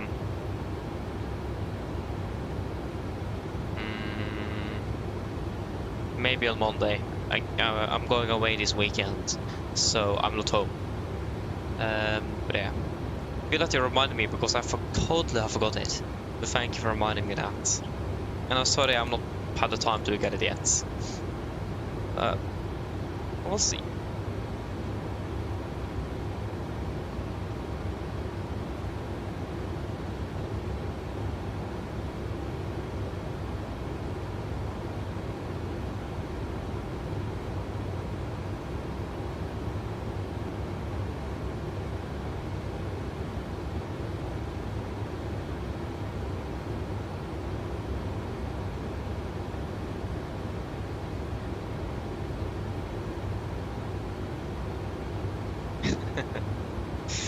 Yeah.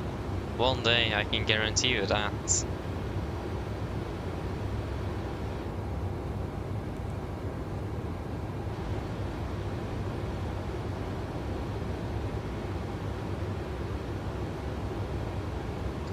I'm going for the localizer 2.7.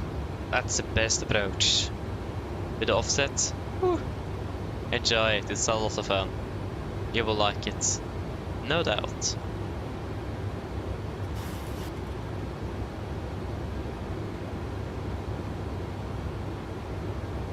And good luck as well though.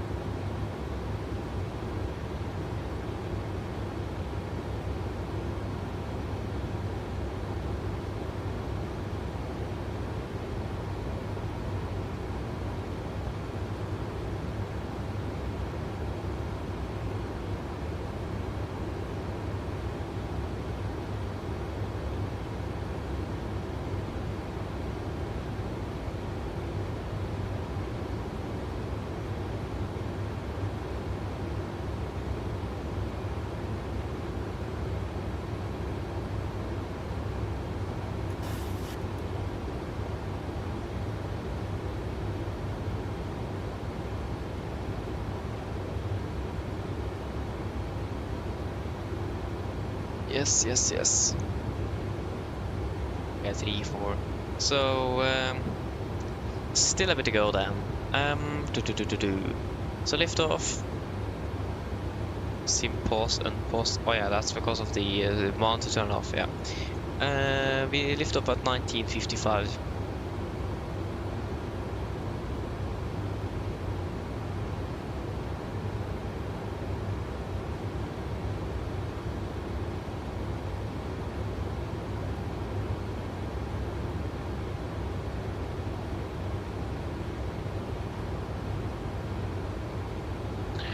Ah, nice, happy landing though, Ryder, happy landing. I don't know yet, but I will write it down as a fitted flight. I will see what I can do, and I can't guarantee anything. And the roster for July will be there pretty much right before we fly, maybe the day before. I don't know yet, so I can't really guarantee much, but I'll see what I can do. I've written it down at least. So Ibiza and Dublin is two flights made for this month. I would like to fly to Dublin again though. I haven't been there for a long time, so I must say it's a really nice airport to fly to.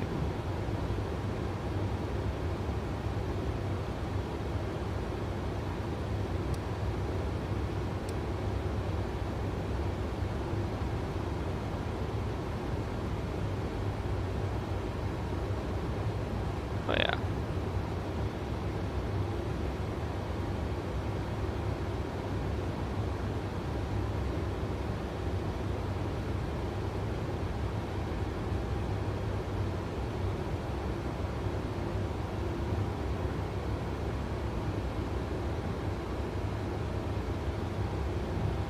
One thousand to go.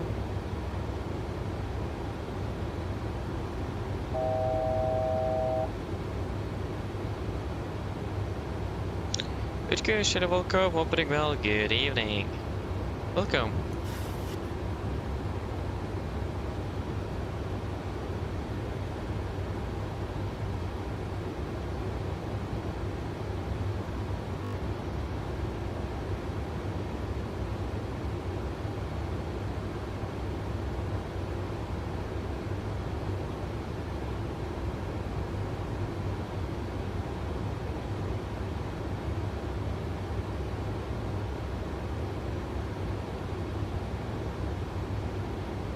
There we go, leveling off.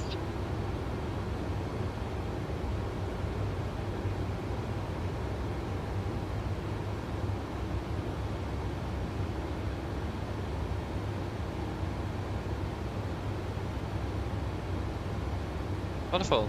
I will just go ahead and grab some food and water, so I'll be back shortly. Enjoy the view.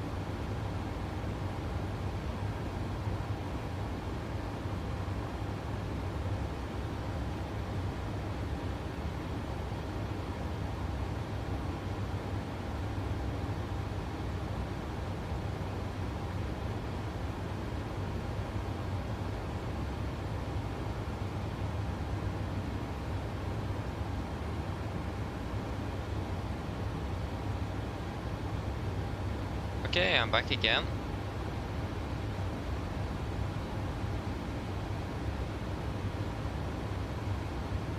Nice. So yeah, I just need to sit there and wait then. It is still a little bit while before we are back in Oslo. Yeah, we're still landing about on time though, so that's wonderful. Compared to the fact that we're supposed to land like 15 minutes behind schedule. Or like... Yeah. At least we should be landing pretty much right bang on midnight or a little bit after. Actually, maybe a bit early we make split a 10-minute shortcut, so wait and see, but yeah. I will just eat a little bit, so it will be a silent, or be a little bit silent for me here now, so just so you are aware, but yeah. Back soon.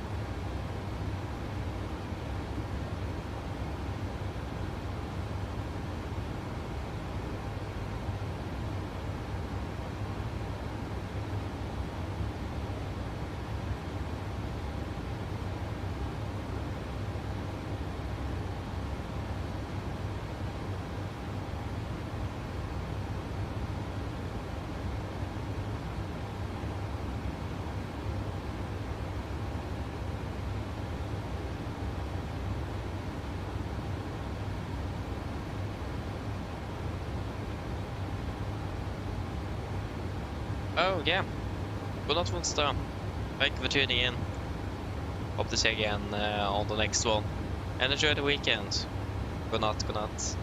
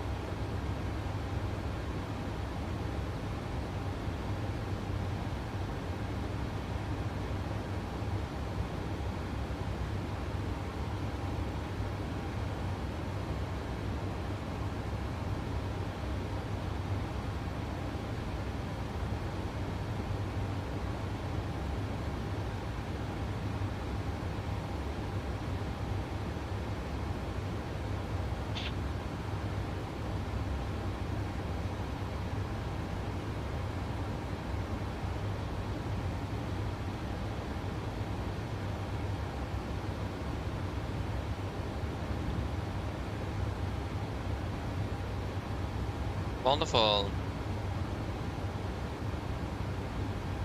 Yeah.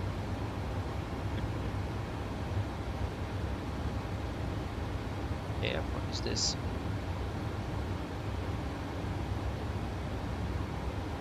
Is that Norwegian territory? Ah, not okay. Swedish airport going into our territory. No, not okay.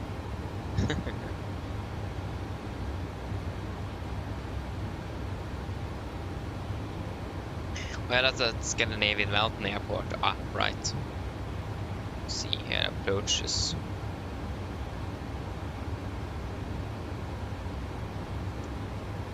Yeah, let's approach both runways actually.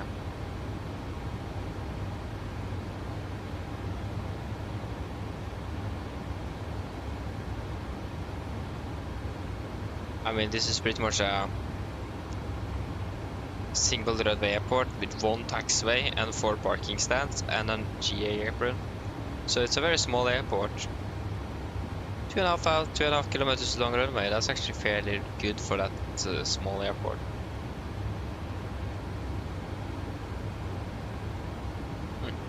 Imagine it's mainly a lot of private jets flying in there. Not a lot of commercial traffic.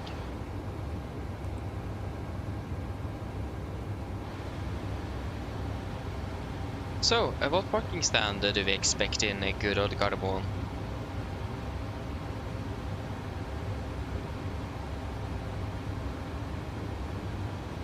A 1043 is our flight number. Yep.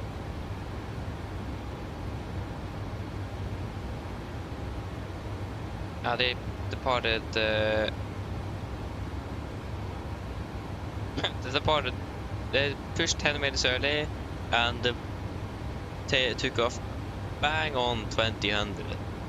Not bad. So they're landing 1 minute later than us. I think they're going Cosnex 100 millions or something. Yeah, so Kristiansand is where this aircraft's going tomorrow.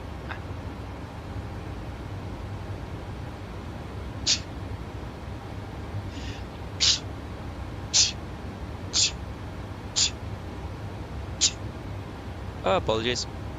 You're surprising a lot of grass up here at 38,000 feet.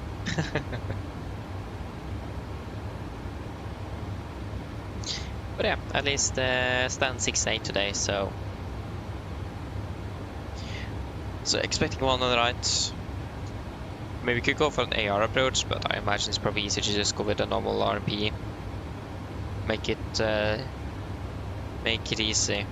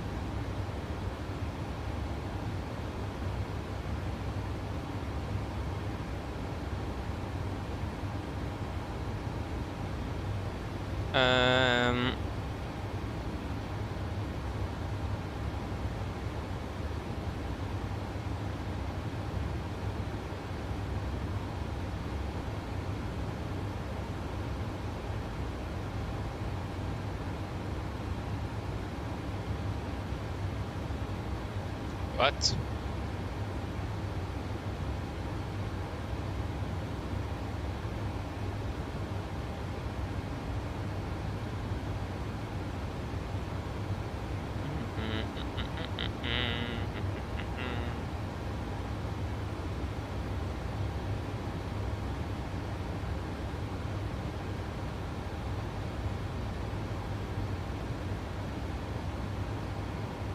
I just wonder what the F stands for on the LiDAR charts. Was that something I'm wondering about? Does F stand for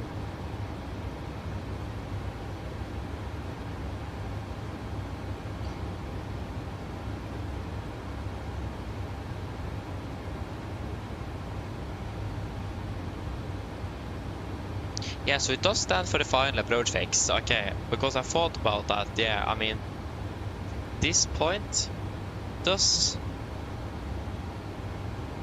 make sense that it stands for that, but I was not sure, so I didn't really want to say yes when it's not.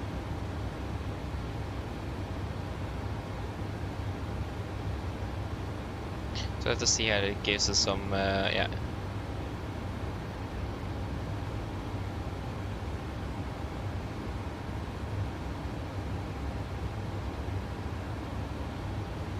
Yeah.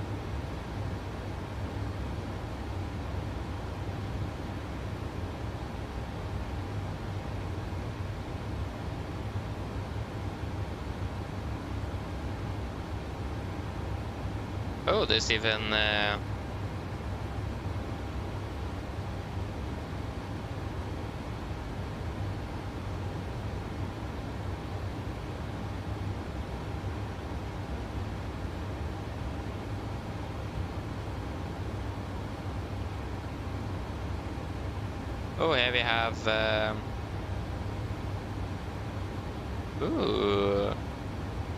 30-day trial. No, thank you.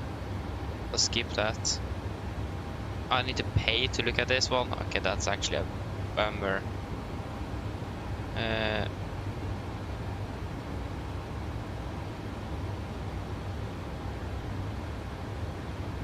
Lufthansa Systems. Here we have navigation charts by aviation professionals for aviation professionals. Wow. Enhanced safety and efficiency.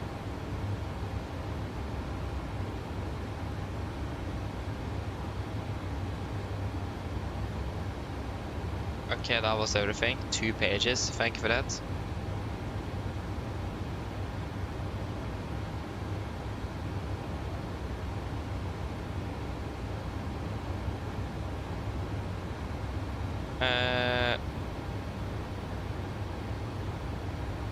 Chart guide.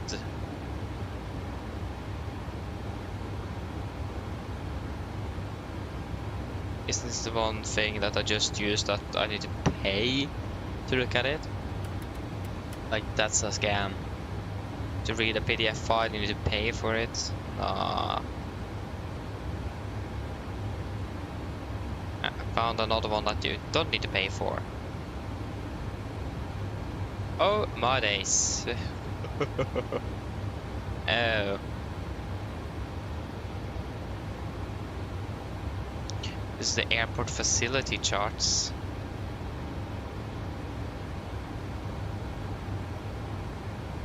Aerodrome elevation, is that what that stands for? It's provided in feet and is shown in bold front in the chart information. Pictograph generally positioned in the lower left part of the chart plan view.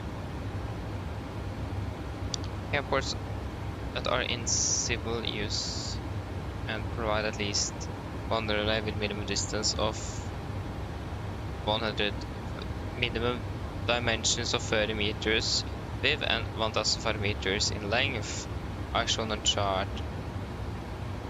And that was no symbol there. And an airport with a length with largest runway width 45 meters and more than 1500 meters length. It's less than 30 and less than 1500. Okay.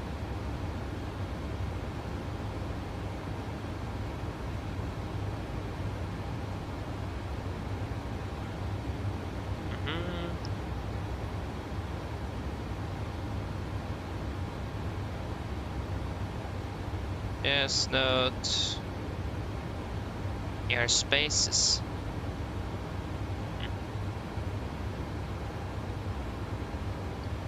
Okay, I need to read through this as well because I need to learn LiDAR charts. It's a bit more heavier than I anticipated to be. 66 knots in the headwind. Oh my days, this will take its time.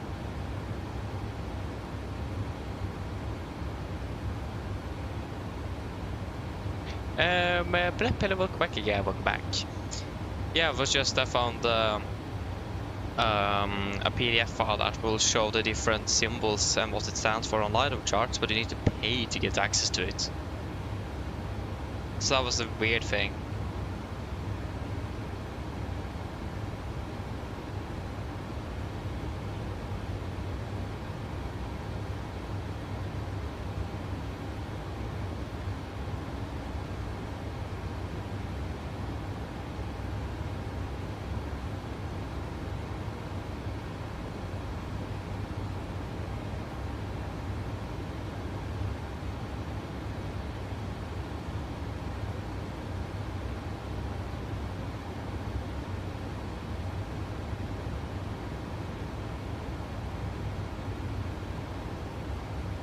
Interesting.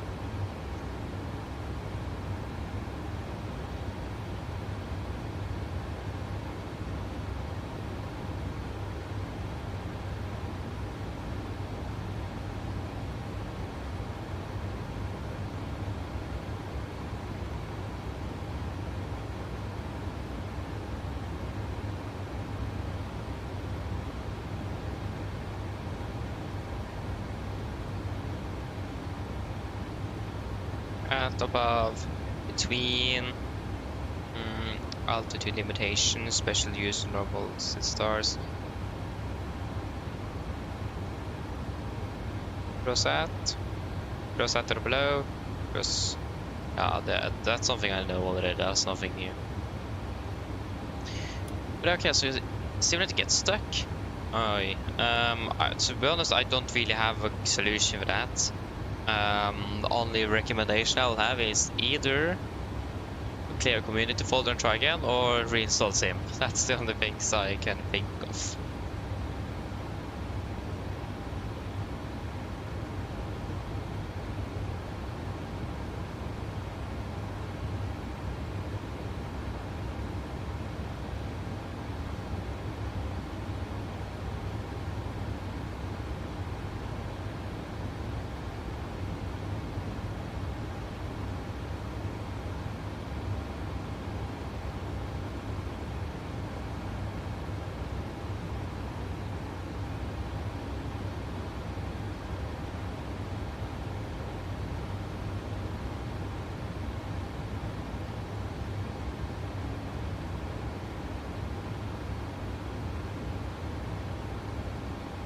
It's 85 pages and I'm page 6.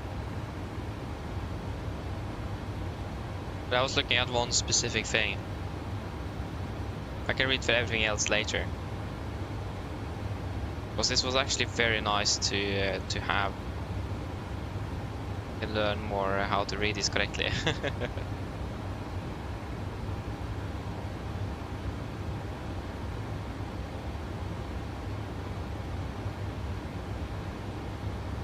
But I want that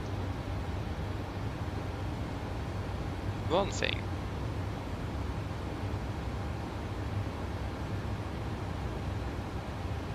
Here it is. So this is descent point for constant descent is a D. Missed approach point is M. Final approach point is a P, and final approach fix is a F. So P is final approach point, and final approach fix is an F.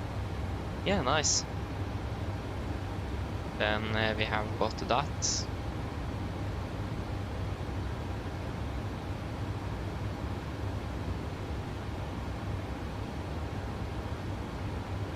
That was the one thing I was looking for. Manuals.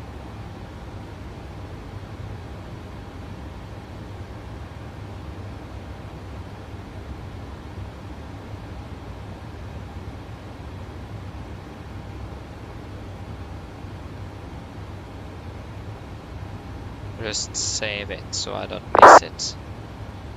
Good. Then we have got that, and now my EFP reset. Not bad. That's not good.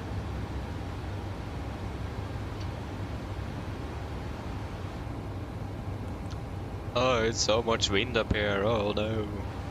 The 400 miles until top of the descent. Oh my days. It's too much for me to comprehend. At least we are all nicely on our way to Gardermoen, so we're landing pretty much on time. So yeah, can't really complain. Can't really. Wait, no.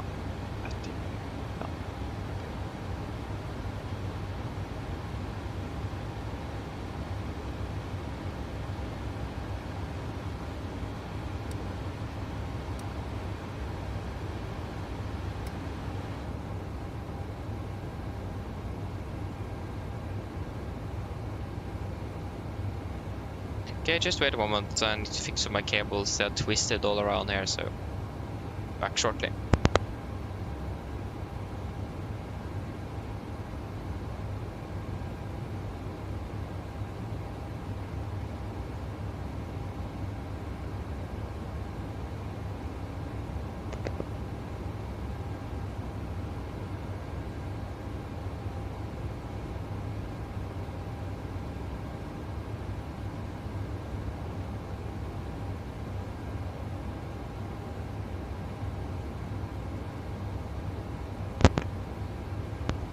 Okay, back again.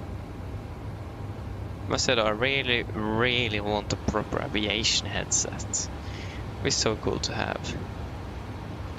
One day. We will do a full check at Puken. So let us just get that in.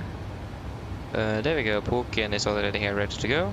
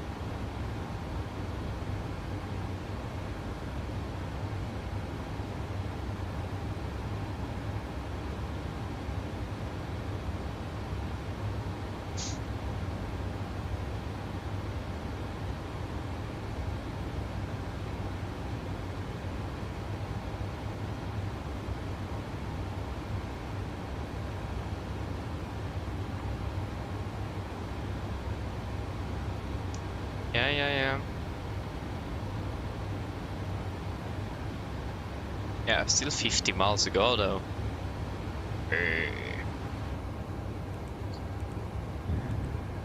Let us just get the latest weather for the Garden one.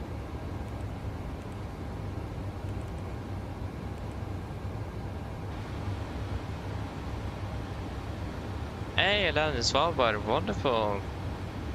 Hope you got well, you got safely on the ground at least, that's good. Well, we saw lots of fly to Longyearbyen as well soon.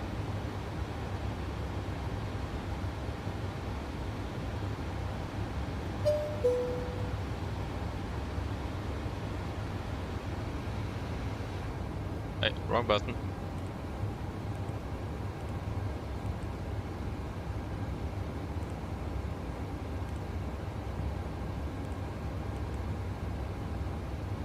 Yeah, it's looking good. 10 knots. A bit headwind.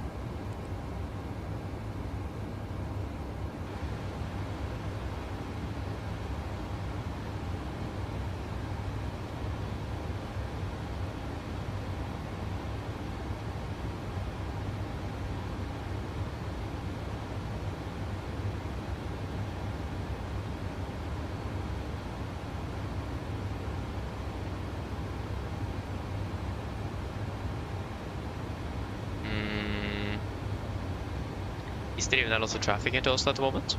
I'm actually not sure. Probably it is. Won't really surprise me. But it will also surprise me. Yeah, we'll wait and see.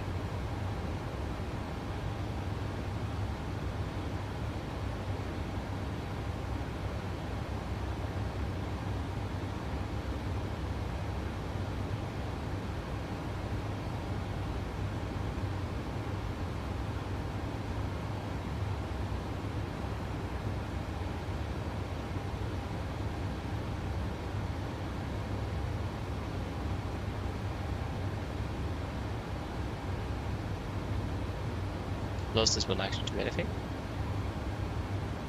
Yeah, it does. Wow.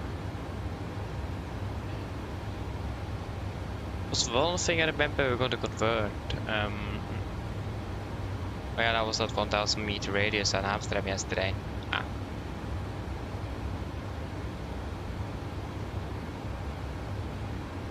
1000.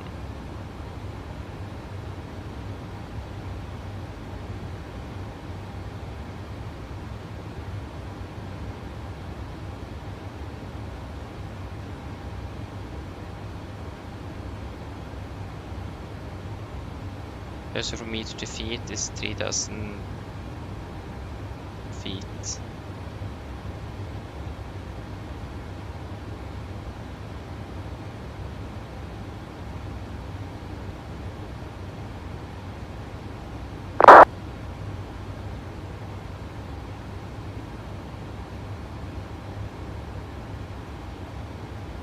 must say the temp correction tool there is probably one of the best things I've ever got. It's so nice to have. Must say, really makes a difference to have that.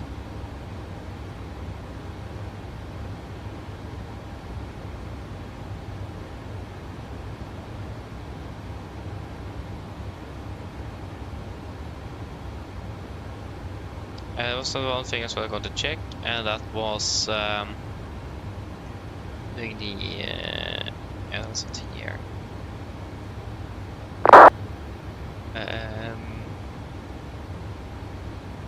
Yeah, blah blah blah blah blah.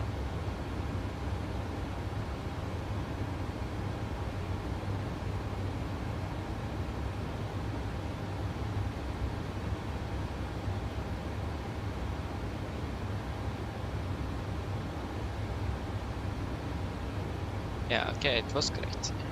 I don't need to worry about that though. That was about 18 miles to the sea to the fuel check.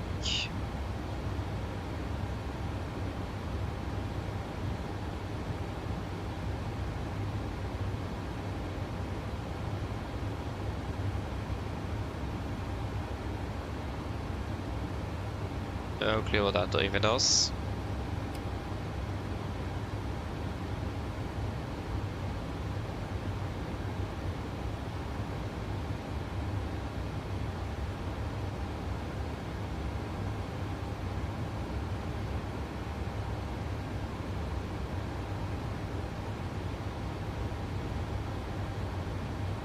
Still nice and bright outside as well, so I just passed the Polish border on, yeah, we actually passed it a little bit ago, and flying over the Baltic Sea.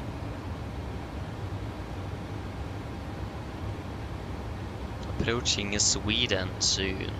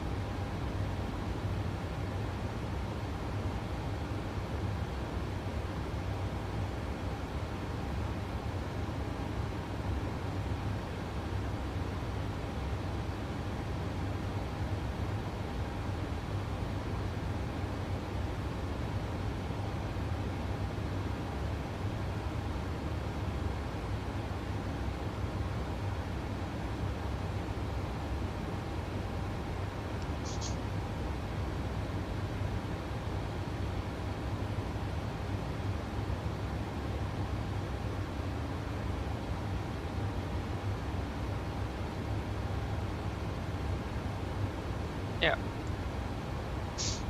And then fuel check. So we have 4,580. 4,580. We have burned 3,300. 3,300.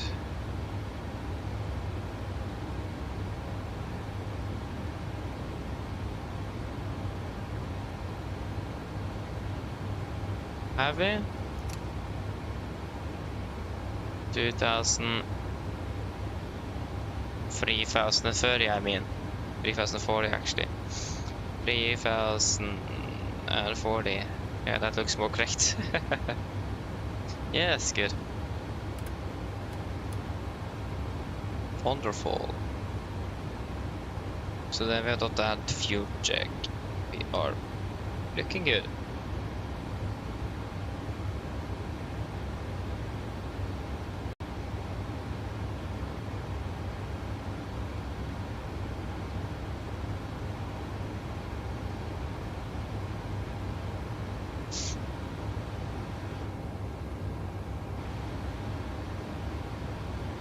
$70 knots, oh my days, oh no. That will be headwind of 54 knots. Yay! I definitely feel that.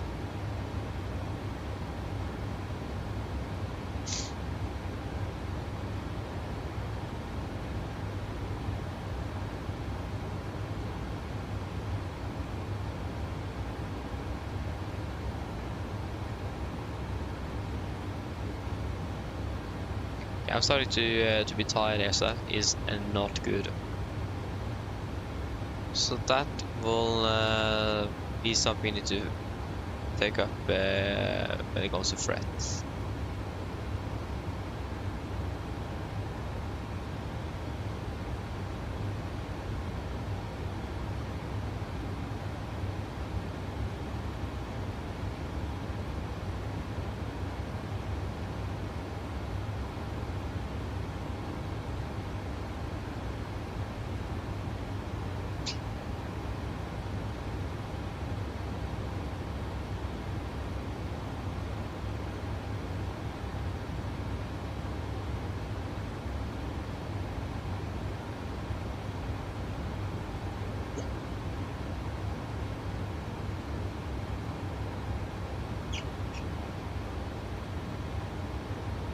Yes, about an hour since departure, so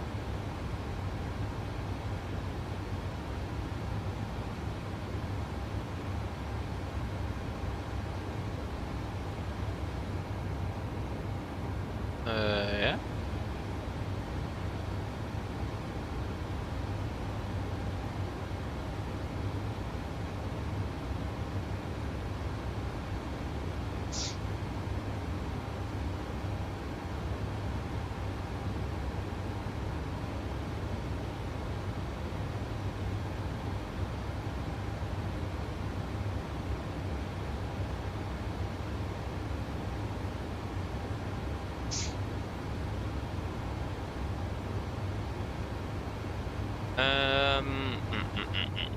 Covering is still on actually. I see 200 miles to go.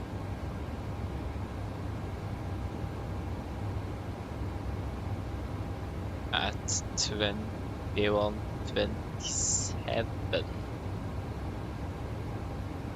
I could expect we're landing about 21:57, so about 8 minutes early.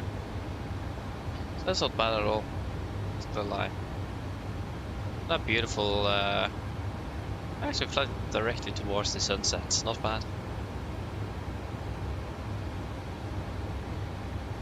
I mean, it's so late and it's summer, so the sun sets more to the north.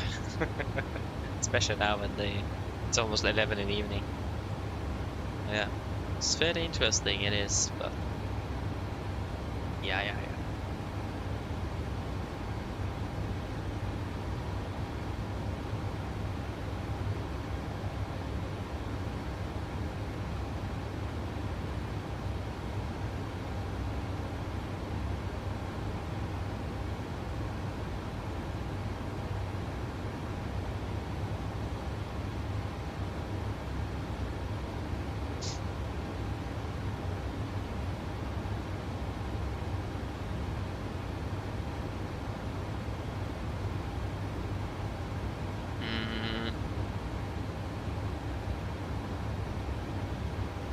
Nothing else on the chart that we want to clarify.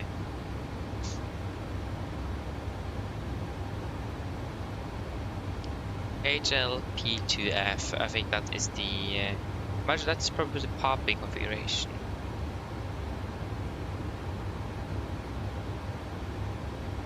I'm actually not sure. Again, that's why we do have our wonderful PDF file with these things. And of course I've got rid of it. Yeah, nice. Let's find it again. Files.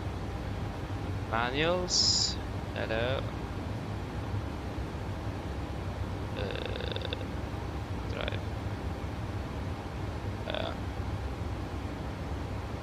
About to have white one drive? What? Why is you on here?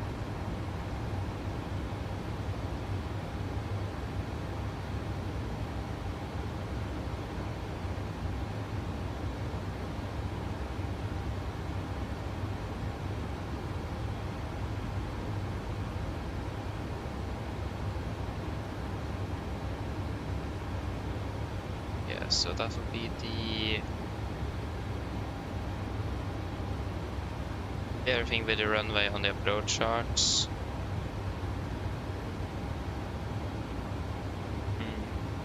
Where are you? Where are you? Please, where are you? The pages are the yes, right. This is the 85 pages long thing. It's how long it is. Ah, found it.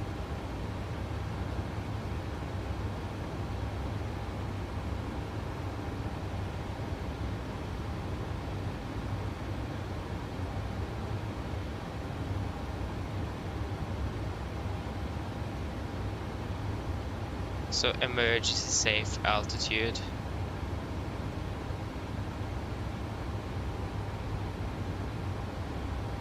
Three, 5, 2.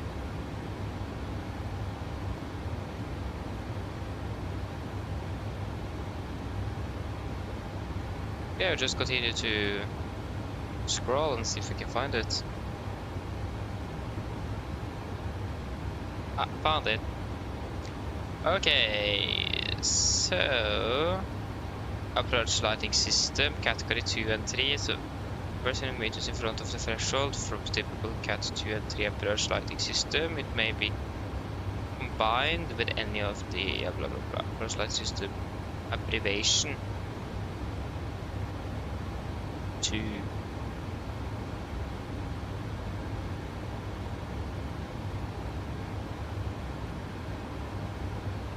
Ah, so that would be the wow. Okay, that's actually cool. So that would be P2F. That would like be the how the runway lights are set up. Ah. Okay.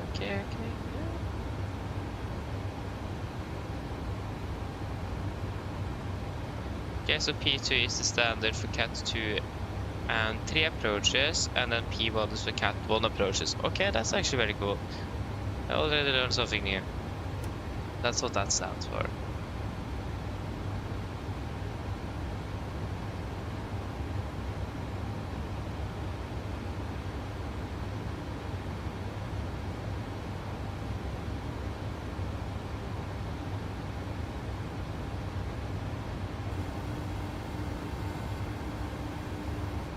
Hello. Hello. Hello. Hello. Just hi, Captain. If everything is okay. If everything is okay. Yes, everything is fine here. Thank you. Great. If you need anything more, just give me a call. If you need anything more, just give me a call. Of course.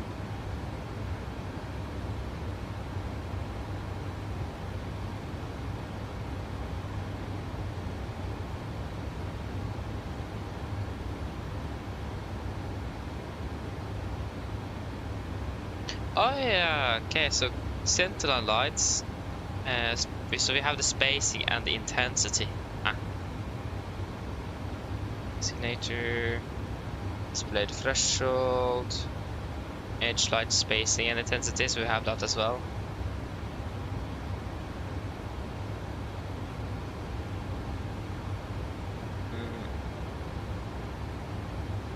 G groove, that's what that stands for, and the landing distance available. That's what you stand for.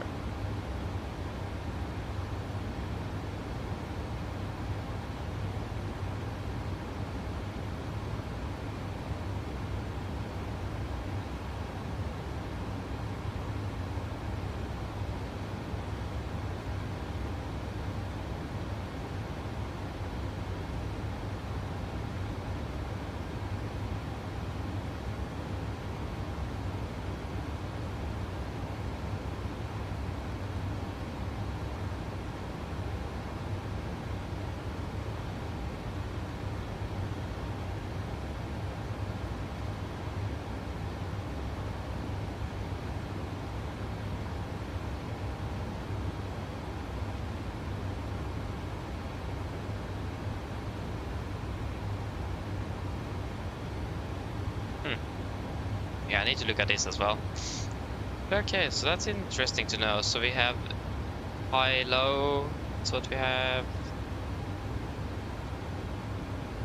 Cool, cool, cool. The runway is also grooved. Yeah, it's a grooved runway. Yeah.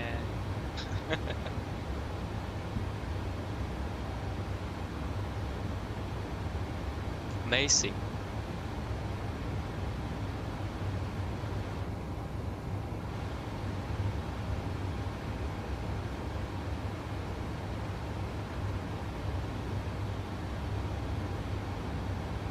Not bad. Oh yeah, there's a lot to learn. It's a lot of information on these charts, and it's nice to know what things stand for. So definitely need to take a closer look to make sure that I know everything.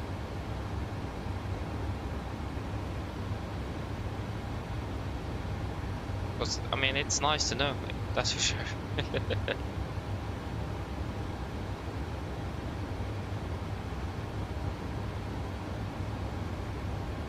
Especially now that I'm coming from a different chart provider that uses things that their things a little bit different. So, yeah.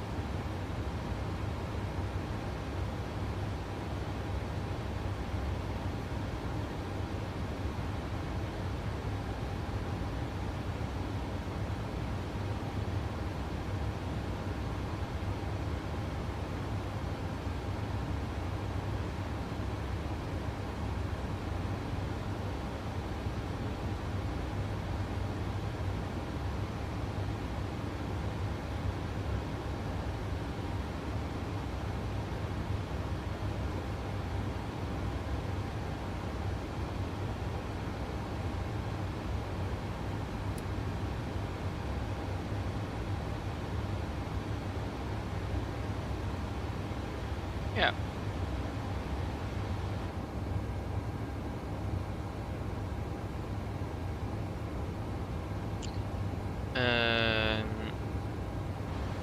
Oh yeah.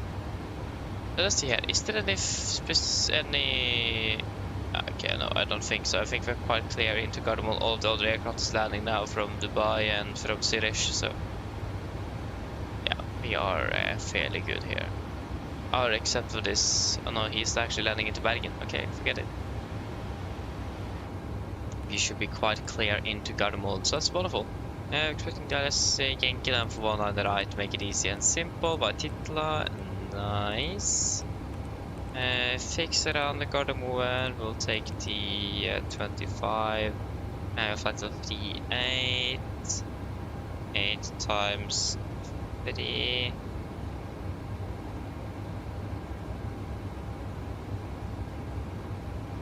Yeah, that is 24. Yeah, so that one is 114. Oh yeah. Don't need to worry about that. Yes, that is all in there. It's gonna be 250 knots below flight level 100 and flight level 80. Yeah. Ja, dere, welcome. Good evening. Hope you're doing well. Welcome.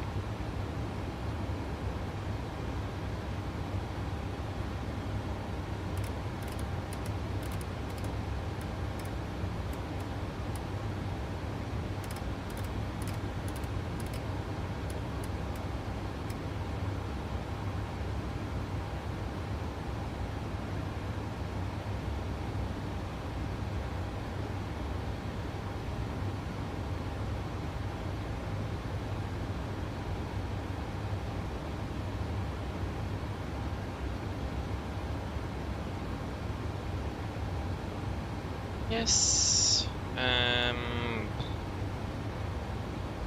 Nothing else special. No.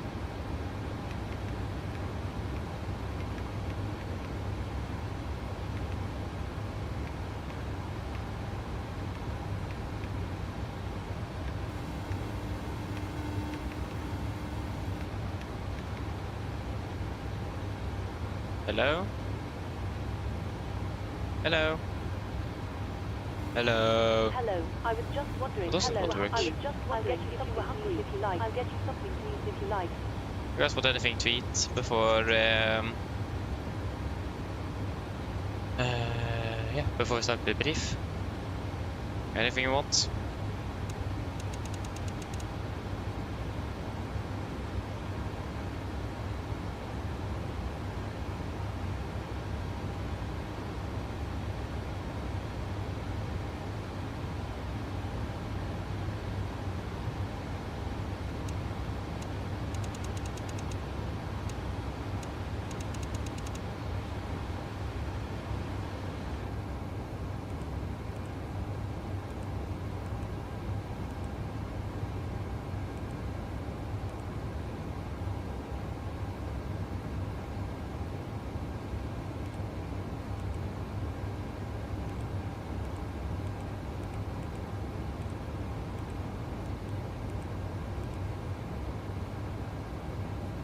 No?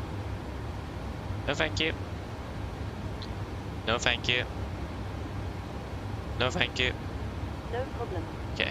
Give me a call if you change your mind. Give me a call if you change your mind. Of course.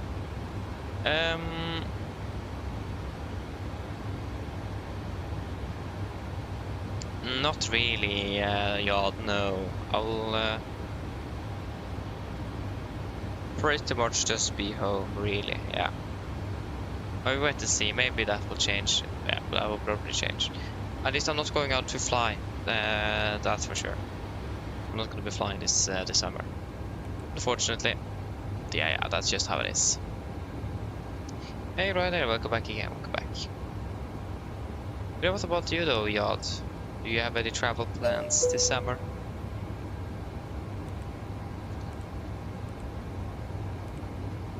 Wait, what? Probability of 30% will broken at 600 feet tomorrow?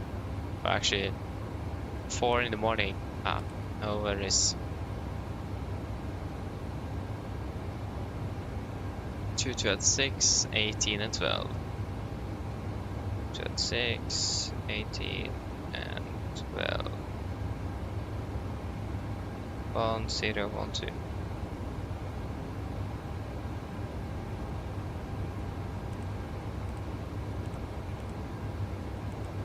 I can get that nice directed titlar fairly early today as well. Hello? Hi, Captain. I was just wondering if you'd like a drink. Just wondering if you'd like a drink, or a bottle of water, or a bottle of water. No problem. No, thank you. If you change your mind, just give me a call. If you change your mind, just give me a call. Of course, 58,900, 58,900. Yep. It's just...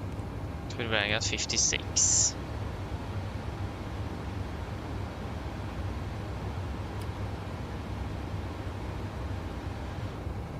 $139 with flaps 30, 138.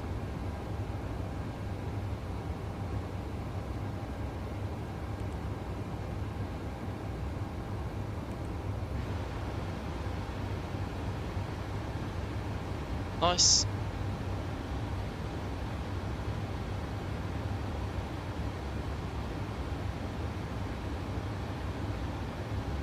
Ah, I see right now, yeah.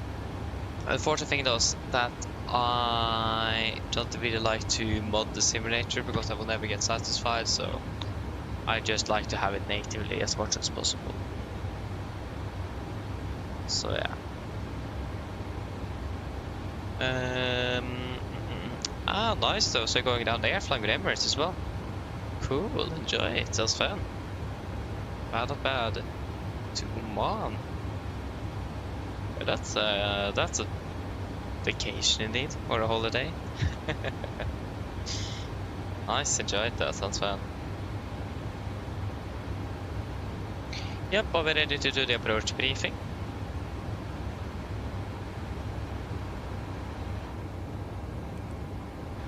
Yes, so approach briefing. We can start off with our fuel. We are currently expected to be landing with about 300 to 500 kilos extra fuel on board the aircraft, so that means we have about 10 to 12 minutes extra time available during the approach. So do have a little bit of extra spare in case something would potentially happen once you're coming into Gardermoen, delay vector is required or something like that. Torp is going to be alternate, and that one is fairly close by, and weather conditions there are looking good. So that is good indeed today. So for the approach itself, I actually don't have the chart, sorry. Just get that first. I actually did not have the stars. I thought I had. Arrival. Yes, on the arrival we're expecting the there you go. Yes, we're expecting the Lunip for mic arrival. This will be on the RNAV stars for runways 1 on the left and right, east. Effective 40th of May 26 for Gardermoen. Yes, so Lunip, maximum to 50 knots. Continue descending towards the DDAX, maximum to 50. Golf Mike 447 below flight level 120. Golf Mike 46 at flight level 10, and we're going to hold this with a maximum of 220 knots via Golf Mike 422, 423, 424, 425. And 453 before then turning to Titla, the clearance limit, and initial approach fix above 5,000. MSA 3000 line, maximum 250 knots below flight level 100 as usual. Expect a direct at some point towards Titla to save some time if traffic permits, and it looks like it will. So just have that in mind. But other than that though, it is looking fairly good today. For the approach, expecting the ILS for the V1 on the right, so the ILS Enki. This will be in the respective chart, effective 19th of May 26. Sorry, March. So coming in from or at Titla, initial approach fix 5,000 above, max correction at 220 knots. Go to descend towards Odori, above 4,000, maximum 200, intermediate fix. Bearing 192 degrees, ILS miss 3113 Golf Sierra Whiskey. So 192 is at triple, and 1113 Golf Sierra Whiskey is at triple, and set Gardermoen VR on 11595 on standby on both nav radios. Standard 3 glide, same with the poppies. And Cat 1 DME, 880 feet with a missed approach climb gradient of 3.4%, so let me just get that in here as well. Yes, so again 880 feet. Transition level 80 missed. Gonna be climbing straight in to 2.5 DME from Golf Sierra Whiskey, right turn to 3 degrees, climbing to 5,000. And then at 20 DME, Golf Sierra Whiskey, right turn direct to Bavad, maintain 5,000.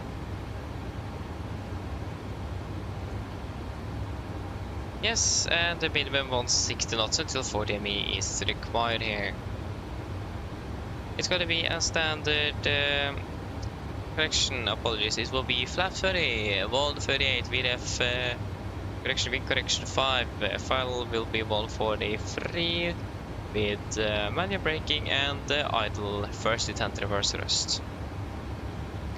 Taxi in today, airport charts, or airport ground charts for Gardermoen, effective 14th of May 26, landing 1 on the right, vacating Alpha 5, Hotel, Delta stand 68, I think you're parking today. We'll verify that right before landing, but I think it's stand 68 we could expect. We don't have any hotspots, taxi restrictions, any notable or affecting correction. Actually, we do have the ILS for the 1 on the right and 0 on the left is down to Cat 1. That's the only notable note there.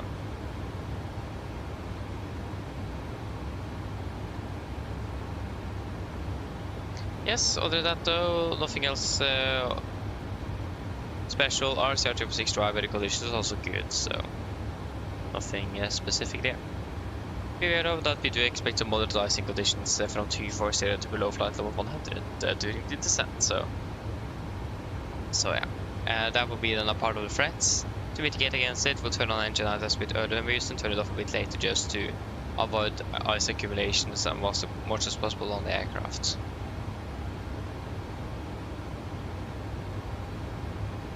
But it actually made a bit. Yeah, another threat of course is bird activity at the aerodrome.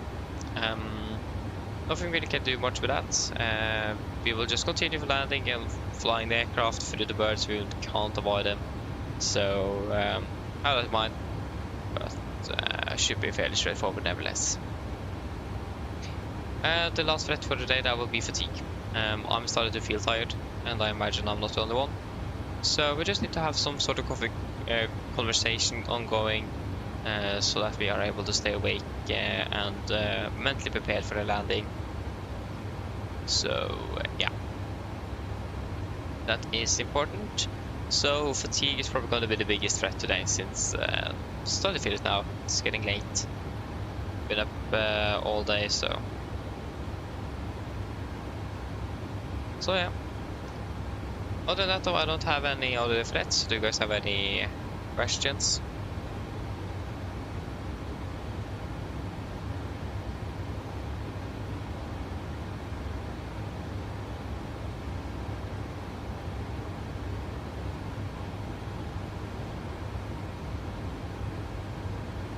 No? Good, then our briefing is complete. Descent checklist. Descent checklist. Presentation. Down altitude 700 feet. Recall. Checked. Auto brake. Off. Flight data. VDF. 136. Minimum staying 80 feet. Approach briefing completed. Descent checklist complete.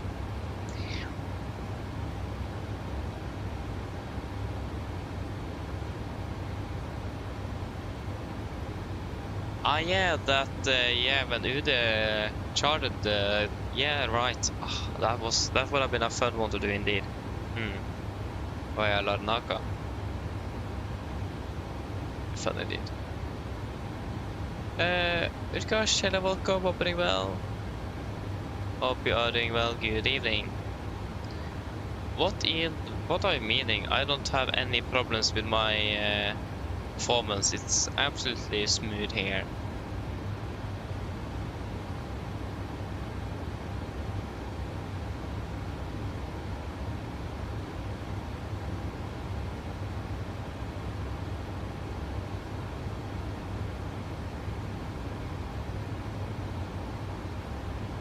And it doesn't look like there is any problems.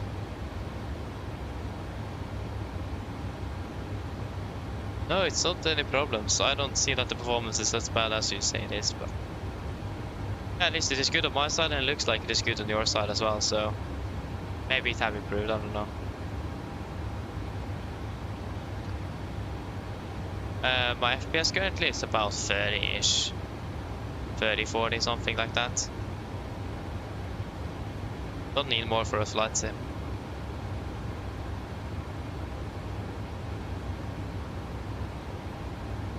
And I'm happy with it. I mean, have anything above 30 is like, yeah, that's a benefit. Or extra. Yeah, so I've been smooth the whole day, yeah, but that's good. I'm not sure how good the quality is though. Do you guys read the instruments well? I'll try to see if we can bump up the quality a bit, but it doesn't look like that worked very well.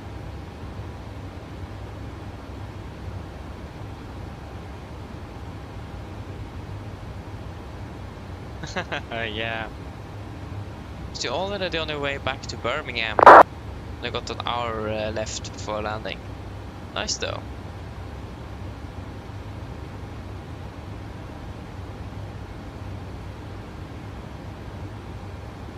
Yeah, I just checked and I don't see that the performance is bad, so it's lagging anything, but I don't see what you guys see, that's the thing. At least if it looks, from what I could see it looks good, and if you guys said it is good, then yeah, then it is good then. And I don't have anything to complain about neither.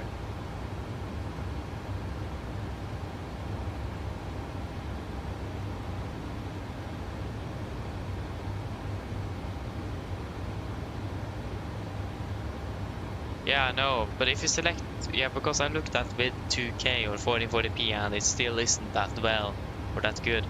How it does look for you when you use full full quality.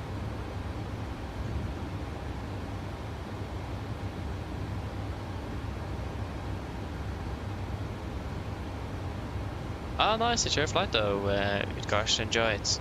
I've actually not tried it out yet.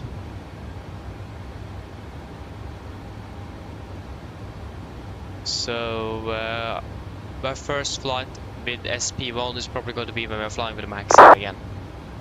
Yeah, I've not tried it out, but I must say, from what I can see, it's mainly a visual update. I have not seen any news about the systems on the aircraft, and that's a bit disappointing because that's the aspect of the aircraft that really needs attention.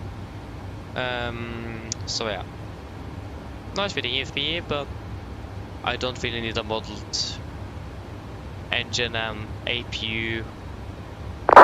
I'd rather would have an improved LNAV. But yeah, we have not got a change log though, so I have absolutely no clue.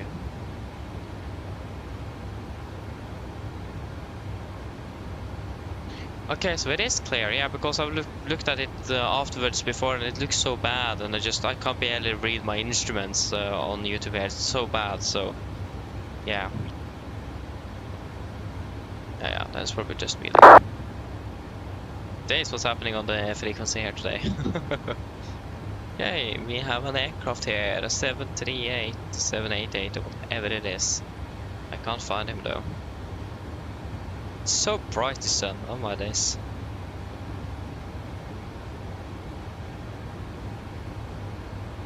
You got worse performance, exactly. So yeah, I haven't really tested it out, but the fact that first of all we didn't get a change log, second of all, there is no mentions about any system updates, improved sound and visuals, and the EFB. We waited a year for that. It's a bit disappointing, not gonna lie. I would rather have a better airlav. Okay, let us then start descending down to flight level 120. 120 set. But that's my opinion.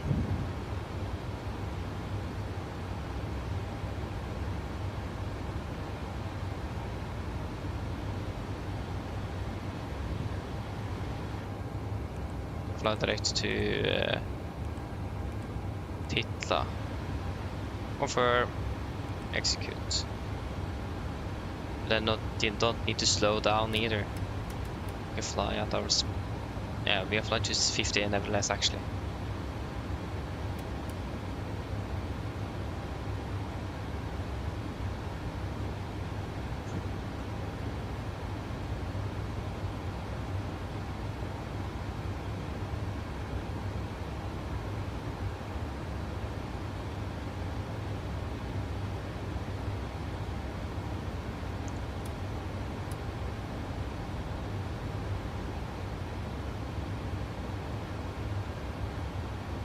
There you go, starting our descent. Got on traffic, Nordic 4 Yankee Alpha. We are currently descending from flight level 380 to flight level 120, directing Titla for the ILS Yankee for 19 right in Gardermoen traffic.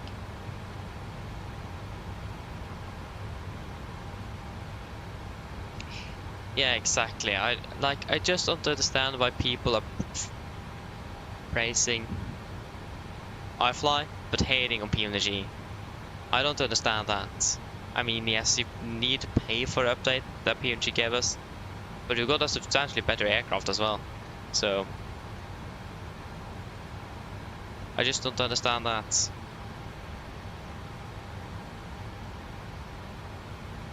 I mean, what? I mean, the IFLY is pretty much the same price as the PMDG aircraft and worse. Why don't they complain about the price on that aircraft but on PMDG aircraft? It's just like, it doesn't make sense. I just don't understand that, but it's probably just me. I don't know. I mean, the average flight simulator doesn't care too much about the system fidelity, more about the visuals on the aircraft now. So the market is changing after all, so yeah. So and again, that fact that we need to pay for up to 2024, fair enough. But again, the IFLY is still not native to 2024. Waited a year for that SP mod, and it's still not native. And just on the visual and some sound changes, and it took them a year.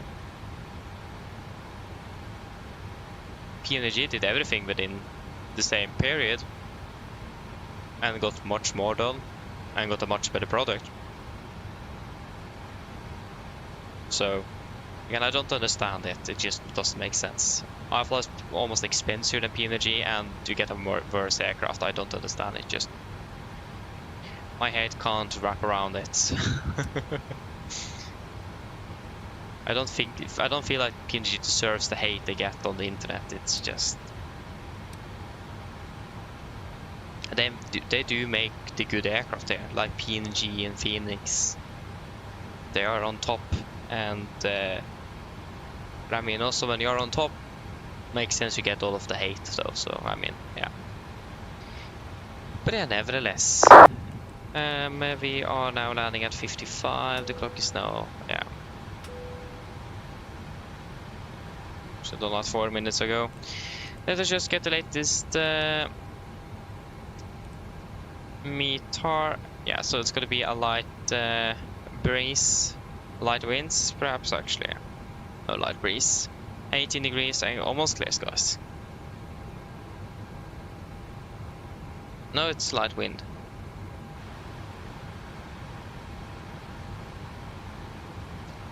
Mine damer og herrer, dette er kapteinen som snakker. Her kommer det en liten note jeg kan fremme fra cockpit. Som dere kanskje lagt merke til, så nå begynte nedstigningen vår ned mot Oslo lufthavn Gardermoen, og vi har for øyeblikket ventet å lande på rundt det, ca. 25 minutter. Værforholdene i Oslo for øyeblikket ser også rimelig bra ut, med en litt grann svak vind fra sør-vest, med rundt 18 grader og nesten skyfri himmel. Vi forventer for øyeblikket å parkere på gaten ca. 5 minutter foran skjema, og vi forventer ikke noe særlig forsinkelser innover mot Oslo for øyeblikket. Ellers, ellers, vi har blitt veldig flyttet med Norwegian, og vi takker om alt flyet med oss i dag. Vi håper ser dere for disse neste flytur, og så ønsker en fin kveld videre. Takk. Ladies and gentlemen, this is the captain speaking. It's a quick update from the flight deck. As we noticed, we now start our descent out towards Oslo Gardermoen, and we could expect to be landing in approximately 25 minutes. Weather conditions in Oslo at the moment looking very good, with just a light wind from the south west, about 18 degrees centigrade and almost clear skies. Currently expected to be parked at the gate approximately 5 minutes ahead of schedule, and we do not expect any significant delays coming into Oslo. Otherwise, I hope you enjoyed this flight from Norwegian, and we do thank you for choosing us today. Hope to see you again on the next flight, and we do wish you a pleasant evening. Thank you.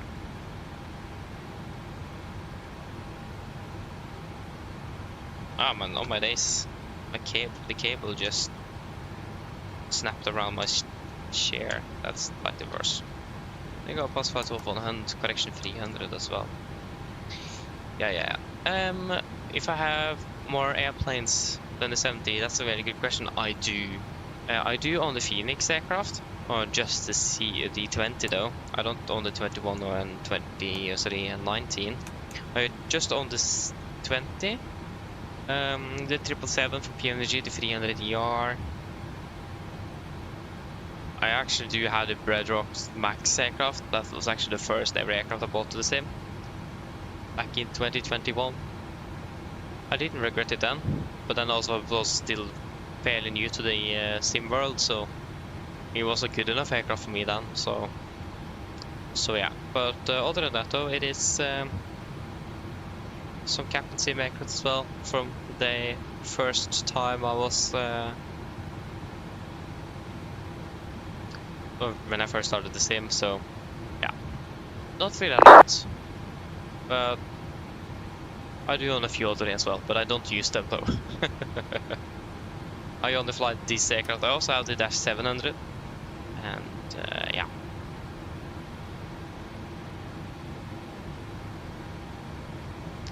So yeah, the HDU as well, yeah. that also was good. So I don't understand it. It just doesn't really make sense for me that the one company that does things better gets all the hate compared to the one company that doesn't get it as good, and pretty much for the same price. I mean, the only reason PMDG get hate now is because you need to pay for that 2024 version though. But I mean, I understand it though. It took them a year to do it and a lot of work hours. So I understand it does. I just yeah. If I was a developer and I need to take my team away from other projects to work on that compatibility update for an entire year, that gets expensive. So I totally understand it. So I don't have anything against it. They are a business after all. They need to stay alive. so yeah. Yeah, of course, Utkarsh. There's 100% serious here.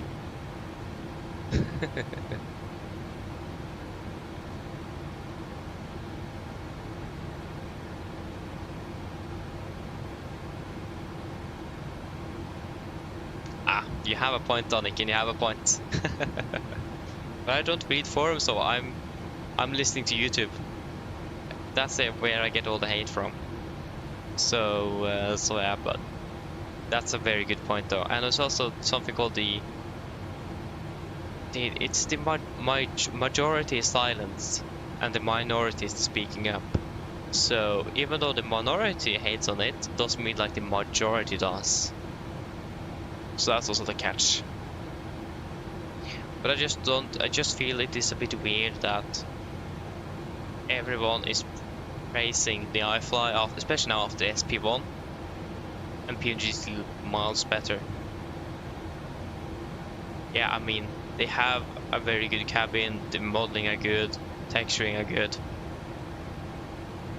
And for the average flight simmer, that's really what matters for them. So I do understand it, but it just feels a bit weird. Always thought that, like the IFLYs. Yeah, I think doesn't the IFLY cost like 75 bucks, and I think PMDG costs 80 now actually, or 70. I don't remember how much the Dash 8 and 7 and 800 costs, but they were the same price, and PMDG is still better. So, I also heard that the IFLY team is getting old, so I do have understanding for that as well, that they can't do what they could do many years ago because of age limitations, and I do understand that. So yeah, but then maybe not such an expensive aircraft, maybe lower the price a bit, since you don't really get the same value of money from what you do if you buy one of the PMDG aircraft.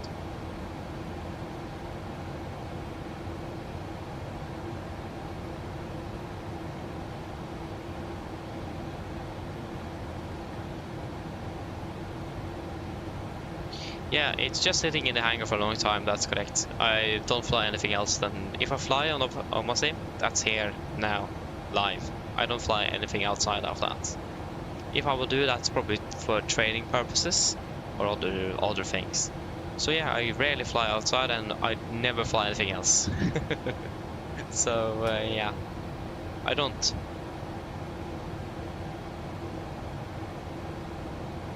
So it's just sitting there and collecting dust.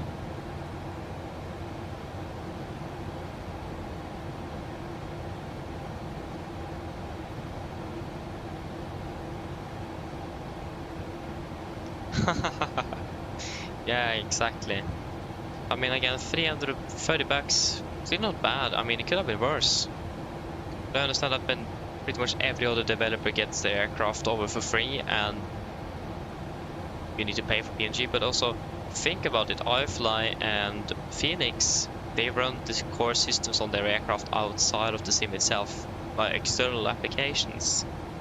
So that means when they will make them compatible for the new sim, I imagine the work there will be much lighter compared to PMDG.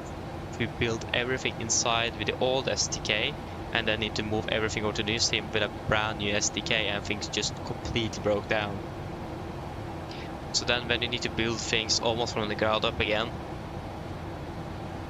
just to work the same in 2 different platforms, I imagine that takes more time than if you just have the systems already running outside of the sim, and it just runs fine in the new sim as well, so you just need to do minor tweaks to make it work properly.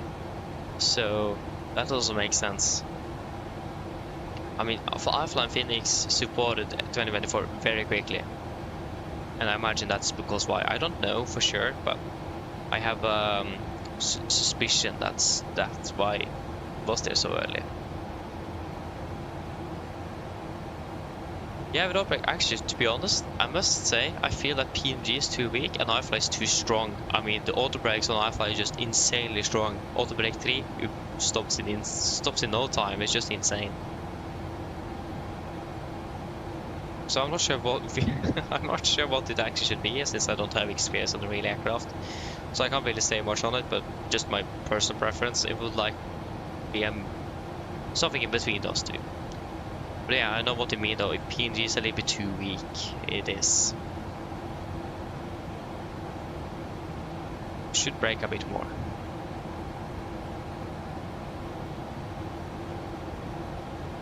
But no, I don't fly outside. No, my eyesight is not good enough, so I can't take any pilot licenses at all. Not even a driver license. So I'm definitely grounded.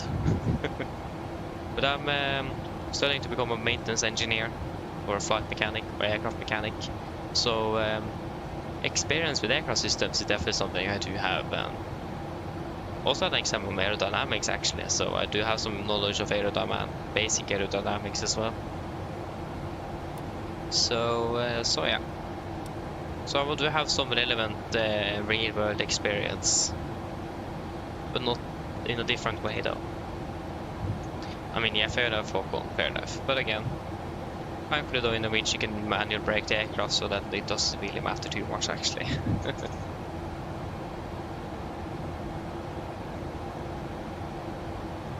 Yeah, Lincoln, I must say I'm also looking so much forward for it. I'm wondering if I should buy it myself.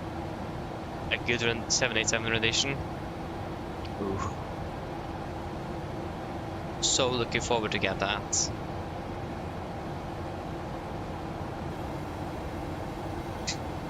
So yeah, I hope it will be good. I'm not sure if I will buy it, I hope I will. But yeah, I don't fly it though, so if it will be worth it, that's another thing. Hello. Hello. Hi, Captain. The cabin is secured for landing. The cabin is secured for landing. No problem. Thank you. No problem. Cabin is secure.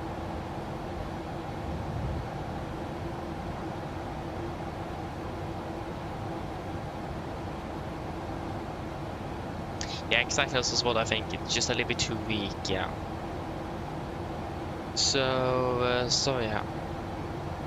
But again, also, this is the thing. IFLY runs outside of the sim, PNG runs inside the sim. That could also probably be an explanation why, I don't know.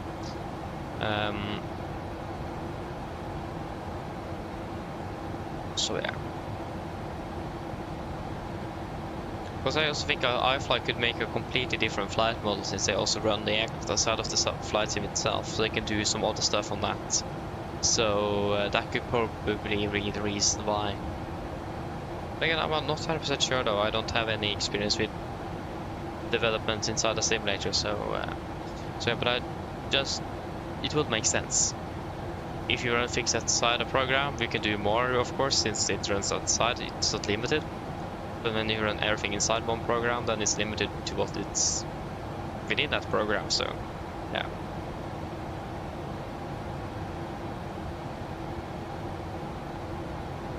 Yeah, exactly.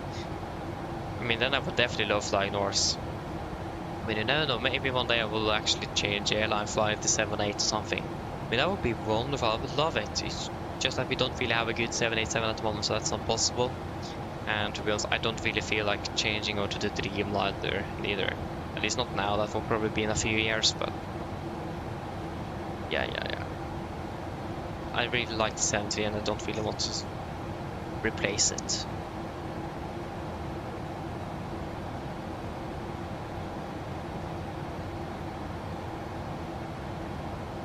Yeah, I actually don't sign the papers, and I don't think they actually do that in Norwegian either. Everything is in is on the tablet, so you need to accept and sign off in the EFB before you can start. So I do that, so it's paperwork as well, but not on the same level, I would imagine. I'm not sure, I have no experience with it in real life, so... But 1000 to go. Didn't flight of 100 set. But again, Norwegian doesn't use anything except for load sheets as well. Is now getting all to the iPad as well, so no paper except for the weather. They normally would print out the weather on the printer that we do not have in this aircraft. So yeah.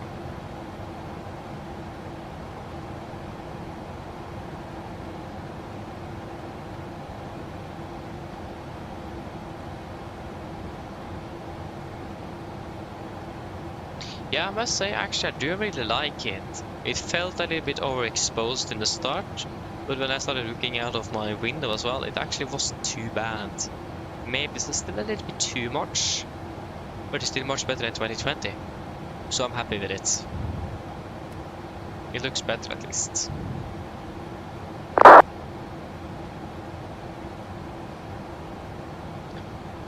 I mean, fair enough. But yeah, I mean, I would love to have a Phoenix level aircraft on the 73. That would be amazing. I will say that Phoenix is definitely the best developer out of the aircraft currently in 2024 and 2020. But I mean, PMG as well is very good. But I mean, Phoenix are pretty much a model thing that doesn't really matter too much. But it's nice to have. So yeah. Good understanding, yeah, 1000. So that's flight level 80 set. So yeah. Yeah, Blep. Also the fly-by-wire A320 Neo also do have a working printer. I mean, you can even connect it to the real world, print from the aircraft to a real printer. I did that, and I overused it because it was so fun. So yeah, the freeware fly-by-wire aircraft also do have a functioning printer inside the cockpit, and that you can connect to the real world as well. Very fun. There. Passing flight level 100.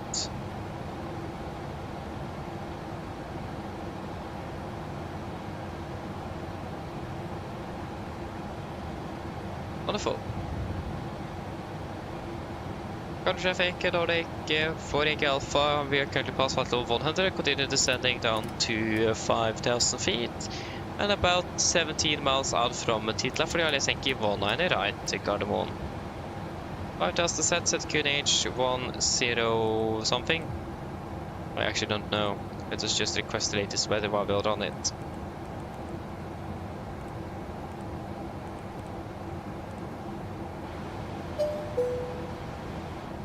Okay, that was very quick. Yeah, QNH is 1012 and 210 at 13. And let me actually just get this into 21013. Sorry, 2103. 17 and 12. 17 and 12. The QNH 1012 upload checklist.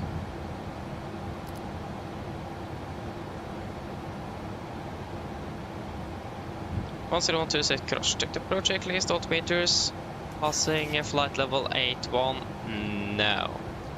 Press 5 on the standby, approach checklist complete.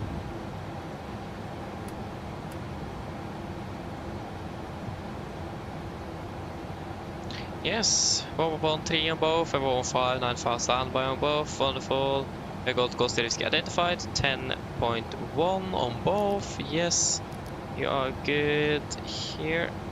Right, that was the wrong button, there we go. And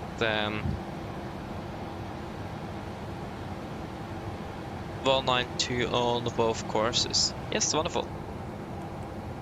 Let's disregard here.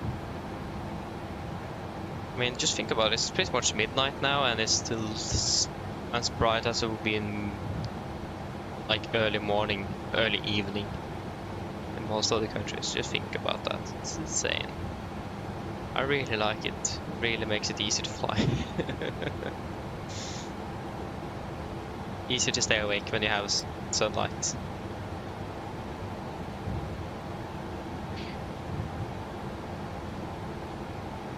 Cargo traffic, Nordic for Yankee Alpha, currently 6 miles out, Titla continue descending down to 4,000, Carbo. 4,000 set.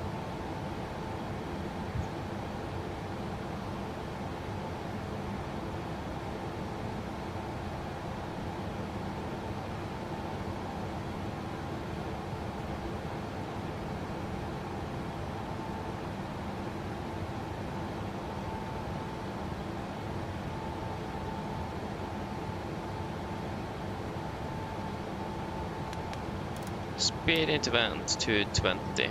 Set.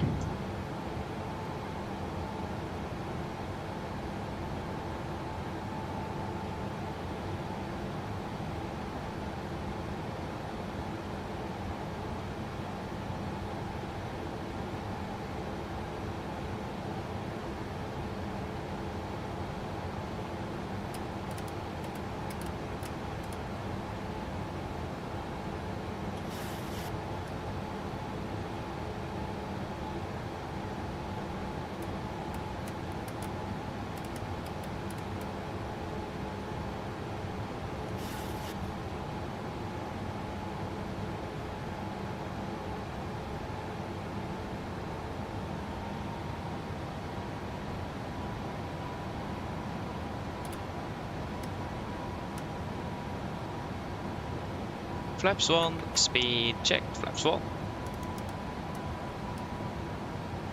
Speed 200 set.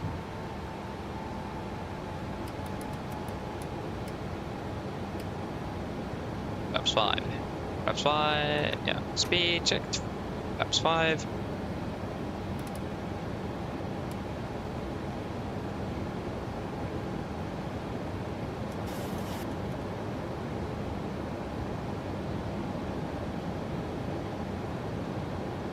Flaps 5 set.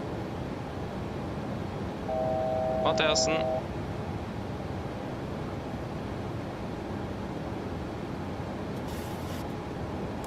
Approach arm.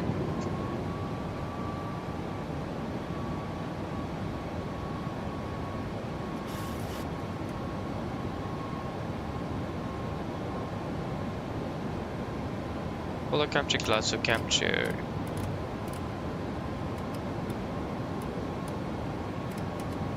East approach altitude 5,000 feet, set.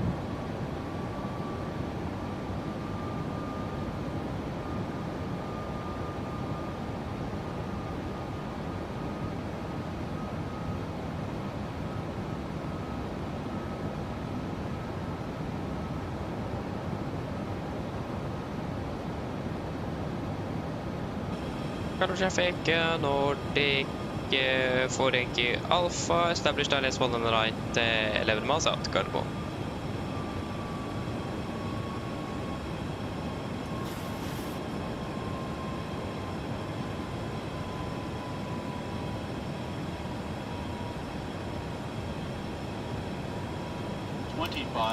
Yeah. 180 set. RLR QNH 1012. Checked.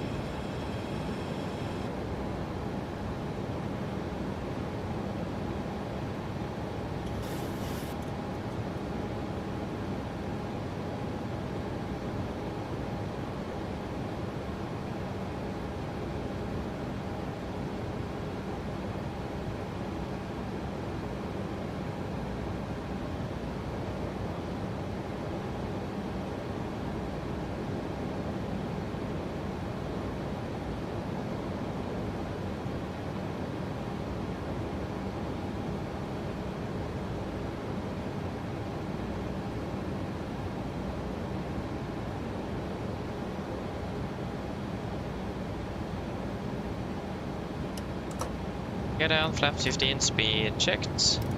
15. 160 knots set, landing checklist to flaps. Flaps 15 sets. Cabin crew assist for landing, please. Landing checklist to flaps, cabin call, given, engine start bridges, continuous, speed brakes, armed, landing gear, down, holding at flaps.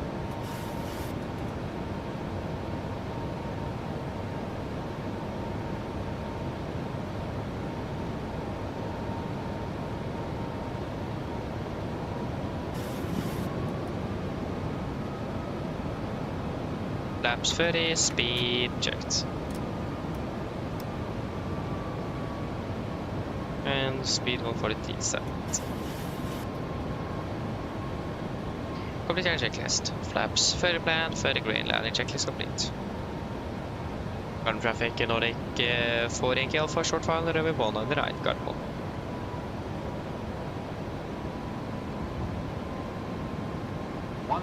1000, stable. Runway clear. Disengaging out throttle autopilot.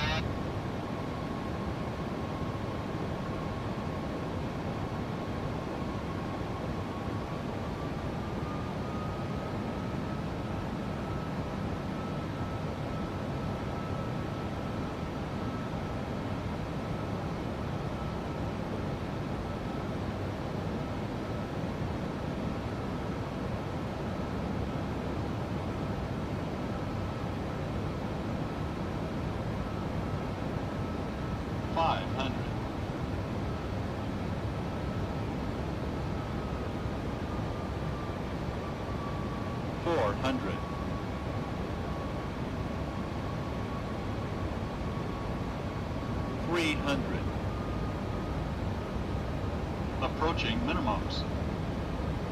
Contact. 200. Minimums.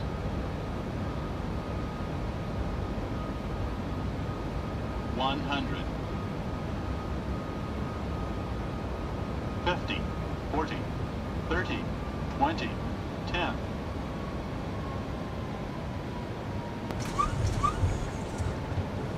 Speed brakes up. 2 reversers, idle.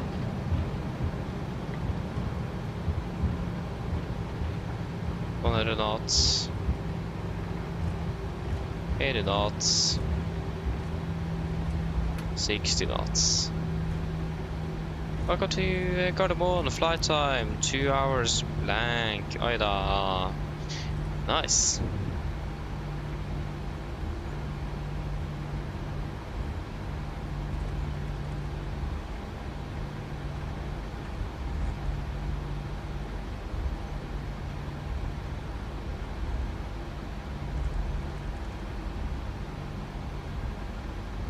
Right clear and left clear.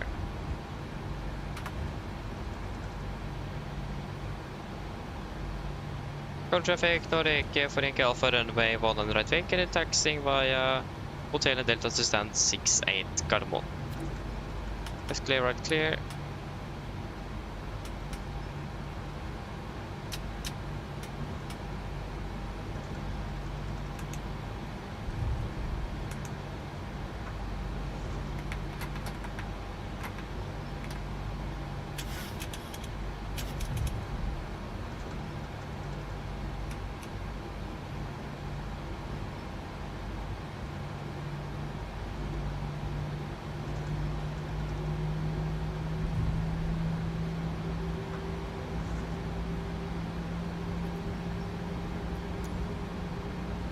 Or just verify our parking stand in case they have switched it up.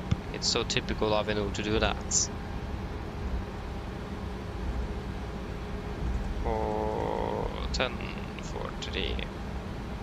Yeah, still send 68. Wonderful.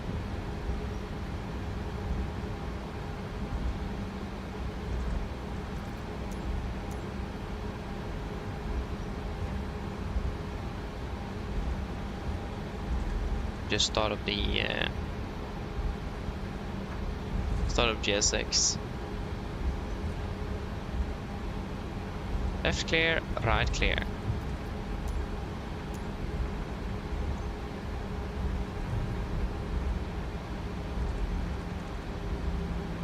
Very empty here.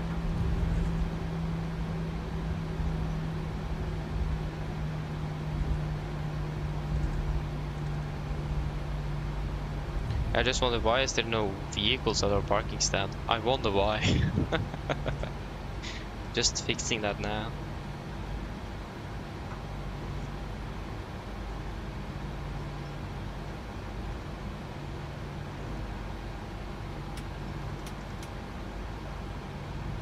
Right clear and left clear.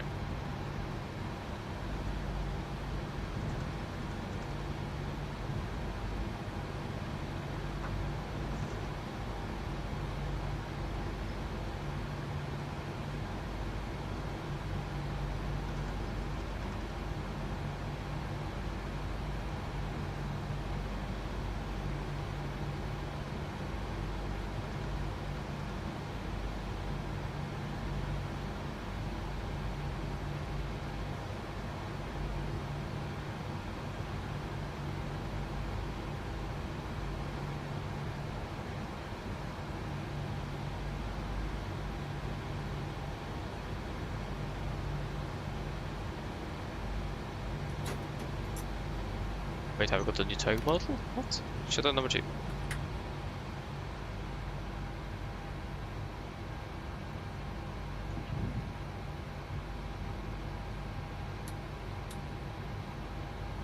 Shutdown number 1. Come on.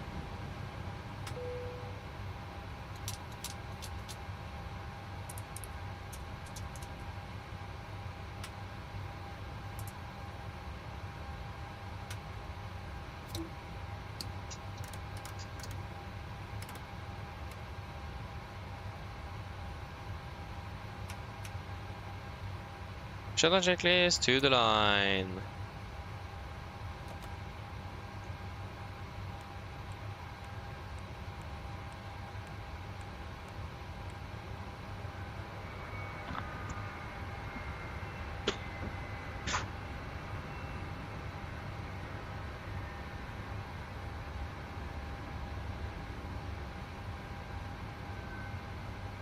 Shutdown checklist to the line, fuel pumps off, probeat, off, hot pedal, set, flaps, up the line, parking brake, set, engine start levers, cut off, weather radar, off, shutdown checklist to the line is complete.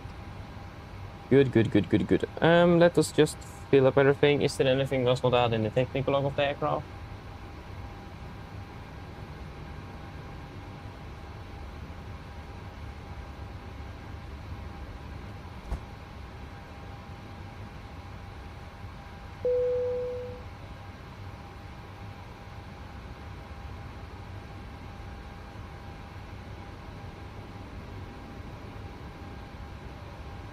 To 14.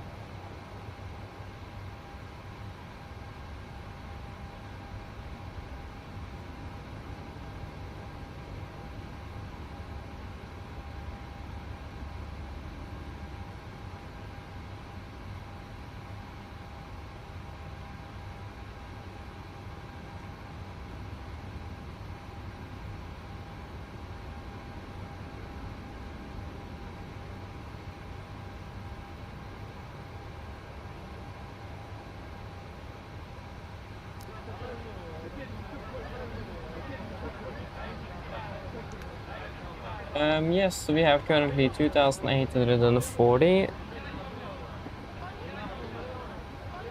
We have burned through 2,760.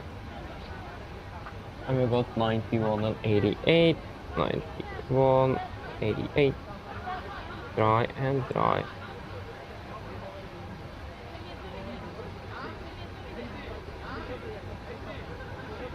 Yes.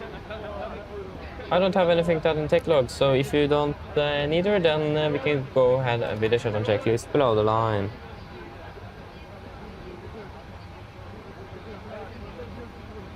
Shutdown checklist below the line, technical log completed, TFP completed, shutdown checklist complete. Wonderful, so what have I missed then? So, what happened? Yeah, that sound. Melvin, that is the isolation valve, if I'm not mistaken. Yeah, so I think it moves to the open position. I think.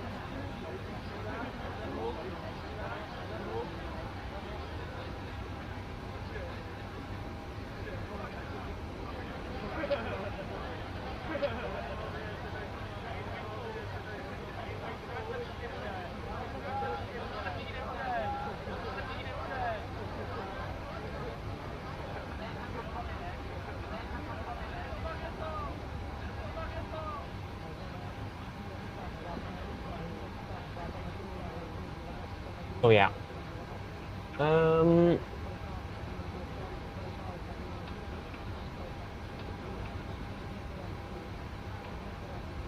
Huh. Yeah, I mean, it's not perfectly smooth for me neither. So maybe a little lag, yes. But it's nothing really noticeable. It doesn't really affect us in a bad way. Yeah. At least just look at this. When in the world did we get this? I've not seen this before. This is almost what it is on the how the tugs look at carbon in real life.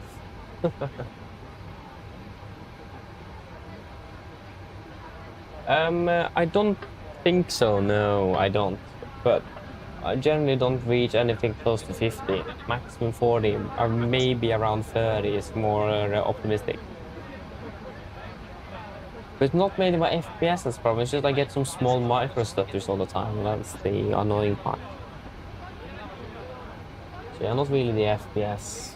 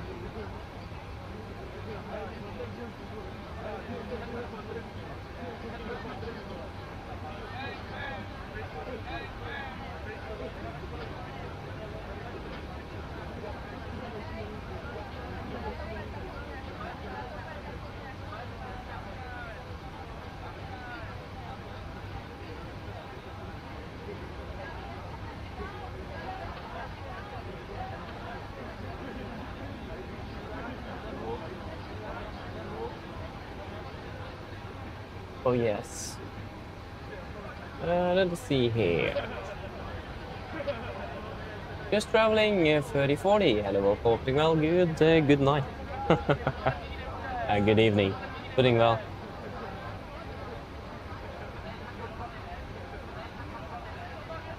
Nah, I don't know. I don't do that. Why should I do that? They don't even say goodbye back to me.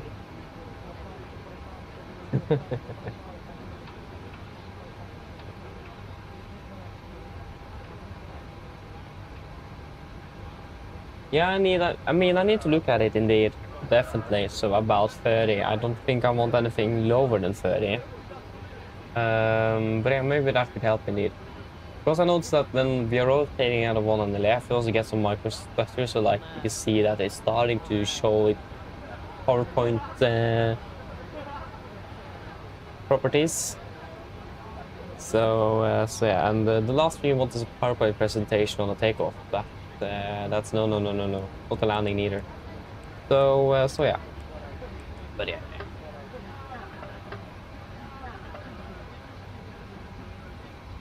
But I actually haven't. It's not really my CPU's problem. It's mainly my VRAM that's causing the problems actually. So so yeah, it's my VRAM that's the problem actually. Hello. Hello, Captain. Hello, Captain. Everyone's offloaded. Everyone's offloaded. Landing, by the way. We barely felt anything. By the way. Thank you. We barely felt anything. Just give me a buzz if you need anything. Just give me a buzz. Of course. Yeah, I must say we are flaring. I'm flaring a little bit too much. Or I'm probably not flaring too much, but I'm actually rather cutting off the power a little bit too late, since we are floating a little bit down the runway. So I need to improve that a little bit. So some improvements needed there at least.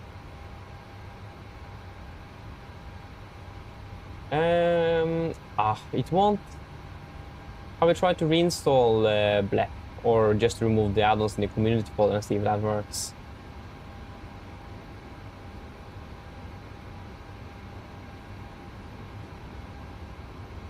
No, actually, I think I have 12, but I don't have that much VRAM actually, so I think that's mainly the problem. Not really my CPU. It says main thread, but when I look at my VRAM, it's pretty much filled up 24/7, and you can see that we get the VRAM message all the time on the screen as well. So yeah, and I think I just had 12 gigabytes, and it's not a lot, no. So I need to see if I can upgrade my graphics card. I think that's the one thing I need to upgrade first, actually. I don't think the CPU is that bad.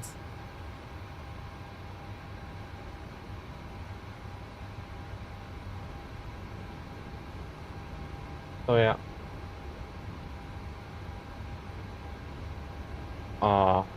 I understand the feeling there, Blep. I understand it. I have been there myself.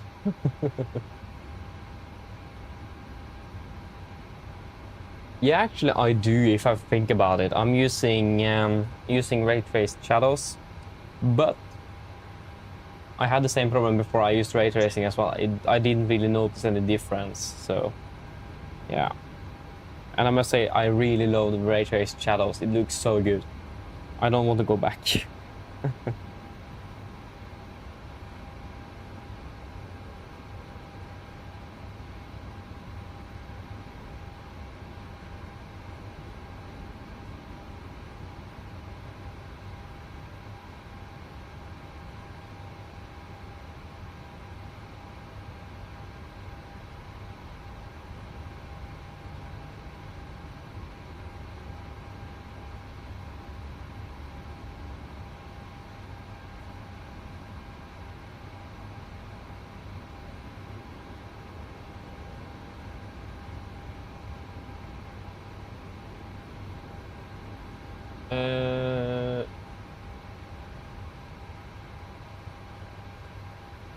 Yes, I know.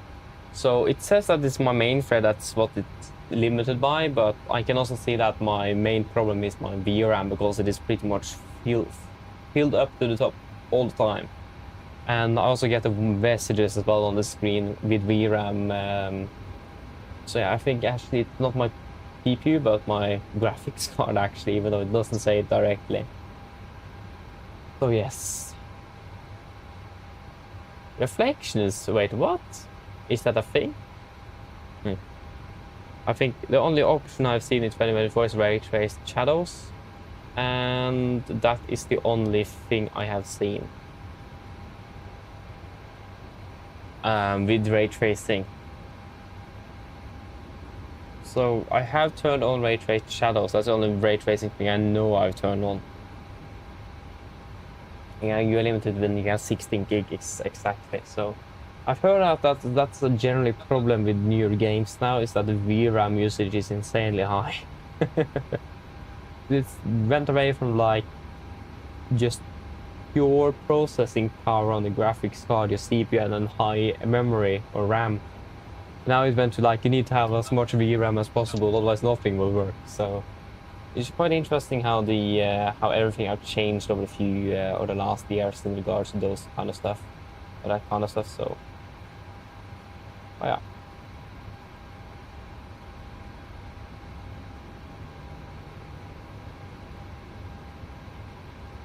Yeah, then I definitely take a look at it. Thank you, Melvin. So it's something to do with reflections. Yeah, but I will take a look at it. Thank you. Yeah, let us then shut down the aircraft.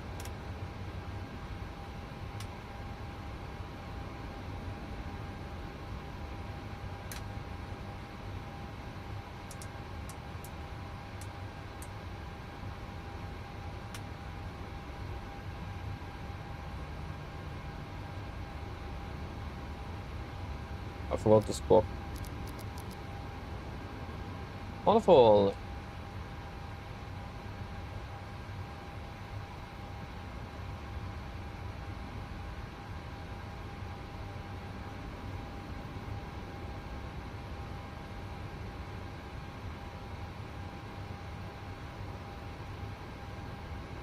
Yeah, I see.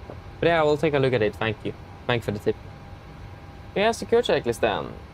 Secure checklist RSS off, air emergency exit lights off, window heat off, packs off, ground power off, battery off. Secure checklist complete. I must say this is the typical thing. Like right before descent, I'm so tired and all that kind of stuff.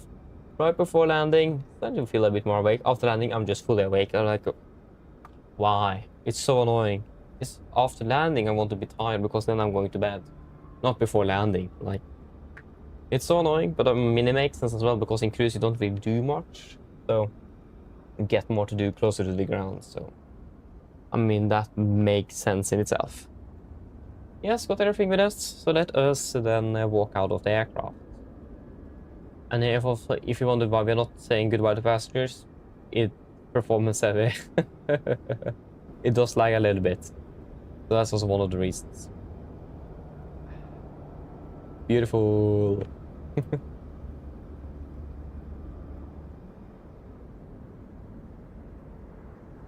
Okay, Jannikin. Thank you for tuning in and have a nice landing in Birmingham. And enjoy the weekend. I hope to see you again later. Go nuts.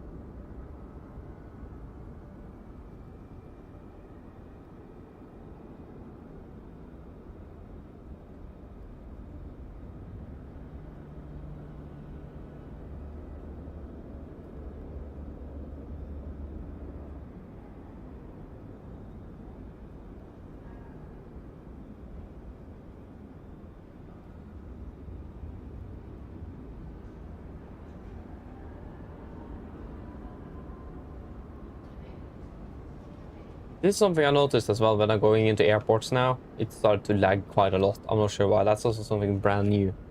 So yeah. But yeah, that was it for today. We are finished. So yeah. Yeah, 356.20. I will look at it. Thank you, Melvin. I will look at it. Good that you reminded me because I totally forgot. But yeah, yeah, that was it for today. Hope that you guys have enjoyed. We should be back on Tuesday again. I think we're flying to Berlin, so catching that one up at least. So yeah, hope that you will enjoy the weekend ahead, and for those of you as well that is now starting their summer vacation, enjoy the start of that. And hope to see you again later. So have a beautiful or a good night. See you all again soon. Bye bye.